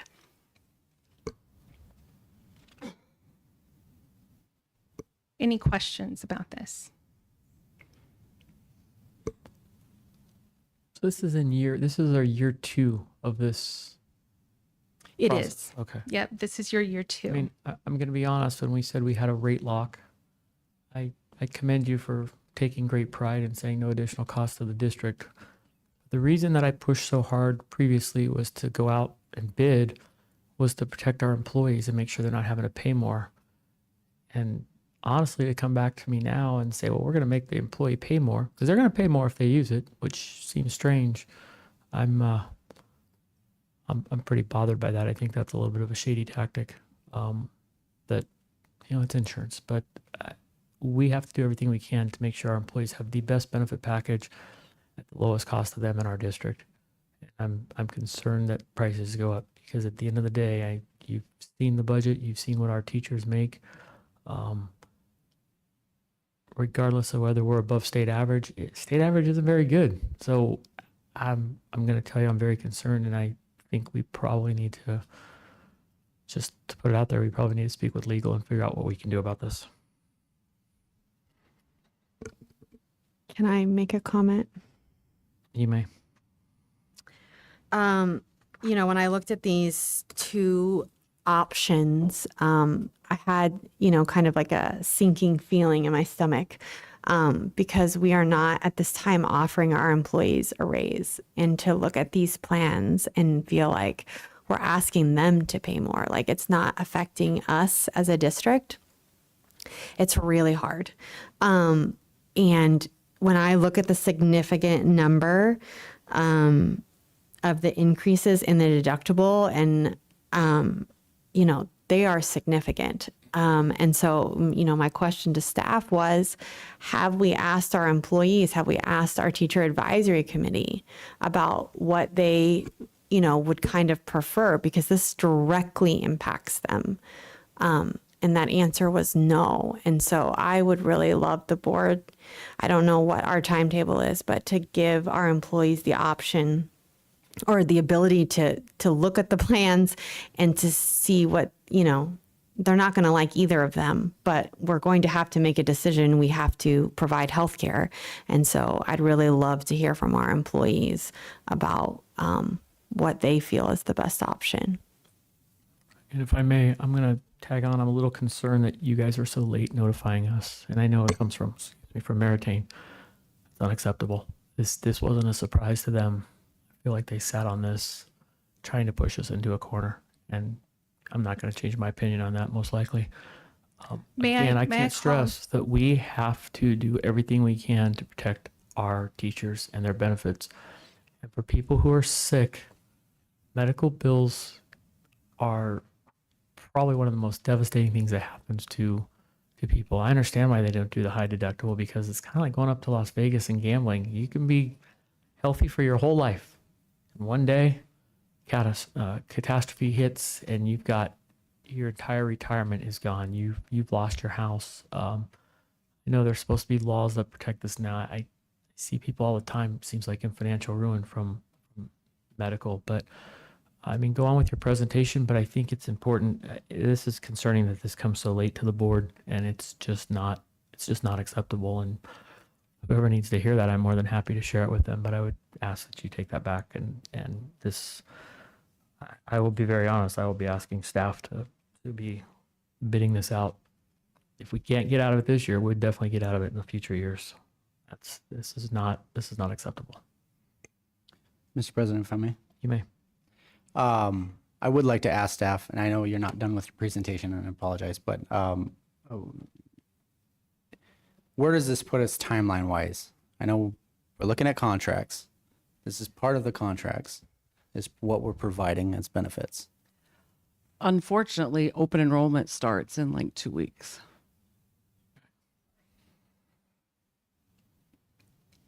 That's Another that's part my of the point. problem. Yep, the turnaround is tight. That's my point. And so, thank you.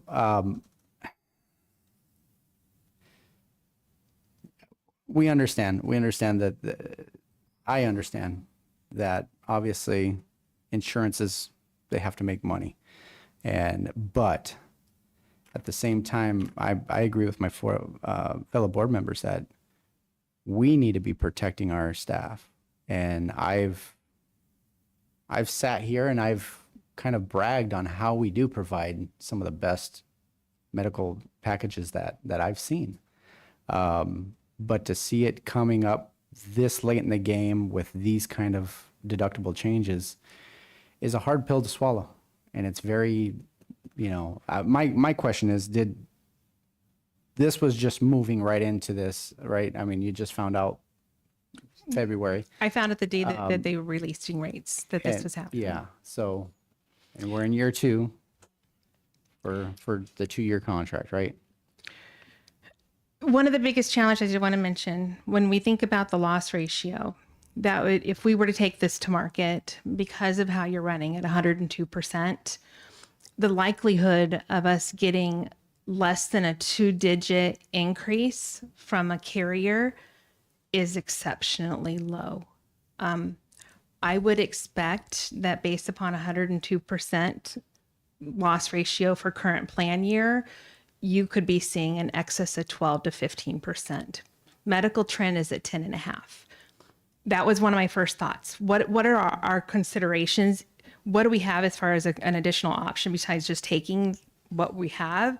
And the option, if we went out to market, we could be looking at a very high, until you do the temperature for sure. But based upon my experience and what your loss ratio is, you would be considered a very high risk for a carrier to take you on based upon how your plan designs are currently performing.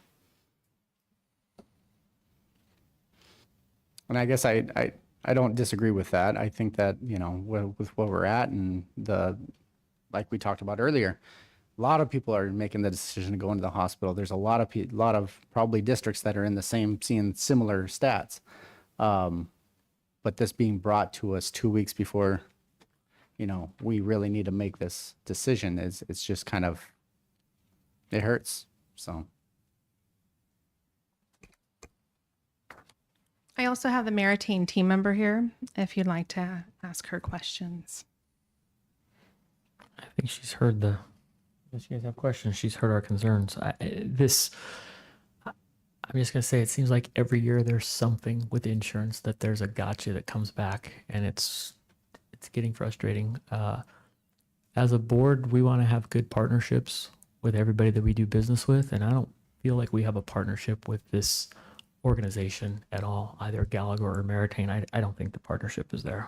I think this is a typical insurance game, and it's concerning, and I'll be making some requests to staff at the end of this meeting.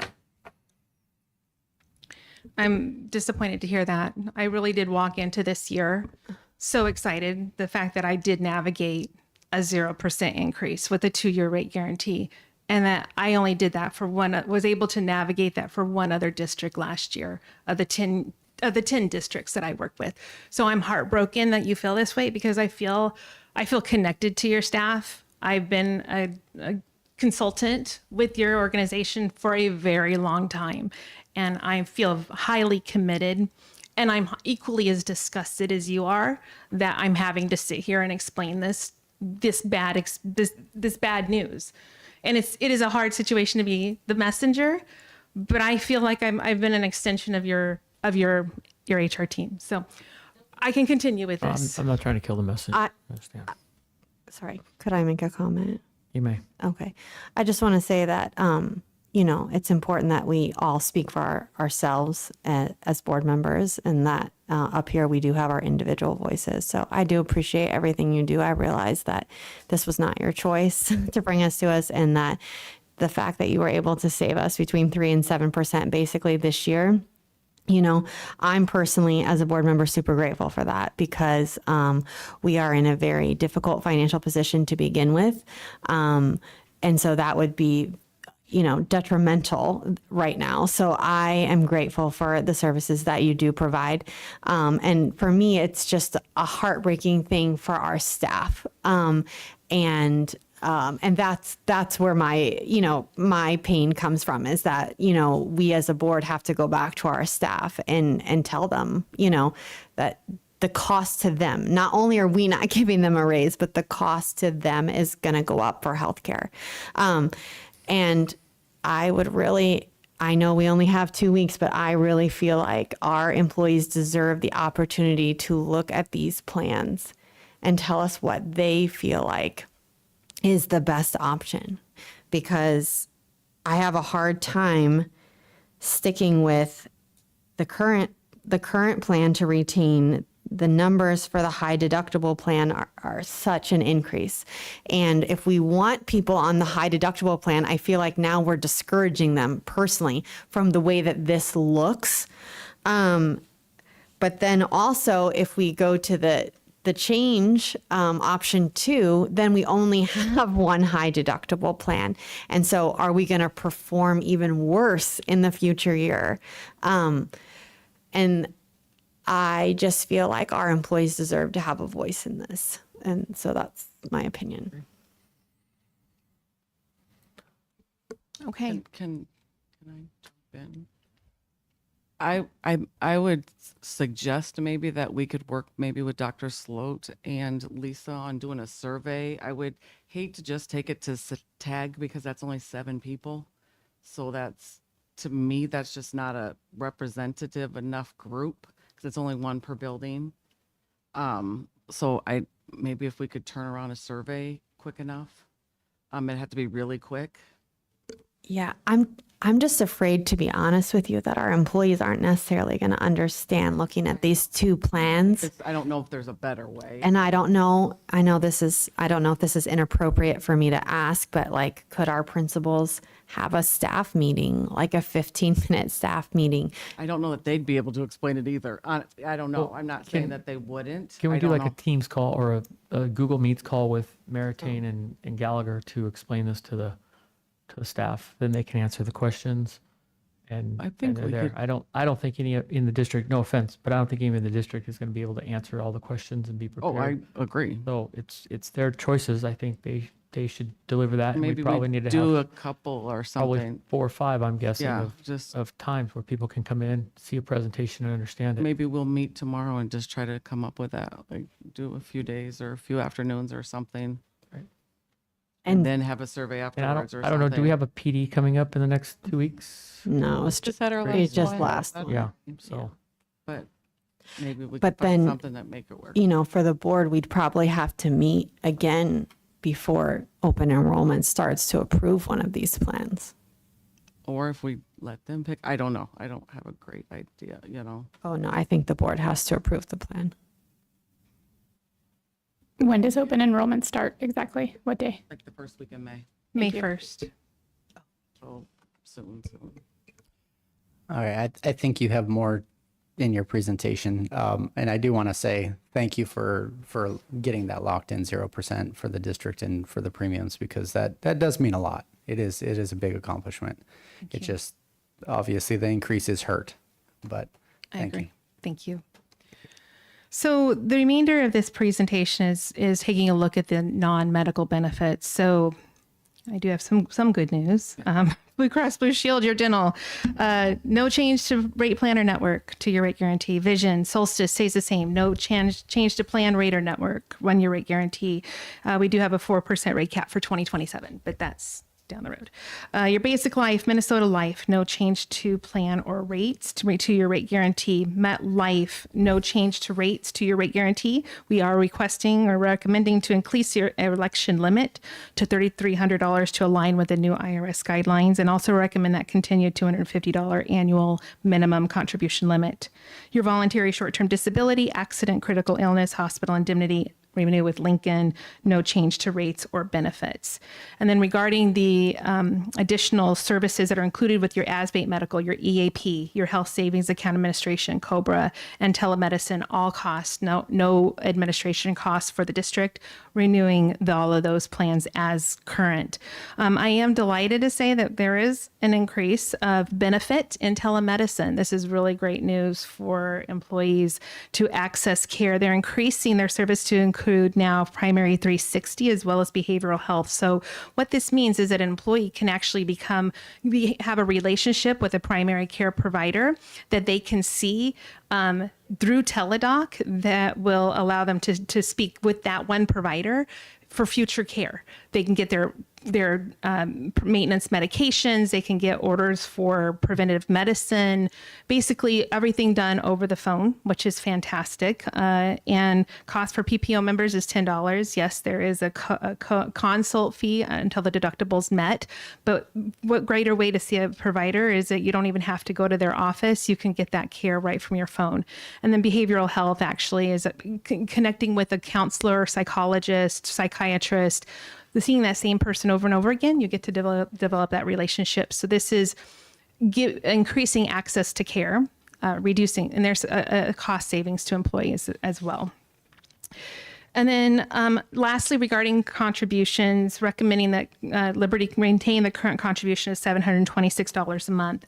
Employees enrolled in the high deductible health plan without dependents would receive a contribution or continue to receive that contribution of $53 towards other coverage, either dental or vision. And employees enrolled in the high deductible health plan would continue to receive a district contribution of $750 paying annually into their HSA, with half of it being given on July 1st and half January 1st. District maintained the contribution level of $34.65. That's the rate for employee only for dental. Maintain the district contribution of $3.83 for vision. That is the premium for employee only for vision. And then the HSA contribution, again, that's $750, providing in January and as well as July. And that actually concludes my presentation. Members, any other questions? Just want to say thank you. Thank you. All right, we'll move on to item 8.5, discussion consideration of the second reading and approval of the trust policy chapters 1 and 2. President Todd. It's an action item. Sorry, sorry. I did not see it as an action item. Make a motion to table 8.4. My only question is when would you all vote on it again? It's my only. Well, we'd have to call a special meeting, I guess. I think we have a meeting on Monday. I don't know if that's gonna be enough time, but we're gonna be, after that, we're gonna be right into contract time. So can we push to try to get something by Monday and survey the staff. That probably means we need to start having meetings right away. As far as the agenda goes, we just need to post that we're going to talk about it. And you might be ringing the bell at the meeting to bring us findings of the survey or meetings. If we don't get it, there's no fault. If we don't have it by then, we can push it to another meeting. But we do have one coming Monday that we could look at. Yeah, I don't think we'd have the meeting set up by Monday. I don't think we could. I mean, the first is not till, I don't know if this is appropriate to talk about at the agenda. I don't know either. Well, if you're tabling it, Okay. you want to table it to a certain point. So I think you're okay. Okay. The first is a Thursday, that's 2 weeks. I don't know if we could, have a meeting on the 28th or the 29th. I don't know what your timetable is to be able to implement, I guess, the plans.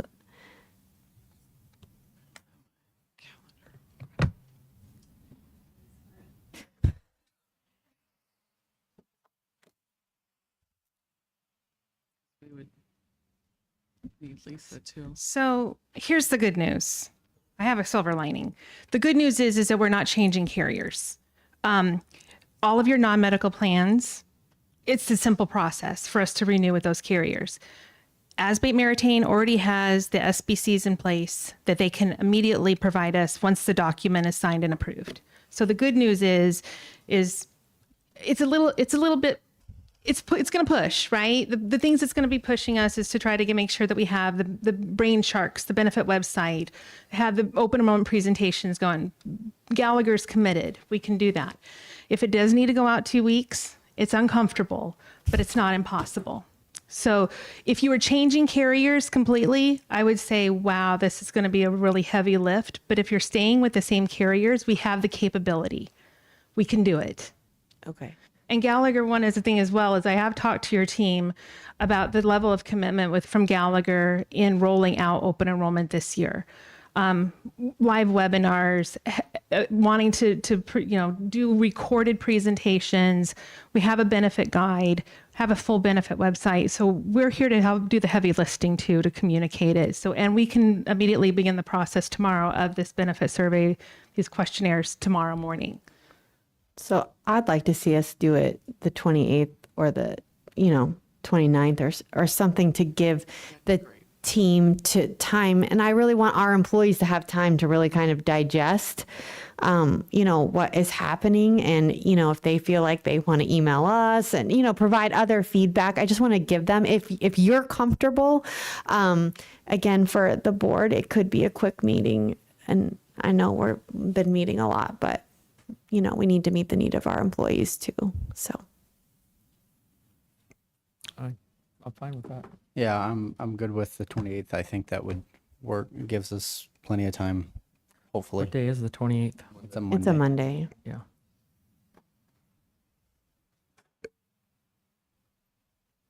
So your motion would be to table it till the 28th for a special meeting? Well, yeah, she's gonna have to formulate your motion. You want me to lock it into that date just in case something comes up, or you want me to just? I mean, or I guess you could say no later than the 28th, and then we would have a meeting on the 28th. That would give us room, but we've got to get something done before the 1st, right? Yeah. Yeah, Okay. That's All right. as far as we can go. I make a motion to table 8.4 to no later than April 28th. I'll second. Our members have a motion for tabling item 8.4 to no later than April 28th. Is there any discussion? All right, hearing none, we'll take the vote. Board Member Zimmerman, Aye. Board Member Schmidt, Aye. Vice President Kenyon, Aye. Board Member Strincioni. Aye. I'm also an aye. Will show that approved. 5 yes, 0 no. All right, next up, members, is item 8.5, discussion consideration of second reading and approval of the trust policy, chapters 1 and 2, effective July 1st, 2025. President Todd, Vice President Kenyon, members of the board, I'll invite Mrs. Castellanos to the microphone. This is as the board is aware and the community can be aware that we're transitioning our policy services, and we've been spending a lot of time on our policies from ASBA to the trust since about November, I believe. And so this is a second read and potential approval. If the board would want to do that tonight of chapters 1 and 2, if it has to come back for a third read, as was mentioned in the work study, we can certainly do that. So, Mrs. Castellanos? Good evening. I'm sorry. Good evening. I'm just here to ask if you have any considerations or questions about the chapters 1 and 2 of the transition plan. I'll just open it up for questions as always. Any questions? Good. So this is the first time we're bringing it back for a second read. So I'm not sure if you want me to list the different ones that I have some suggestions on. You want me to go through the whole? Yeah, we'll need to take that because then we'll either have to approve it or have it brought back for a third read. If there's a lot, it's probably going to be easier to have it brought back for a third read. Okay, so the first one I have is 1-102. I don't know if it's helpful for me to tell you the page. I think page 3. It's on actually page 5. It's like several pages. And it's about the communication protocols. It says communication from community members or employees directly to the board shall be directed to district administration for processing. I'm not sure what the intent of that is because we always, as board members, encourage the community and stakeholders to email us. And so I don't necessarily find it appropriate to forward every email I get to the superintendent. Now, if it has something to do with the day-to-day running or a specific concern about an event or a situation, then certainly I have forwarded those concerns on to Dr. Monroe. But the way that I read this is that we're forwarding every email we get, and I'm not sure that that's something I'm comfortable doing.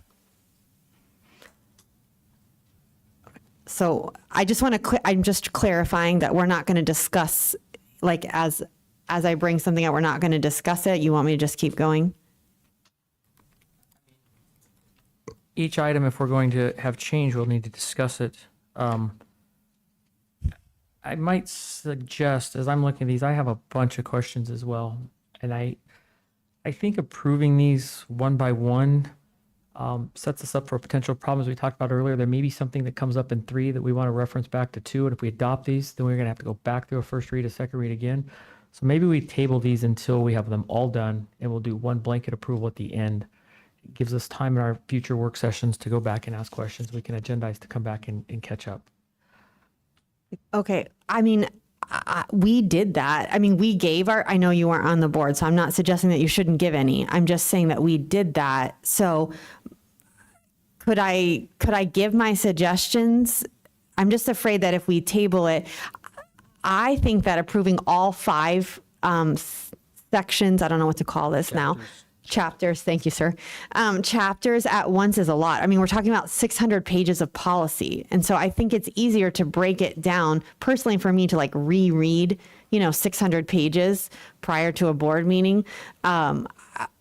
If we could at least talk about our concerns tonight. We can certainly talk. We're here until we go home. So we can do that. I'm not opposed to it. I'm just suggesting if you have a bunch, your changes may result in other board members wanting changes, and this may take an extensive amount of time to go through. Whether we adopt it all at once or we break it down, I understand your concern there of rereading 600 pages, but if you've got a bunch of changes and you make those changes, it might create one of us to think something else needs to get changed, and we may be here for a very long time. I understand if when I bring, or anybody, I don't mean just me, if anybody brings up a policy, if we could discuss whether we agree or not, it is the majority of the board decision. You know what I mean? Like it's just a suggestion. And so otherwise, if we don't at some point, say, yes, I agree to that change or no, I don't. I'm not saying we have to approve them tonight if you have like lots of things, but if we don't start discussing them and say whether we agree to the changes or not, I'm not sure how we're ever going to be able to move it forward. Okay, go ahead. Mr. President. Yes. Could we have this in a work study session again? That's what I where was we can recommending. discuss this? Personally, I think that's the best idea, is to bring it to a work session where everybody's eyes are a little fresher. and we can go over them because I think there's a number of changes.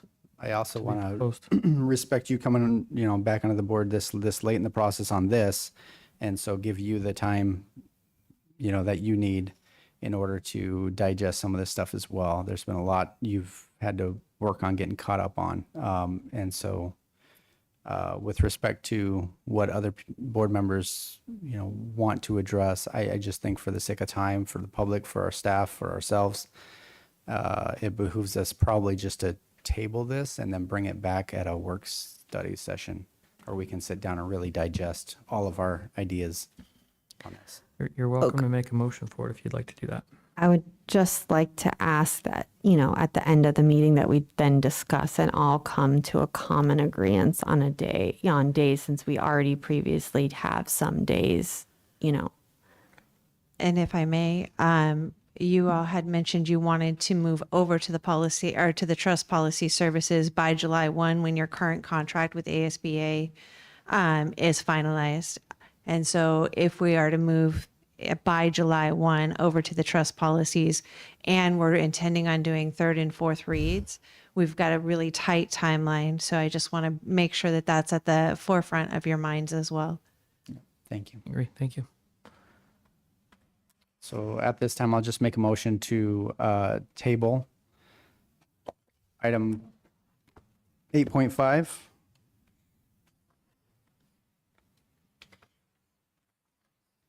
Have a second? Second. I have a motion, a second to table item 8.5. Is there any further discussion? All right, hearing none, we'll take a vote. Board Member Zimmerman, Aye. Board Member Schmidt, Aye. Vice President Kenyon, Aye. Board Member Cirincione. Aye. I'm also an aye. I will show that proof. 5 yes, 0 no. Next up is item 8.6, discussion consideration to approve governing board meeting calendars and possible update to governing board policy BE. Members, we did ask for this to be put onto the agenda. I understand the board previously voted to move meetings to once a month and on a Tuesday. Our current board policy spells out very clearly that meetings shall take place a minimum of once a month. It should be on the second Monday of the month. So I have some concerns that the calendar that was voted on by the board is in violation of the policy. Secondly, just as we've heard many times tonight, we've got a lot of work to do on this board, and having one meeting a month and then scheduling a bunch of special meetings is very challenging. Additionally, having Tuesday meetings, and I think I probably understand some of the reason that it was moved to there. At the end of the day, we got the same amount of time between each meeting date if we go back to 2. But I think we're better to go back to 2 meetings a month on Mondays. And for the short term, we're running into a problem by having a work session or a special meeting right ahead of a general meeting because we're trying to get that done. As we saw tonight, we covered a very small amount. So I would even propose for a short term that we look at having work sessions on a third Monday so that we can spend 2 or 3 hours at a time to get through this policy. To Ms. Castellanos' point, we got a lot of work to do. We also have budget things to still talk about, and that's going to require more than a 1-hour work session before meetings start, and also to try to get some folks out of here prior to midnight or 1 in the morning, unless we can sell some hotel space here and fix the budget. I don't think anybody wants to sleep here, but we're getting close to that point. So I think I would like to propose that, but most importantly, we would have to have a first read and a second read to change the board policy. I recognize that every meeting we vote in there that says we have the right to basically suspend rules, but it's a really dicey deal having a lot of special meetings, and it makes it really hard for the public to keep track of the schedule. If we have them every 2 weeks, we sometimes will eliminate our special meetings. It'll be a lot easier for folks to plan. Mr. Todd, if I could just bring up that, it doesn't seem to be working, but the reason it was changed to Tuesday was to allow for more digestion by the board of the proposed agenda, right, rather than Monday. So that's why it was moved to Tuesday. not a proposed agenda, but for us to get information. So when we're getting the agendas on Thursday and staff is not working on Friday and then they're not working on the weekend, you know, to get information, the questions answered, and then get that information at 3 or 4 right before a board meeting just isn't really working. And I also want us to consider staff and parents that we moved the sports schedule this year to Mondays and Wednesdays. And so, you know, all of our staff and parents are, you know, trying to attend games. But really, and this wasn't just my request, Mr. Kenyon asked to change the day as well. But for me personally, it has to do with getting the information and having the opportunity to have everything I need prior to a board meeting. Right, and Ms. Zimmerman, I completely understand that. I've expressed frustration before in the past getting it late. At the end of the day, if we're doing meetings once a month, every 2 weeks, the trick to that is if we're having a special meeting, we might be getting the agendas 24 hours ahead and we're right back to the same issue. I think what this does, if we go back to Mondays, we do 2 a month. At the end of the day, staff's just going to have to get things up a little bit sooner. To us, they're going to have to get it out to us on Wednesday instead of Thursday. But if you're looking at a 2-week schedule, it's essentially 14 days between each one. If we get it on Friday, we now have Monday. If we stay with the Tuesday meeting, we have Monday to work on it. So now we just need to get the information on Wednesday, and then we'll have Thursday to talk to staff and then get the information. So again, I think there's a lot of other community meetings that happen on Tuesdays. I think Mondays have been a better time, and I would just like the board to consider that. But most importantly, our policy does say that it's to be on the second Tuesday of the month, or second Monday of the month, which means until we change that policy, I think it's a bad precedent to violate this policy every single meeting. That's why it's on the agenda now, so you can change the policy. You don't have to. But we'd need to do a first read and a second read to change the policy. The policy does not require that you do second read. I You can think the law does, as it was told by me. Yes. I believe it requires a second read. Show it to me. Well, again, why do we do it? Why do we do it every time if we don't need to? I think we need to continue with that practice. Can I make a comment? You may.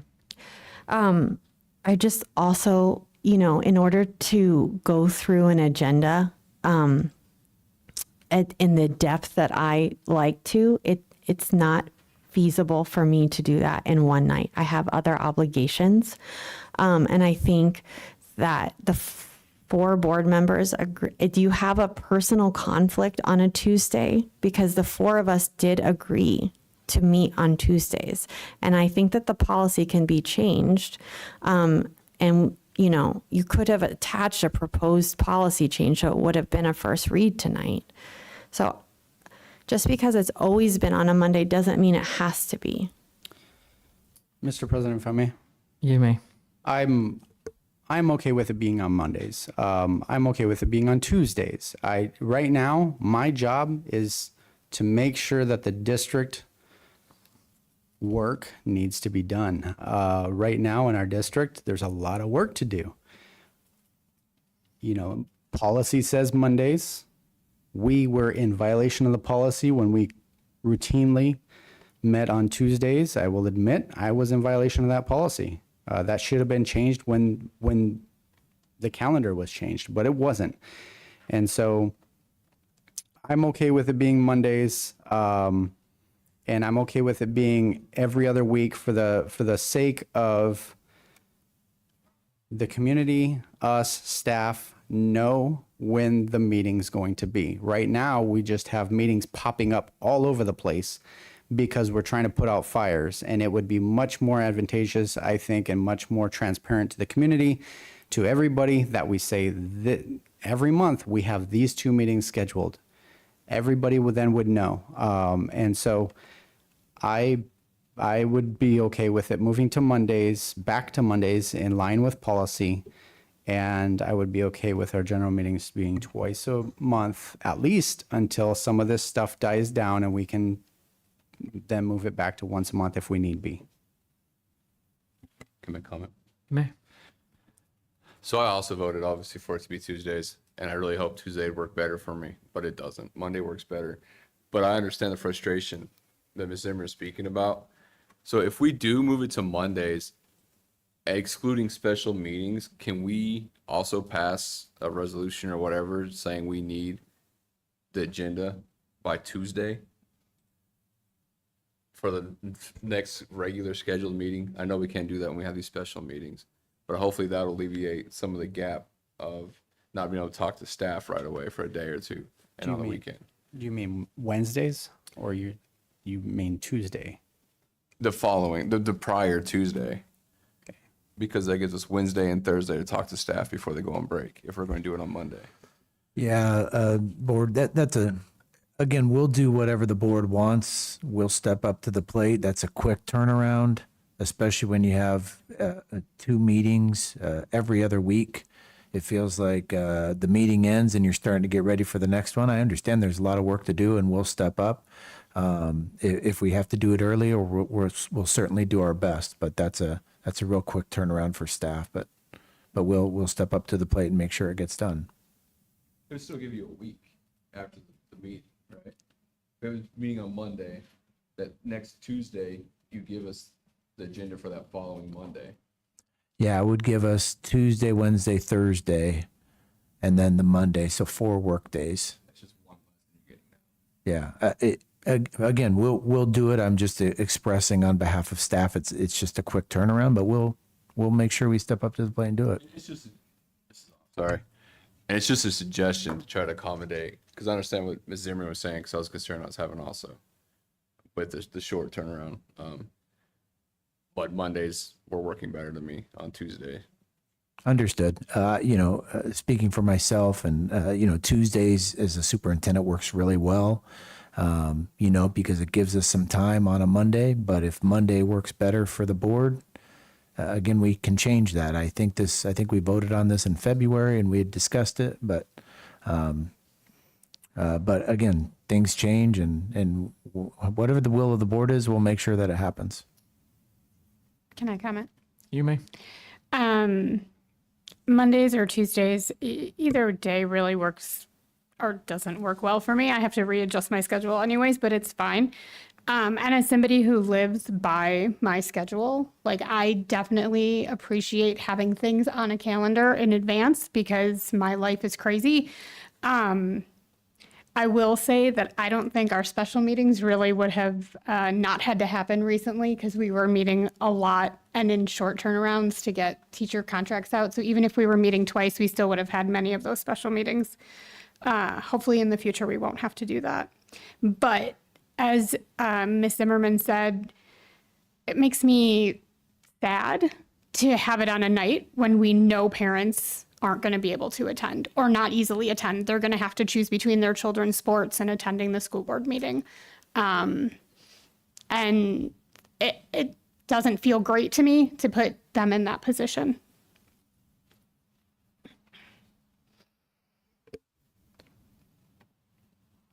All right, members, we can take a motion.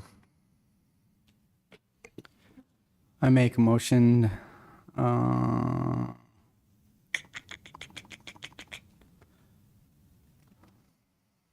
I guess how would we do this? Make a motion to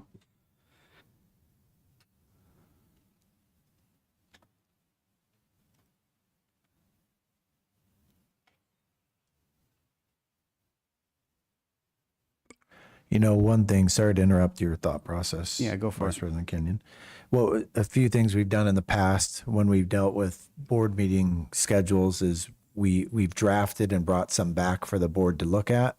And we can certainly do that. Minnie, I'm kind of looking at you, Mrs. Camarada, to see if that way the board can see the dates. Like what Mrs. Schmidt is saying, I know summer vacations have been planned. And we can certainly, if we have the meeting on Monday, which is already scheduled a work study, or we can make it a regular meeting, but we could bring back a schedule for the board to look at. I'd hate to just jump in right now and do something every other Monday when in February, we talked about summer, your vacation schedules and things like that. So it's just a suggestion. We could bring back something based on what President Todd is saying for 2 Mondays a month or every other Monday, and then the board can take a look at it and compare Yeah, the I think schedule. that would probably be more appropriate. That way we have something we can look at and we can motion to approve that instead of just, Mr. President, what do you think? No, I'm fine. I just wanted to surface this to start really discussion on it. And we put it in availability for an action item, but it didn't have to be. But it gives us the ability. So there's never a harm in having action on an agenda item if we need to do something. So that's just my deal. And I think right now with certain situations going on, staffing, I know we always get into a rush once we start hiring teachers. The closer we get to day one, the more special meetings we started having. But I know there were times where we have a meeting in 2 days. We can wait, we'll hold 2 days. There were a couple times we didn't. But I do know in the past in some attorney general trainings, they've really said that if you're routinely having special meetings, you need to have more regularly scheduled meetings. That's always been advice out of the Attorney General's office, and we're having a lot of special meetings. So I think getting back to a more formality and doing that would be good. I do recognize that staff will have to turn stuff faster, but it's just work that has to be done for this. So we can look at schedules and just bring it back to what we used to have. I think would be pretty good. Can I make a comment? May. I would just ask if we could meet at 5:30 so that if people want to attend a game at the beginning, that they could, and that when we do work sessions, that they're on a different day. I've always been a supporter actually of having work sessions on different days from regular meetings because we're just too compressed to try to get any work done unless we start them at 2:30 in the afternoon, which is not going to work for most everybody. So No, yeah, I mean on a different day, no, not I on agree. Monday. We do them on a totally different, we can do a different time. We can look at those. And yeah, depending on the input we're hearing from the board, we can take a stab at it and bring some calendars with those considerations. 5:30 start time, work study on a different day, or a regular board meeting twice a month on Monday. Great, thank you. So then no action on that one, correct? I think we can table it until the next meeting and then ask staff to bring back some recommendations. Make a motion to table item 8.6. Second. I have a motion, a second, any discussion? All right, hearing none, Board Member Zimmerman. Aye. Board Member Schmidt. Aye. Vice President Kenyon. Aye. Board Member Svencioni. Aye. I'm also an aye. I'll show that approved 5-0. Next up will be item 8.7, discussion consideration to approve the United States Department of Education reminder of legal obligation undertaken in exchange for receiving federal financial assistance and request for certification under Title 9 and Title 6 and SSFA versus Harvard and the resolution regarding equal education opportunities and guidance from the United States Department of Education Office for Civil Rights. Dr. Monroe. President Todd, Vice President Kenyon, members of the board, as the board is aware from the board updates and seeing the agenda item, we received communication, I want to say 2 weeks ago, from the United States Department of Education through the Arizona Department of Education, basically informing us of if in order to continue to be eligible or not have your federal monies in danger of being withheld, that you had to sign this document and be able to return it within a certain amount of time. And I think the due date was like this week, and then they pushed it back another week or two. So this includes the prohibition of the use of diversity, equity, and inclusion programs, which we do not have any in our district. However, we do have funds that are considered Title VI, if you will. Mrs. Mosier mentioned those. I don't know what the total was. Chris, it was like 1.4 million. you know, for next year in some of those title monies. So the email language is included here in the board item, and then the attachments are there for the board to consider to sign. You know, administration obviously recommends that we would play it safe. We don't have those programs anyway. I would hate to see any of our monies be in danger of potentially being withheld. Will they be? I'm not really sure. However, all school districts in Arizona are dealing with this right now. Some have even been in the news.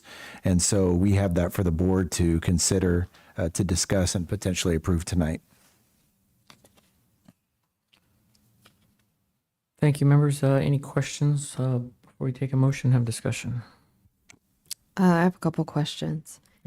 So the LAP program that was identified by Superintendent Boggs as a DEI program, you know, we do have that in our district currently because she talked about it, about how it's successful, and she identified that President Trump has identified it as DEI, but that she's appealing that and paying for it from the county. So is it considered a DEI program? Oh, I don't know, Michelle, if you want to speak, come up and speak to that at the microphone. That I've been notified that we will not be receiving the Learning Acceleration Grant any longer. We've been signing documents for it to be concluded and that it won't be funded next year. So are we signing this that we won't have any of those programs next year? I just want to make sure that what we're signing is the truth. I'm just asking.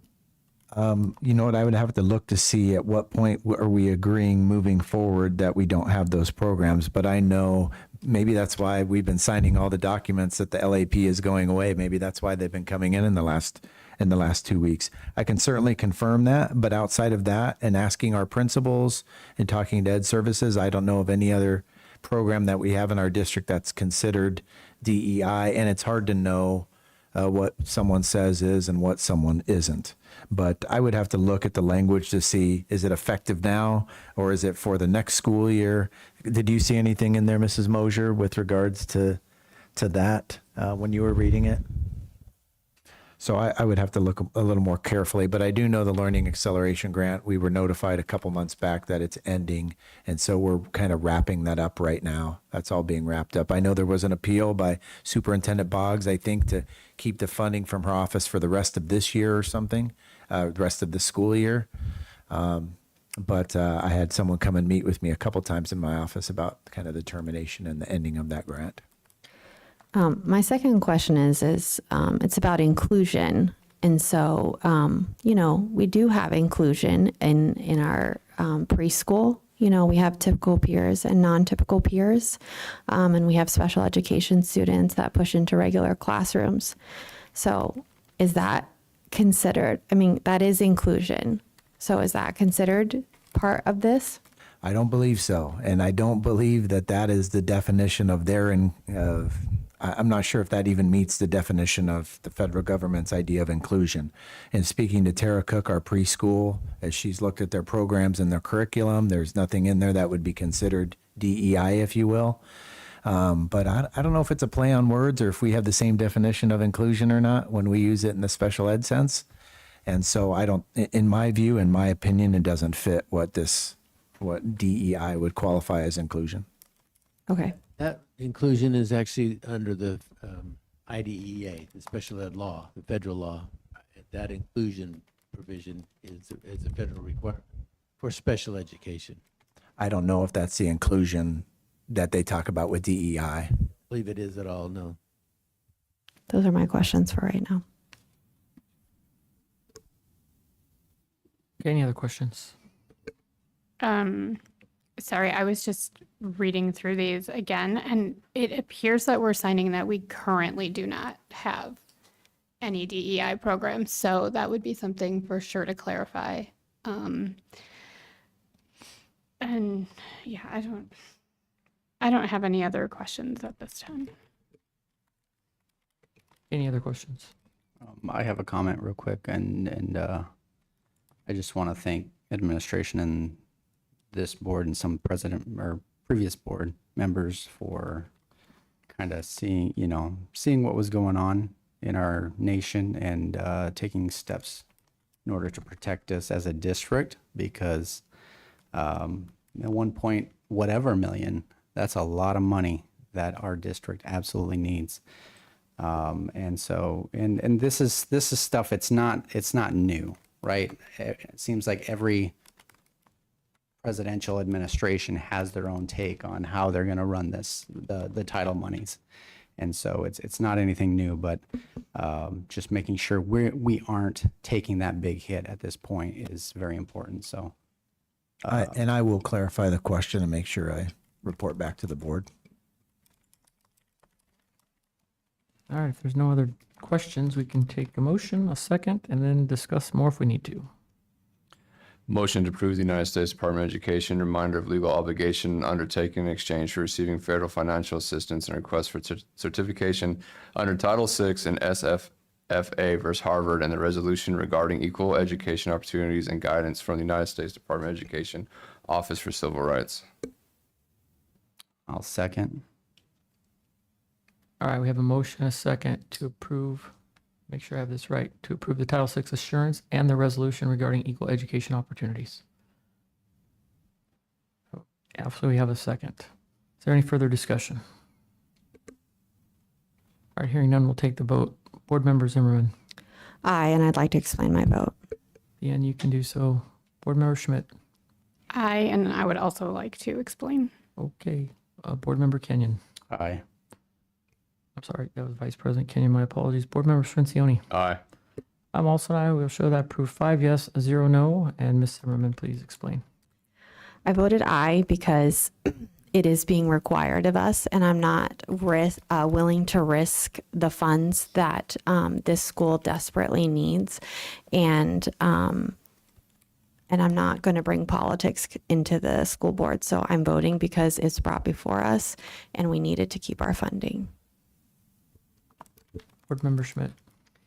I would like to echo what Board Member Zimmerman just said. I'm voting aye because we need this money. It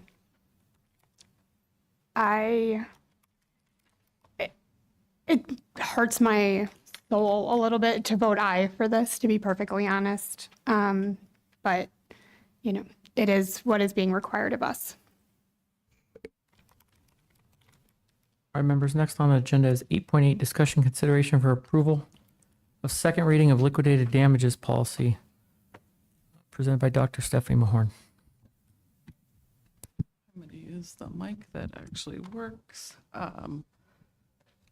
President Todd, Vice President Kenyon, Governing Board. Before you, you will see the red line and clean version of the liquidated damages policy. It is updated to reflect the suggestions that you recommended. So I'm open to any questions, suggestions that you may have. Anybody have questions? I do. Ms. Zimmerman, go ahead. I would like it to say, for C, I would like it to say advancement in position with a documented increase in pay or benefits. That would be my suggestion. And then at the bottom, the red line, all decisions to waive or not waive the liquidated damage fee will be made by cabinet. I would just like it to be added of at least 3 members or something, so that it's not being made by a singular person, because as I had said when we proposed this policy, that the decision was previously made by a 5-person board. And so in order to avoid a conflict of interest, I just think that more than one person needs to make the decision, and I just think it needs to be outlined in policy. So I'm using 3, but just to not tie administration up with 5 people. Mr. President, if I may. You may. I actually agree with Board Member Zimmerman in a sense. I've done some research and just kind of digging into this a little bit and thinking about it. You know, we had a conversation about who really should be the one waiving or non-waiving the liquidated damages. And as a board, we had just kind of, you know, we could go one way or the other, but whoever has that ability in the policy and needs to take control of it. However, looking at contracts, the board approves a contract. And so any deviation from the contract, I think, should be brought back to the board. And I agree. I think it's probably better if the 5 board members can look at the liquidated damages instead of the cabinet, just because I think everybody should be held to the same accountability when it comes to, staff, whether they violate their contract, they leave mid-year, whatever the case may be. And I have a little bit of concern, and I'm not speaking necessarily in regards to this administration, but future-proofing this decision. Who knows what the next administration or the administration after that may do with this. If we're allowing their cabinet, it could be just, no, yeah, we'll waive that one, we'll waive that one, we'll waive that one, and then it doesn't really come before the board. I kind of just thinking, foreshadowing what could happen. I think it would be probably better that this does come back. It still could be a recommendation from administration, but then the board would ultimately give their stamp of approval of liquidated damages or not. And then the staff member who thinks that they're unfairly been given liquidated damages, they can present their case to the board. I think that that's probably the right way to go. After I did a lot of thinking about this and research. So that's kind of where I think, and not only that, but it does make everything more transparent, right? Instead of the cabinet behind closed doors deciding on somebody's liquidated damages, it's brought before the public, before the board, and then we can make a decision. And so I think with that laid out there, I would propose that change be made to the board, if they're willing to go along with that. Make a comment. You may. I don't agree. Because I think there's times where the public doesn't need to know why that person needs liquidated damages. And I think that's one of the points we talked about with it being with the cabinet and HR. Because not everything needs to be public knowledge, in my opinion, when we're talking about a person's reason for moving or having their medical illness. Like, I don't think everybody should know that this person's getting a waiver because they're sick. It's not, I don't know if that violates their rights, actually. I think we could also address that in an executive session because it's personnel related. But so it wouldn't be out in the every public. time we have liquidated damages, we're going to go to executive session. If they're requesting a waiver, it's not every time, it's if they're requesting a waiver. If I may, in the past, when we have done this and there had been certain waivers that staff had requested, it wasn't necessarily we didn't air out the dirty laundry, right? We didn't tell the public exactly what's happening, because you're right, that is an HR issue. But ultimately, I guess the board's decision, the 5-person board, hopefully it's a 5-person board, can make the decision on whether we're waiving that individuals or not, because it would be a recommendation from administration. Because I just, like I said, thinking about future-proofing this, I have a concern that behind closed doors, without even the board knowledge, there could be some abuse of this. With a cabinet down the road who might just say, yeah, you're my buddy, I'll just waive it. And I want to make sure we're very clear about protecting everybody. So I just have a question and I don't know the answer, so it's truly a question. Is there a way that the person that's asking for a waiver, that their letter could be only seen by you as the board? Because sometimes they share very confidential information with HR. That's my only concern. If it's executive session, it would be that. Mr. Dangerfield, this would be the concern I have. I have 2 questions. One, exactly what Dr. Mahorn is asking. This would be a employee situation with a contract. So that would be covered under executive session if need be. And then Certainly could do that, secondly, I think you can answer both these fairly easily. Secondly, I'm not sure the cabinet has the legal authority to modify a contract, which is ultimately what they would be doing. If you authorize it in your policy. Policy. again, Okay. But then we're delegating authority, you would be which, delegating that okay, authority. which becomes hard down the road later. To Vice President Kenyon's point, it could be. So, yeah, I think we should definitely do it in executive session. I don't think everyone wants this out. Can I make a comment? You may. You know, we had all talked about this, and now, like, I feel like we made a compromise to allow cabinet to do it. I feel like I was originally the one that was like, no, we shouldn't, like, it should come before the board, but we need all the information. And Mr. Sorrenzioni was like, I don't think we should have it all. And I'm like, okay, like, this is a compromise that we came to as a board. And now we're backtracking on several things that we agreed to as a board, this being one of them. And if the board decides to go back on this, then my request is going to be what it was prior to it when the board has the authority, is that we have to be given all of the information. I don't think it should have a recommendation on the personal action items to waive or not waive if it's the board's discretion. It shouldn't come as a recommendation, then we should have the knowledge. But to Mr. Sorrenzioni's point, I don't think it is a good use of our time to go into executive session every single board meeting about potential liquidated damages. And the way that this year went, you know, I lost count, but at least 20 people have left in the middle of the year. And, you know, if you want to talk about moving a board meeting along, I'm fine with leaving it with cabinet. This is why we're writing the policy, because it is our job to write the policy. And that's why I asked when the discussion came up that there is no explanation in the contract about liquidated damages and how to waive them. And that's why I asked to have a policy written so that the board is in control of it. So those are my thoughts. I'll take a motion.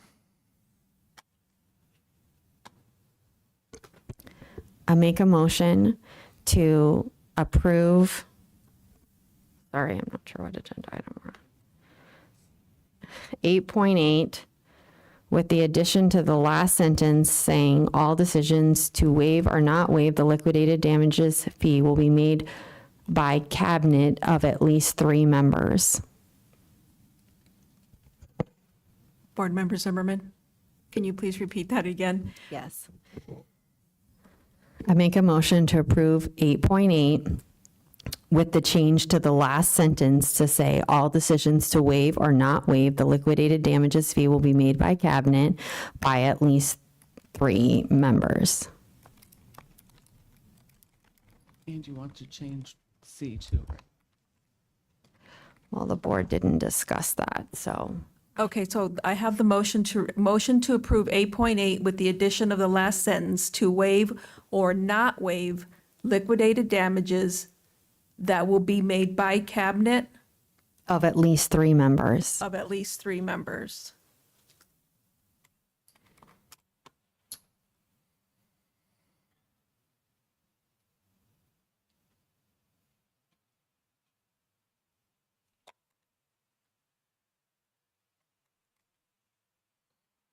I second. Okay, is there any discussion? All right, hearing none. I'll take a vote. Board Member Zimmerman. Aye. Board Member Schmidt. Aye. Vice President Kenyon. No, and I'd like to explain my, no, and And I'd you like can- to explain my vote. You can do that at the end. Board Member Sorrenzioni. Aye. I'm also a no. We'll show that it did pass 3-2.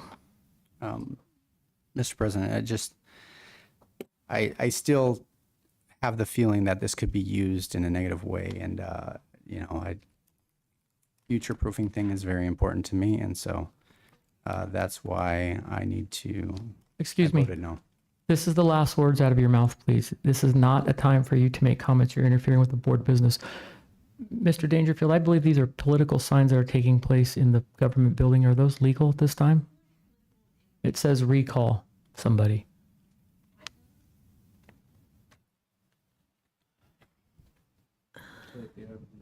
Okay, then they need to be removed.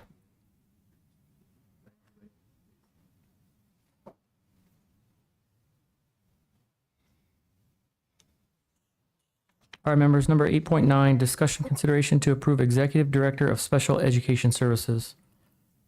Dr. Mahorn. Yes,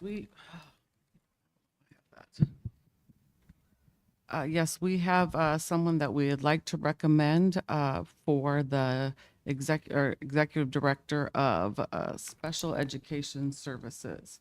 But I'm open if there's questions, or I had heard that there might be some questions on this one.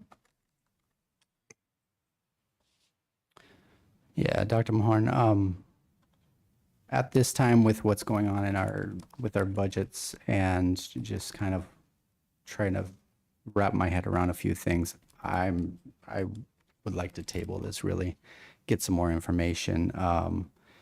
And so at this point, I think I would rather table it, but I would be willing to hear what other board members have. This is a position for next year, right? Okay. And so it's already been budgeted, and I would just really caution the board based on what has already happened of people withdrawing their names. And for me personally, the executive director of special ed is an extremely important position legally. If we do not want to get ourselves into any kind of lawsuits. And so I would highly recommend that we hire this person.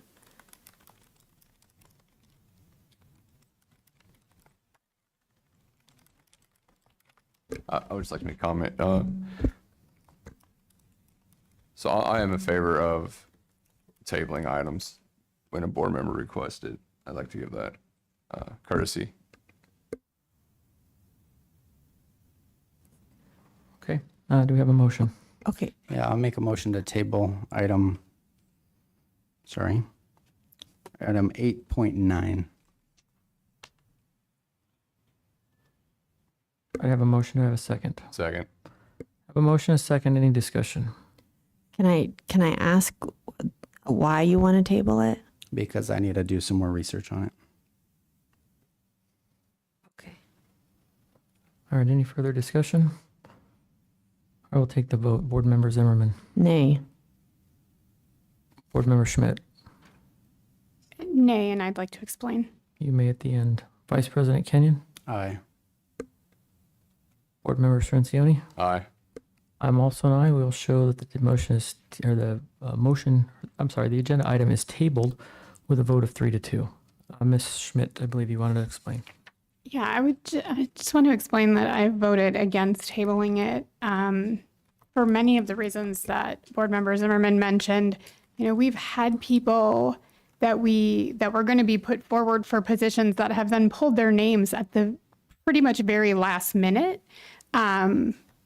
She appears to be an excellent candidate. We're trusting administration that they're bringing forth good candidates. And if we table this for too long and don't get back to her, she's going to go work somewhere else. And then we're going to be struggling to find somebody to fill this position. We have so many open positions, and we have a great candidate who's willing to come and work here. It just doesn't make sense to me. Okay, members, next up is item 8.10, discussion consideration of student extracurricular activity fees for fiscal year 2025-26. Dr. Mahorn. Yes, this one, President Todd, Vice President Kenyon, members of the board, this one, Crystal and I are going to tag team this one. The motion, we're asking you to approve the student activity extracurricular fees for fiscal year 25-26 and to authorize a distribution of the parent letter as presented. This is something that we bring to you every year. We are not asking to increase any of the fees. If you'll see on that we're not asking to. So the extracurricular is still $50, Science Olympiad $50, Student Council yearbooks $10. One of the things that you will see that is new, if you flip to the next page, is that we are proposing a family maximum of $150 per family, per school, if I could speak. And that is something that we're new, but we're open, that is new, but we're open to feedback on that as well. I would just like to point out that I think that this needs to be a discussion item because according to statute, the fees must be adopted by the governing board after the notice has been sent to parents. So I think that we can have a discussion about the letter, but we cannot approve these tonight according to statute.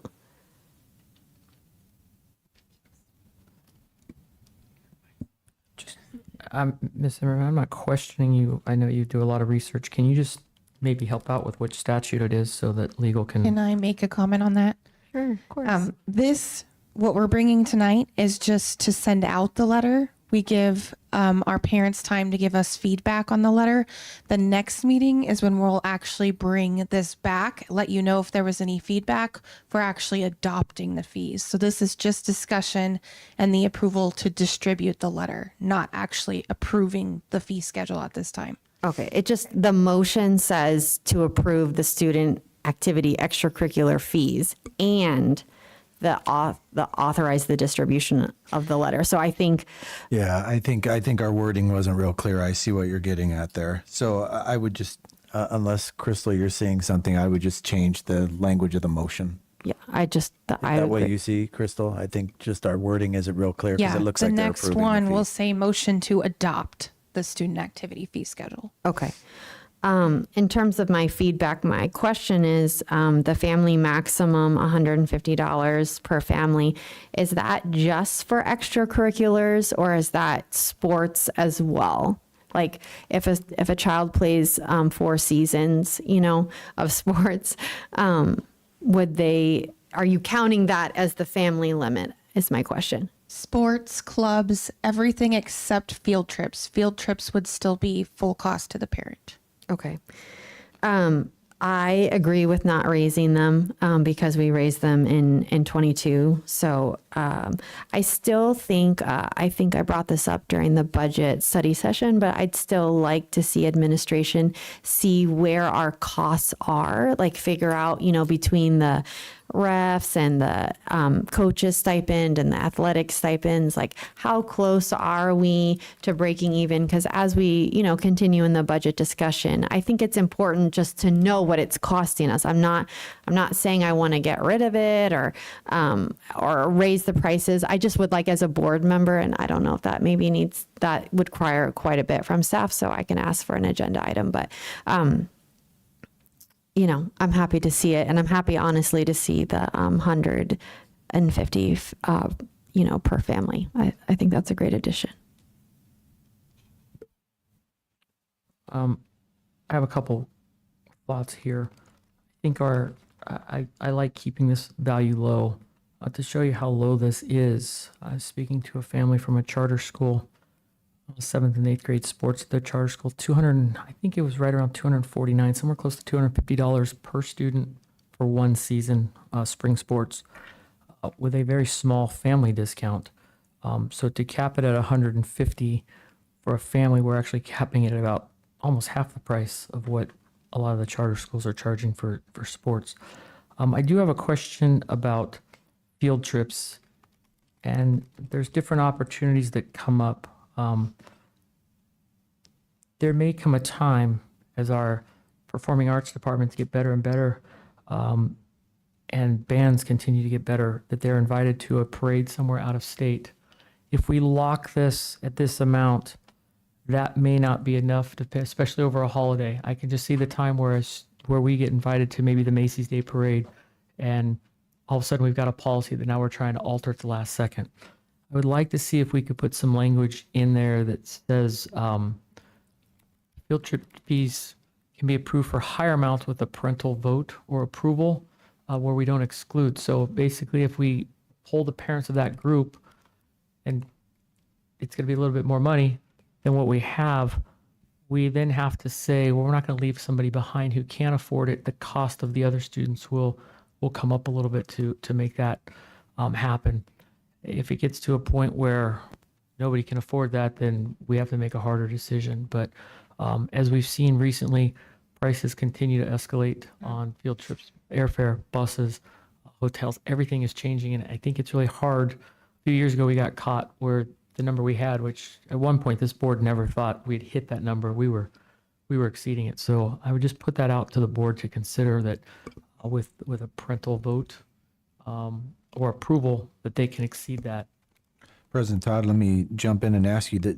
Do you think the language of the sixth bullet meets what you're saying, or are you thinking the language needs to be where it says other fees may be charged, or are we off there? Yeah, I just think we have yes, I do think in a way, but we have all these rules that say this is our price, and then we've got this other situation. And I looked at that more like some schools, for example, some of the charter schools now in junior high are doing tackle football. There's considerably more cost putting helmets and shoulder pads on kids. So that sport has additional fees for all the extra padding. That's kind of how I read this to be. But we specifically talk about field trips, extracurricular field trips, $100 to $550. And these days, especially if we're looking at food, I mean, if you have a 7th or 8th grader, these I want to pick on the boys a little bit, but they eat a large pepperoni pizza on their own. And these days, that's not super cheap. There was a time it was a little less, but so I think we could get past that. And I just hate to be in a situation down the road. Again, I think a lot of policy that we develop is for the future, not for today. So I would just like to see that we consider that to give a little more opportunity. With your direction, as you mentioned, we did do that 2 years ago, I believe. We still approved the distribution of the letter with the note being changed of the field trips to go up to 550. So that is something you could consider. Give us the direction and we can still distribute the letter with your changes. Or maybe we just make a note in special circumstances and with parental permission or parental vote, field trip fees could be increased. And we may even run into sometimes in sports where there is a considerable cost that jumps up for whatever reason. The cost of baseballs has gone up considerably in the last couple of years. That as we look at what per sport costs are, it's expensive. To get quality officials, they're not cheap anymore. There was a time where you could get these guys for $25, $35. Those days are long gone. I think a minimum of $75, maybe $80. And there's a big push in Arizona. Most all the officials are starting to talk about minimum of $100. And I will be very honest, when we're playing baseball, especially a sport that I officiate at some higher levels, on the size field we currently have one umpire. And to be perfectly honest, that's not enough. That's dangerous. There's a lot that's happening on the field. You need to, as a minimum, two. So that changes our costs again for that. Again, I think we've got to ride this a little bit and have one, but a lot of things that get missed. There's a lot of opportunity for additional injury when you're looking that way and something's happening behind you. As a single official on any sport, it's very difficult to do. Basketball gets two. Soccer, I think, has a couple. I think Baseball has two. Baseball does have two now? Yes. I think we have two. Yeah, All right. I 100% went to a game. They Great. have two. Okay. Well, then that's good. I'm sorry. I didn't. President Todd, make can I sure. just quickly ask you, so what you're describing is, so let's say a robotics team gets an invite to nationals. Sure. So you're just saying like the parents of those kids vote to say they're going to pay more, and you're okay with Yeah, I that? think we're Is that okay. kind of Yeah, what you're yeah. describing? Right. Okay. I just don't want them to be. I don't want that invite to come in and a teacher go, it's going to cost more than $550. Sorry, we can't go. I want them to have the Okay. option to take Okay. that forward and Just wanted to make sure support I that. understood. Okay. Right. And if we ever get into a problem with sports, like if we went to tackle football, I don't think we're going to, but in the future we may. Now we're having to do a bunch of policy revision where we might be able to just look at it and say this sport costs more. It's just the bottom line. And I do think at $150 a family, that's a very very large discount, I think, overall when you're seeing what the cost of sports are and officials and field maintenance and everything else that goes into it. It's not cheap. Correct.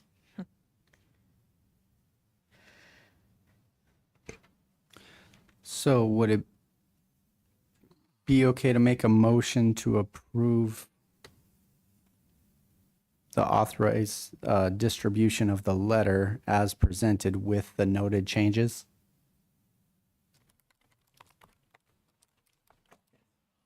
go ahead. Legal says that's good. That's good. All right. Then I do that. I make a motion to approve the student activity extracurricular parent letter for fiscal year 25-26 and authorize distribution of said letter with the proposed changes. I do have a second. Sorry, Minnie, you might have to.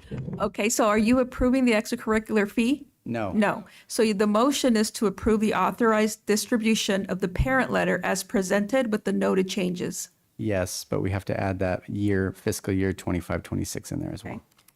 For the fiscal year 25-26. Second. Thank you. All right, we have a motion, a second. Any discussion? Hearing none, we'll move to the vote. Board Member Zimmerman. Aye. Board Member Schmidt. Aye. Vice President Kenyon. Aye. Board Member Strencioni. Aye. I'm also an aye. Will show that approved 5 yes, 0 no. Next will be item 8.11, discussion consideration of revised job descriptions for Executive Director of School Effectiveness, Administrative Assistant to Cabinet, Assessment Coordinator, Executive Director of Business Services, Curriculum and Instructional Coordinator, Executive Director of Operations, Executive Director of Information Systems and Technology, Early Childhood, Preschool Coordinator, Research Director, Special Education Services Coordinator, Student Management System Analyst, and Student Registration Specialist. Dr. Mahorn. Can I just have a point of order? It's 11:59. Can we continue the meeting because it hasn't been agendized for the next day? Yes. Yes, you can still have the meeting. You can continue. Dr. Mahorn? President Todd, Vice President Kenyon, members of the board. I did not print all these out, but I have them up on my computer. If there are any questions on any specific ones, I'm glad you read them all off. Attached are all the red lines and cleans for each of the job descriptions that are listed. I have a question. For the Executive Director of Business Services. Yes.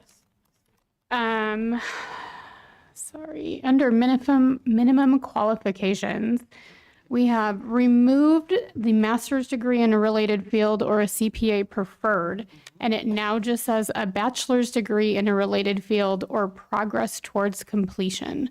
That seems incredibly low in terms of requirement for a position such as that. What's the reasoning behind that?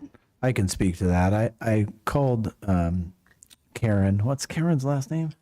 Karen Smith, expert, from Heinfeld and Meach, and showed her our job description because this job is posted all over Arizona, and there's very few candidates that superintendents are getting. And I had her review our job description and say, what are we doing wrong here? And she thought our qualifications were way too high, especially now when there's not many people applying for those jobs and there's so many available. She thought the master's degree was, although very honorable, that was pretty outdated by 15 or 20 years. And we're trying to capture as many candidates as we can. So I don't disagree with your concern, but we recommend that change to see who are the candidates that are out there in the hopper. There is an ASBO, the Arizona Association of School Business Officials program, year-long program. In fact, Crystal's finishing it. That was recently started a couple of years ago just to train people to be ready for a job like this. And so it is a very frustrating thing to me because there's not a lot of these people that are applying for these jobs when they can get them from the private sector. So that was after talking Board Member Schmidt with Karen about it.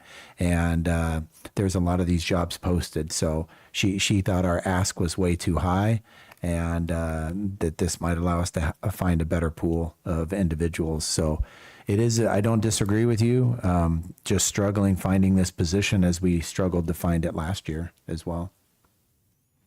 Thank you. I have several things, but I would absolutely echo Mrs. Schmidt's concerns. At the very least, I think it should say bachelor's degree, not or in progress. But I would prefer not to change it. I think, we do approve people that don't meet the qualifications, as we did with the principal who, didn't have the 3 years experience that is listed on the job description. So I think I think that we want to seek out the best candidates, and if we lower the qualifications, then I'm not sure that we're going to attract those people. Some other concerns I have, quite a few.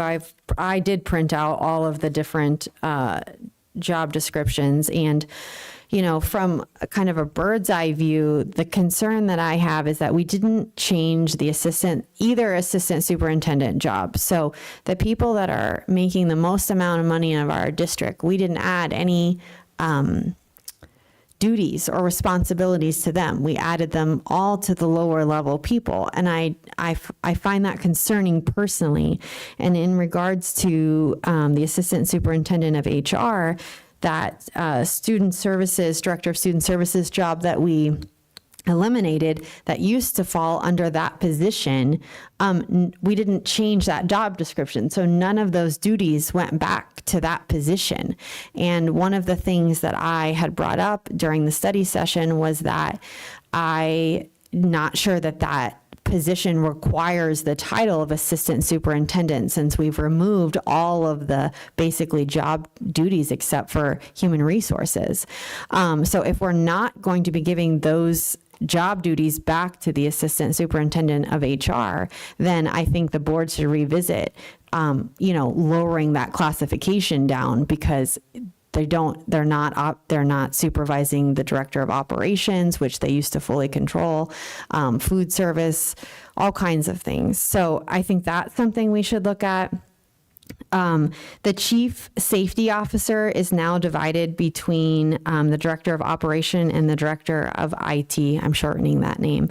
And the assistant superintendent over HR and student services. It is? Yeah, all those duties in the director of student services, they're already reflected in the assistant superintendent. Is that correct, Dr. Mohorn? They're already reflected in that job description. So there was no need to add them because they're already in there. Well, when I looked at the director of student services job, when I looked at the different numbers, I saw one, like I'm just referencing the numbers on the paper, 1, 3, 4, 5, 6, 8, 10, 11, 12, 13, 14, 15, 16. I didn't see those reflected in job descriptions. A lot of times we don't copy and paste the exact sentence. So when we did this activity, we looked at all the job descriptions. We had committee meeting with all the people involved in these jobs, but we don't copy and paste the exact line. Sometimes it's just the wording that's embedded in.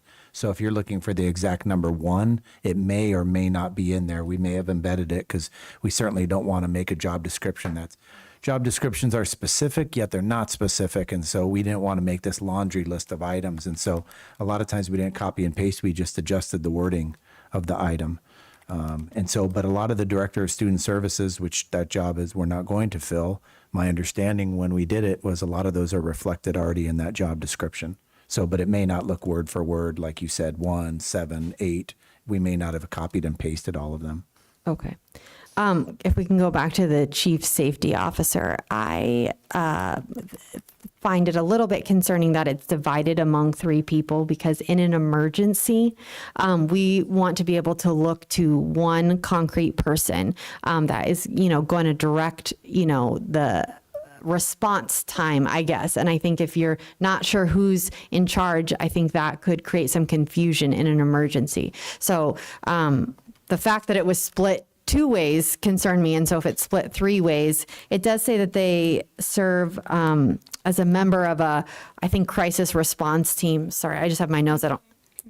Incident command team. I think that's fine. But I do think having a chief safety officer that, everybody knows who that is in the district and they are making the calls in an emergency. Yeah, the incident commander would be myself, and that we did have that in a director of student services role because safety is an emphasis, but it is now divided between the 3. But in the case of a situation like that, with our ICS training, I would be the incident commander in a situation like that. If it was technology based, like a cyber attack, then it would be Lane or something like that. But no, it's a good point. We put the safety in between the 3 jobs, but if there was a crisis and we had to call the team, that would be me, the incident commander, with fire, with police, or hazmat, or what have you.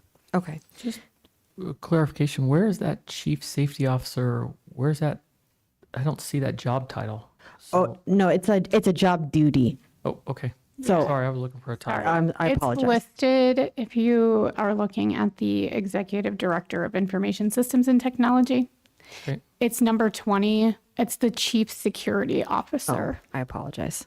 And Lane and I were just talking about this today. He would be the incident command if there was a cyber attack type of situation. If there was another type of crisis, the incident command would come, with our team, through me, with police and fire and hazmat and other services. So, Okay.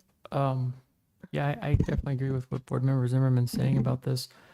We also need to have a backup, because the problem is if you put this on one person, which I certainly think we need one person coordinating. I think that's what you're kind of talking about too. If that person's sick on vacation, you have layers of this. So there's a assistant, probably 3 layers deep. Also, if you have something catastrophic happen, you may have 2 campuses involved, so you're going to need to split that. Last but not least, as part of these duties, they need to complete some ICS classes, which are spelled out in the National Incident Management System for schools.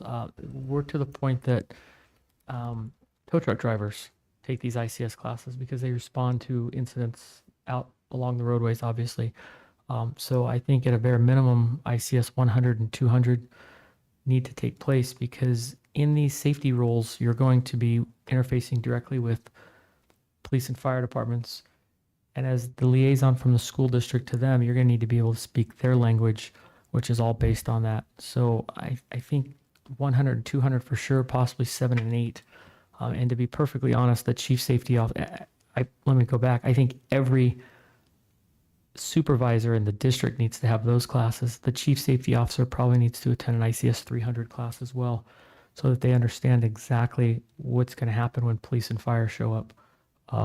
It's just a standard. It's been around for a long time, and I brought this up previously under a different administration. I still firmly believe in it, and I'm quite sure you won't find any public safety leaders that tell you it's not a good idea to take those classes. They're free. The first 2 are video classes that are online through FEMA. I think 7 and 8, actually 7 and 8 as well, 700, 800. It's just the 300 and 400 that are a 3-day class. And they may have condensed that. It's been a while since I took that one, but I think we should include that. Principals should have that. It talks about span of control. It lets you know what's happening. It's also going to help them create better safety emergency response plans at their schools. Okay. Can I continue? You may. So under the Director of School Effectiveness, one of the duties that was added was supervising and evaluating principals. And so I was just curious why that was added to a director position. It seems like it should either fall to the superintendent or the assistant superintendents. And if we're going to agree to that change, then I think the organizational chart would need to change as well. It's in the assistant superintendent of ed services job description to supervise and evaluate the principal, and the executive director would just simply assist them with that. Okay. So some things that I saw missing duties from jobs that we eliminated. The biggest one from the ed services coordinator is to coordinate Acadian's assessment, planning, and implementation throughout the year. I think that is a really big responsibility for our K-3 learners and our teachers to have that important data for Acadians.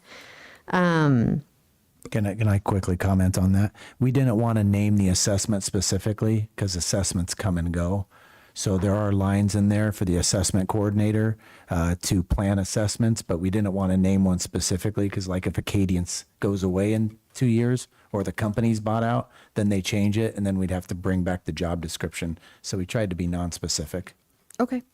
The communications director, I saw that in the executive director of IT, it said assist superintendent's office with comprehensive communication plan elements, including marketing, branding, public relations, and internal and external communication, including social media. So are you saying basically all of the communications jobs are going to fall between kind of the superintendent's office and the director or executive director of IT? Is that your kind of idea? Correct. Looking Okay. at the communications director job description, number one, more than anything would be the executive director of IT, meaning him and through his department. Number two would be the superintendent's office, as well as number three. Number four would be the superintendent's office and IT. And then let's see, letter C would involve the assistant superintendent of HR and support. And so we went through all of them, and I have the job description here to make sure that we hit on those as best as possible. But your statement is accurate. It would mostly be between Lane's department and Minnie and I in our office. Okay. Just another comment about the changing of the qualifications for the business services. You know, we talked about all the money that we've spent on consulting this year. And so again, my concern would be if we did not hire someone with the proper qualifications, that we'd spend a lot of money on consulting, which we don't want to do again. The admin to cabinet, I think that they should also support the assistant superintendent of ed services. We removed the secretary that supported the district secretary, which supported ed services. So all other high-level cabinet positions have the administrative support with that particular person, except ed services and specifically the assistant superintendent. On the executive director of operations, we just need to clarify, it's just like a clerical error, I think. It says salary, it doesn't say which schedule we'd place them on. All the other job description said like on the administrative, salary schedule or on the assistant superintendent. That one just says salary. I don't have it pulled up. And then the research director, the FTE is changing because before it said 0.5 to 1. And we had a discussion about, it being grant funded. And so why are we increasing the FTE? I don't think it was, unless we made a mistake. I thought we put 0.5 to 1. Maybe you can pull that up. I'm pretty sure it says 0.7. It says 0.75 to 1. Oh, yeah. I'm sorry. That was a miss. I could have swore we put 0.5 to 1.0 just to give us a range. 0.75. Yeah, I think that must be a typo. It should be. Yeah, because it should be 0.5. We wanted to give ourselves a range, so we'll correct that. There was a lot of work done, and so Brenda did a good job, and she may have missed that one. So, but yeah, that should be 0.5 to 1.0, just so we have that. And then under the assessment coordinator, I believe it's under salary, it says performance compensation stipend as determined annually by the governing board. Did not think that we did that. And so I would suggest that we remove that. It didn't seem to be under any other job description. I don't think it was a red line. But, What number is it? It's at the very bottom with salary. Compensation all the way at the bottom.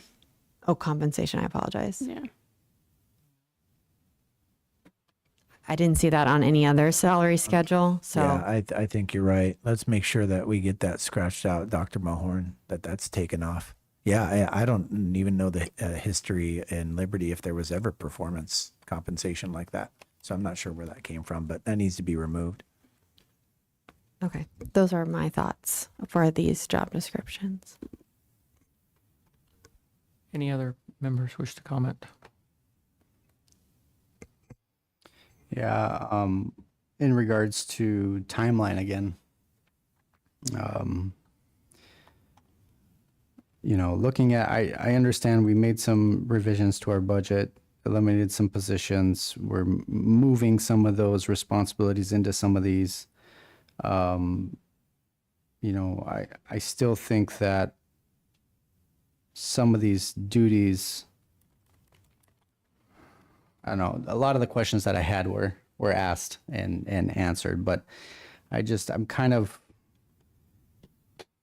really what I'm looking for is I would like to see an org chart from a past org chart, a present org chart, and a proposed future org chart. Because I want to see what's been created, where we've gone, like as an organization with all the staffing, especially at the administrative level. Just because I don't know. Sorry, it's getting late. My brain's slowing down, but I really do think that some of these positions probably can merge even, but I don't want to speak out of line, and it's late. So, what's our timeline for approving these again? Is it the 2 weeks again? What is These that? these are we're approving the job descriptions, right? Yeah, so the idea was to approve the job descriptions to get them posted. Right. And account for the jobs that were discontinued or not filled, those job duties. And so, yeah, I mean, we'd like to post these as soon as possible. I mean, some of them, we already have them filled, like Yeah. Lane's position or what have you, Bob's position. But some of these other ones, yeah, we wanted to just have an accurate posting so when people were applying, they could see what they were applying for. So, the sooner the better. I mean, I've heard what Board Member Zimmerman, we can definitely account for some of those changes. However, if you're thinking about other changes where it's going to delay it, it would just delay the posting, and that does hurt us to lose time in finding those leaders. Yeah, and May I ask a that's question? all the comment. Are we planning on hiring an executive director of school effectiveness? Yes, that was the plan. I think we got to remember we're a small district, and how many peer districts do we have that has that position? And I just going to ask a hard question, but we've had that position for a long time, and our proficiency is not great. So either the title doesn't match the job, but I would just be curious to see what other districts really have an executive director of school effectiveness at this.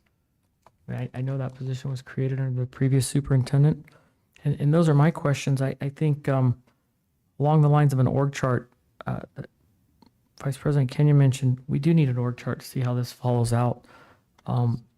Secondly, I think it would be important to look at these descriptions and see which ones were created, Dr. Monroe, Dr. Monroe, under your leadership, and which ones were created previously. I think that's important to know. I have a note here. Do we need all of these positions this to me, some of this looks heavy. The executive director of school effectiveness really weighs heavy on me right now. But I would rather see 2 or 3 more reading interventionists brought in, 2, 1, whatever we can get for that. And then again, I have a note. We need to remember we are not a big district, and everybody I've talked to when they hear about this position goes, "Wow, budgets must be great." I don't know that they're so great. In fact, I do know they're not so great. So, there's a lot of contributing factors to that are there as far as maintenance and so forth that affect budgets. But I think we need to take a long, hard look at all of these, and I would like to see a true org chart. It's going to be big. It's going to take up most of that screen probably, and then we can break it down into each group so we better understand the flow of this, because it's hard to look at this list and really identify what everybody's doing, and org charts are critical. But I do think it would be important to see past, like maybe prior to your arrival here, I know there was an org chart that went around then, and then see which ones you've put together. I know you worked on one when you first started. I don't know if that's been updated. I don't remember seeing it, but that would be I think that would be something that would really help with this. And I understand the purpose of getting some positions posted. I'm a little concerned that we're racing now to do that. But an org chart's gonna be good, and let's start looking at positions. But that executive director of school effectiveness, I don't think it's been very effective. I think think the person that held it is fantastic. I just don't know that we have the rest of the resources to support that arm of what they're trying to do right now.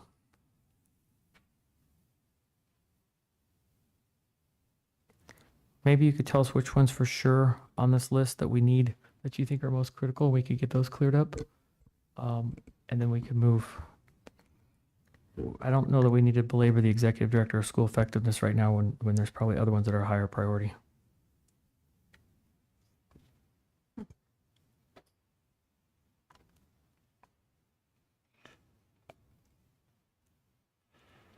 Let's see. Sorry, let me I look just over want this. to point out that we're not discussing the budget right now and eliminating positions. Right, but what I'm saying is we don't probably need to even focus on an executive director of school effectiveness. But you're making an assumption and the board has not taken action on that at this time. Okay. So then I think we should probably, again, it's hard to have positions if we don't have budget.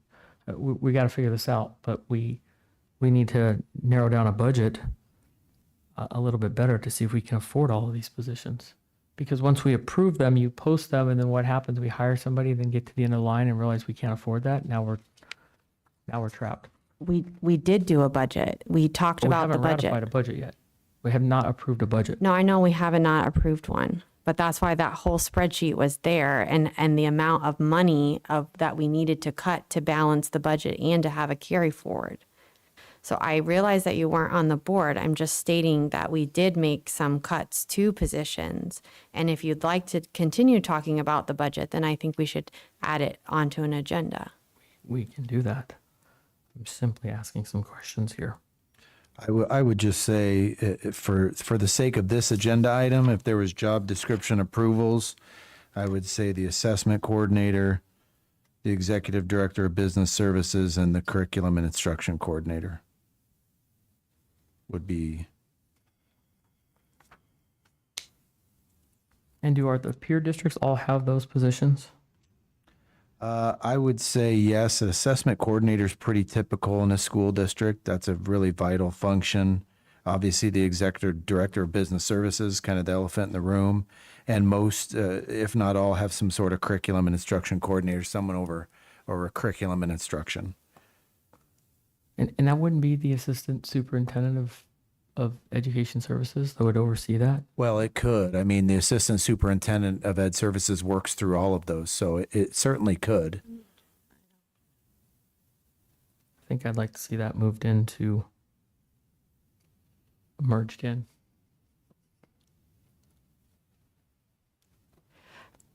Are we on the agenda item, Mr. Dangerfield?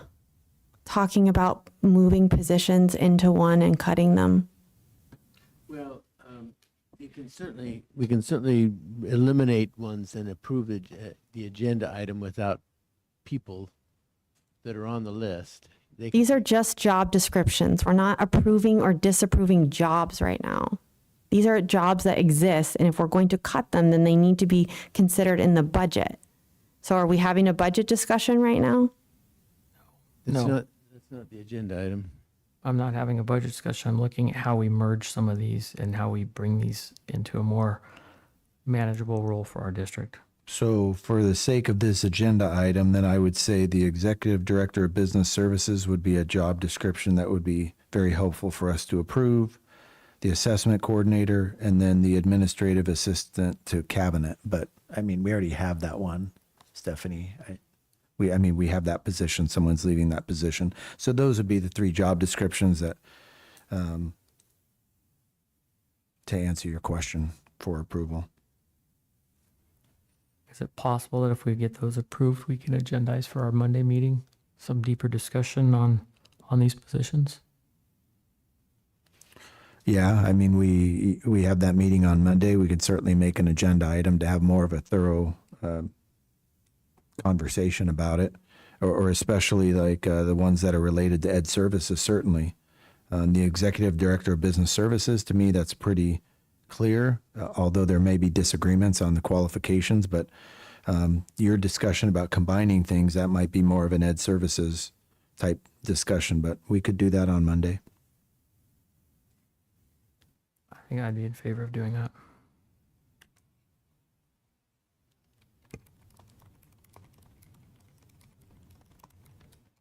So can we have a discussion about the business services qualification, if we need to move that job description forward? Sure. No problem with that.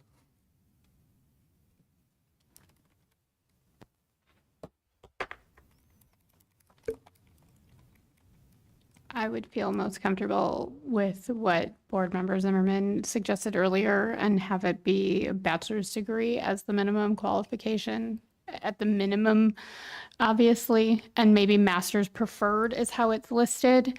Those are just, minimum qualifications. I know people all the time apply for things that they don't meet every single qualification for. And if they show up and they have a bachelor's degree, but a great amount of work history, then, or have it stated somehow like that. Like in my field, it's like a minimum of a master's degree or a master's degree, and a PhD is preferred. But if you have a master's degree and so many years of experience, then they consider that sort of like having the extra. So if we phrase it something like that. Yeah, it's a good point. In my career, I've worked with a lot of really, really proficient people in the business office who don't have a degree. To be honest, they've just been in the field for so long. So I hear what you're saying. I'd want to find some wording to reflect that because, again, I don't want to say the cupboard is bare, but it's getting empty out there. And when you look at districts, a lot of districts are hiring this position right now. And I don't want to disregard those people. So maybe we play with the wording. Sometimes you have someone who's just a few classes away from their degree or a semester away from that degree. And so I would love some wiggle room because I'm trying to throw the net out there to find a really good person. I don't want Liberty to go through what we've gone through the last year and a half to find a person, have a great person we can rely on and who's going to be really good, dependable leader for us. Yeah, I fully acknowledge there are lots of great people who do not have degrees or who maybe were really close to finishing but didn't quite make it there. So adding some wording, because we don't currently have anything in there about years of experience, can count.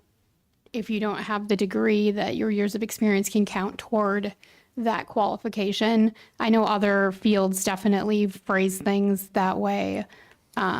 My husband is an IT supervisor, and a lot of their job descriptions are that way because a lot of those guys don't have degrees necessarily. They've just worked in the field for a long time.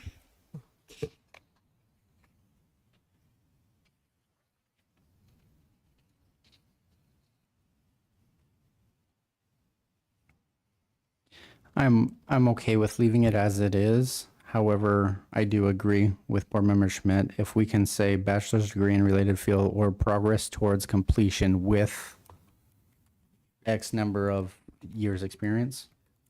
Right.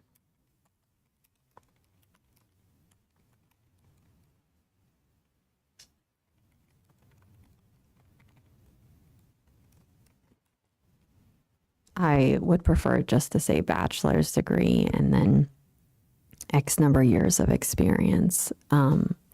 Because again, I think we've shown that people apply that don't have the full qualifications, and then it would be up to the administration to vet that person and whether to bring it to the board or not. But I think when you lower the qualifications, then you're not attracting the same level of people than if you have a master's, a master's or a bachelor's degree.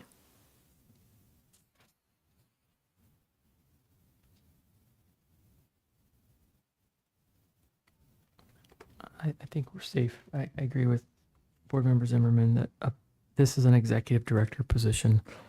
I think if we start with a bachelor's degree, well, if we started with a master's degree, it's not working out. We're not getting the candidate pool. We go to a bachelor's degree. If that doesn't work, we obviously have to do something. So then we look to other language. But for the time being, it is a executive director position. The pay on that position is how much? Ooh, put me on the spot. Over 100,000. Yeah. Most in the business world, which this is, with the carve out of IT, because they have a lot of, I think any good IT person may not have some have degrees, some don't, but if they don't, they have so many classes in IT. It's the same thing. It's just their Microsoft systems classes or whatever. But I think as an executive director making over 100,000, it's a pretty safe bet that we should probably look at doing a bachelor's degree. The caveat to that is we've already identified if somebody's, started in this field a while ago, they've got lots of experience and they're close, they're probably going to apply anyway. And if that's the right person, you can bring that forward to us. But I do agree. It's sometimes, I once upon a time was trying to sell a car and it wasn't selling. And somebody said, raise the price. I raised the price and it sold because I had it too low and people just thought it, wasn't any good. Raised it up a couple $1,000s and lo and behold, it sold the next day. So I do agree with Board Member Zimmerman on the bachelor's degree. I think that's a good compromise for now. Did I understand you correctly, Ms. Zimmerman, on your ideas for that? Yes. Okay.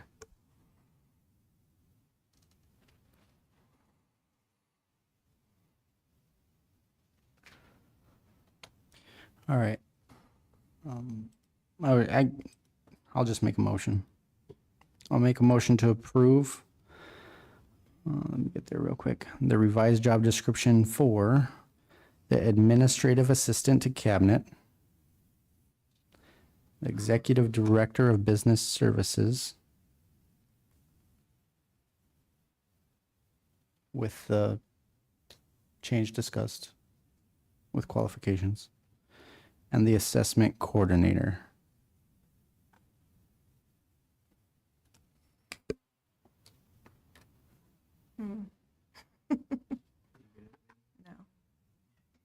One more This is time. so tiny. Hold on.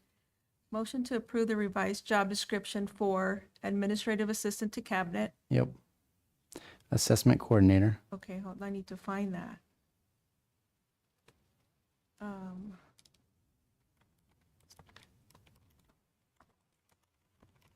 Assessment coordinator. And executive director of business services, Okay. with the proposed change to job qualifications.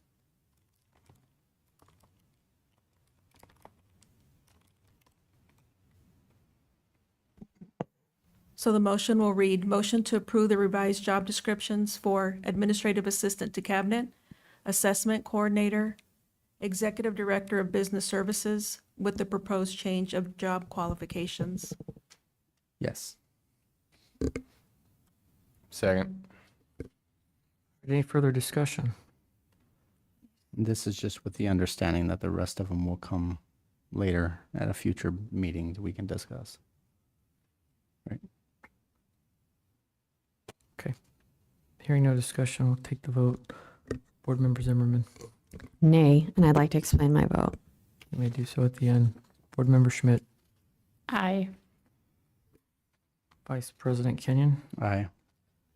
Board Member Strencioni. Aye. I'm also aye. We'll show that approved 4 yes, 1 no. Ms. Zimmerman. I think that we should have added some admin support to the ed services team. And I'm not comfortable not approving other job descriptions and changing the idea of what we've already approved in the budget.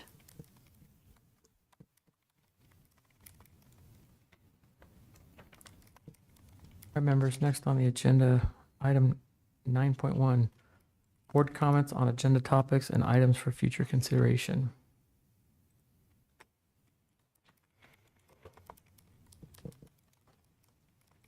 Mr. President, I would like to just address something that maybe administration can look into. So in regards to one of our ASBA policies, it's GBI. And that's tied to our trust policy 4-201. And then that's also tied to the ARS statute 15-511 M3. And what this is all talking about is how district property cannot be used to influence an election. We've heard time and time again about certain things happening on our district property that needs to be addressed per statute. So I'm going to leave it at that.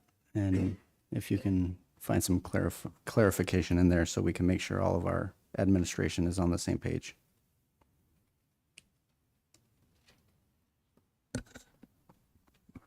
Okay, anything else? Yeah, just real quick, there's a couple things that we talked about. I want to make sure you guys are still going to look into. It was how many new enrollments of the 282 were actually new students. Let's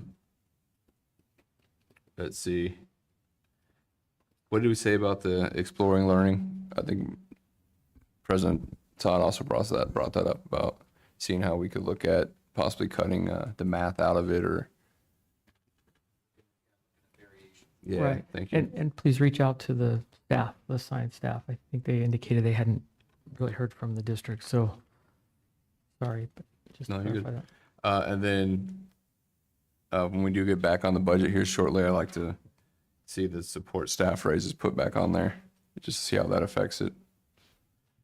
And then I noticed this when we were going over the Auditor General's report. Did we ever resubmit our transportation mileage? We did. Do you know off the top of your head, like how much we ended up getting back for the resubmission? If not, it's fine. Mr. President, no, Mr. Vice President, not off the top of my head, but we get that information to you.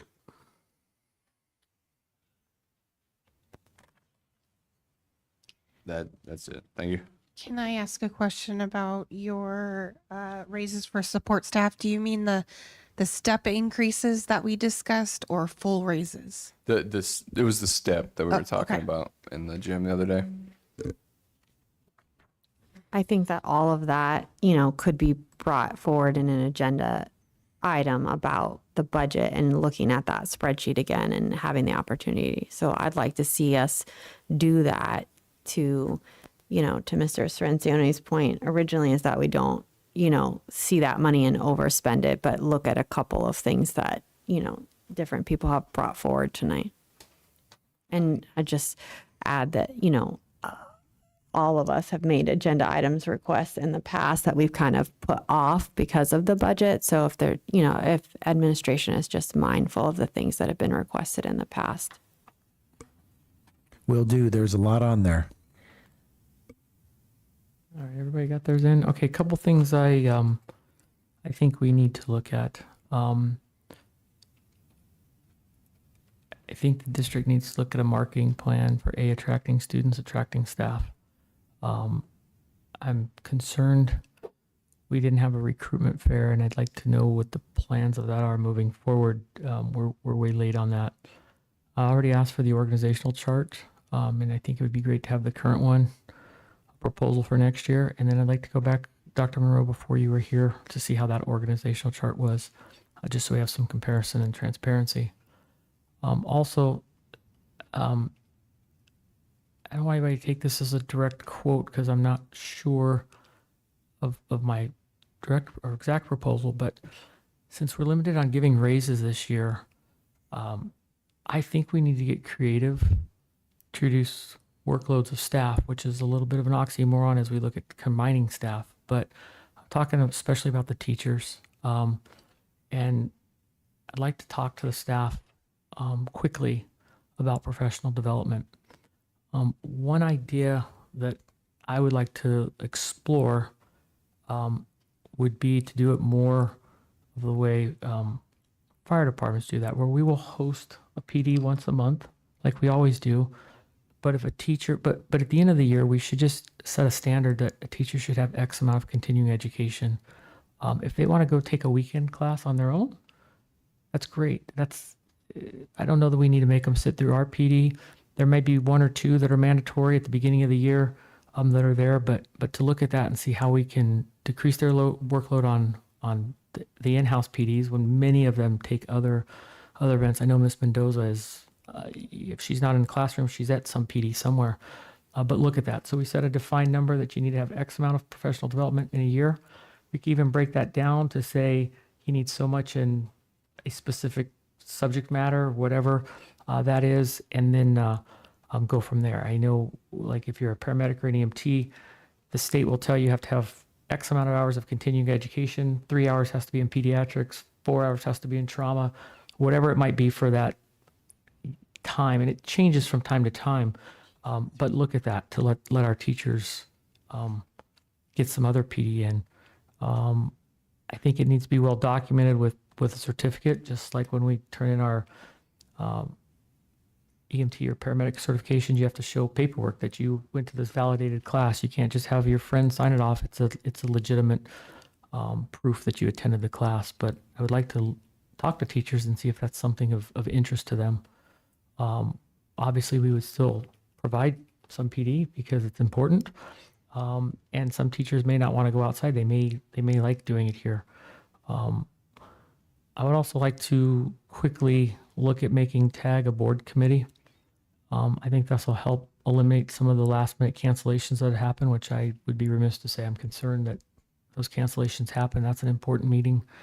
And if whoever from the district office is not able to handle it, that's where we talked about with the chief safety officer. You need to have a backup plan so those meetings can continue.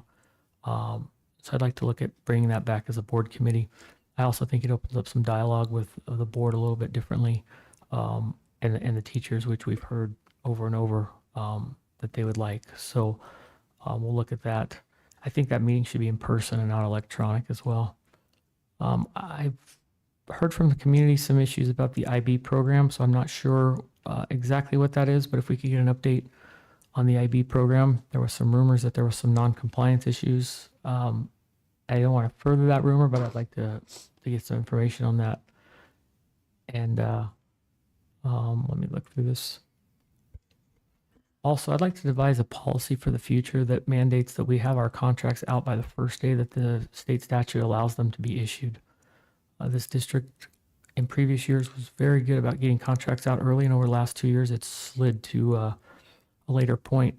Along with that, I think we should also have a job fair in policy that is somebody's job description should organize that job fair and have it ready to go early on, not at the end of the school year when people have signed contracts. And unfortunately, that hasn't happened, and it needs to. So when things don't happen, we have to create policy to ensure it doesn't happen that way again.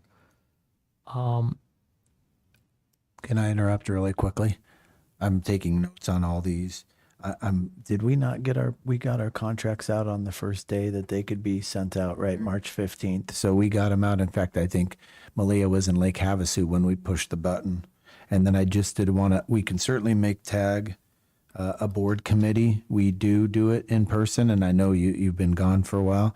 We do them in person, and we haven't canceled a meeting yet this year, or Okay. we haven't canceled a meeting, but we can certainly make it a board committee. I just wanted to clarify that. Okay, I appreciate the clarification. I've been out just long enough, so there are a few changes. I just know in the past that was happening.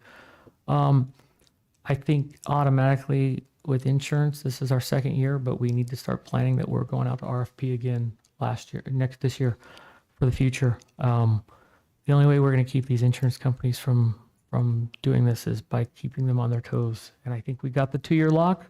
I think we got a lot of things we got because we finally put competition to them. And Dr. Mahorn, I know when you heard me beat this drum for as long as I've been on the board. Benefits is critical to our teachers, and I'm thankful that they work to keep it from affecting the district's budget, but it's still affecting our district's budget in the standpoint that every one of our teachers is part of our district. They're a key part, and that's essentially a little bit of a pay cut to them. What happens, and if you have you get a young child and you're at the ER 3 times a week because of an ear infection, or first time you go, it's not infected yet, so they send you home, and then you go again, and every parent probably has experienced that. It takes 3 trips.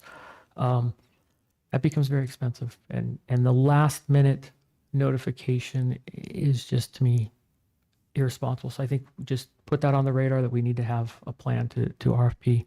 And that kind of wraps up my request for this meeting. Oh, sorry. I did have a note there. The bullying. We've heard about bullying at West Star for far too long. And I think we need to take a long, hard look at this. it keeps coming up and it keeps coming up. So this needs to be aggressive. I think that we should agendize to create a task force, get our local law enforcement partners involved in this, and anybody else that brings these specialties to look at a bullying campaign and perhaps look at our discipline plan where we have a zero tolerance and it's a very severe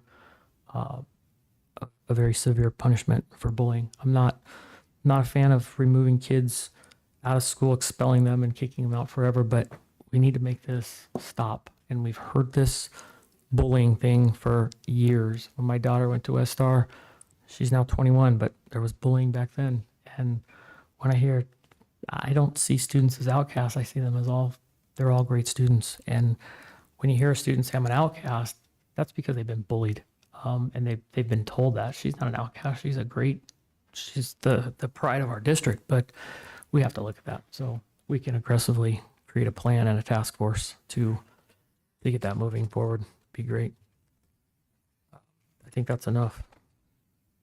You guys want to go another hour or so? Joking. We're at 10.1 upcoming board meetings. We have one scheduled for Monday, April 21st, which is a work study session. I think that's quickly morphing more into a special meeting with some additional agenda topics.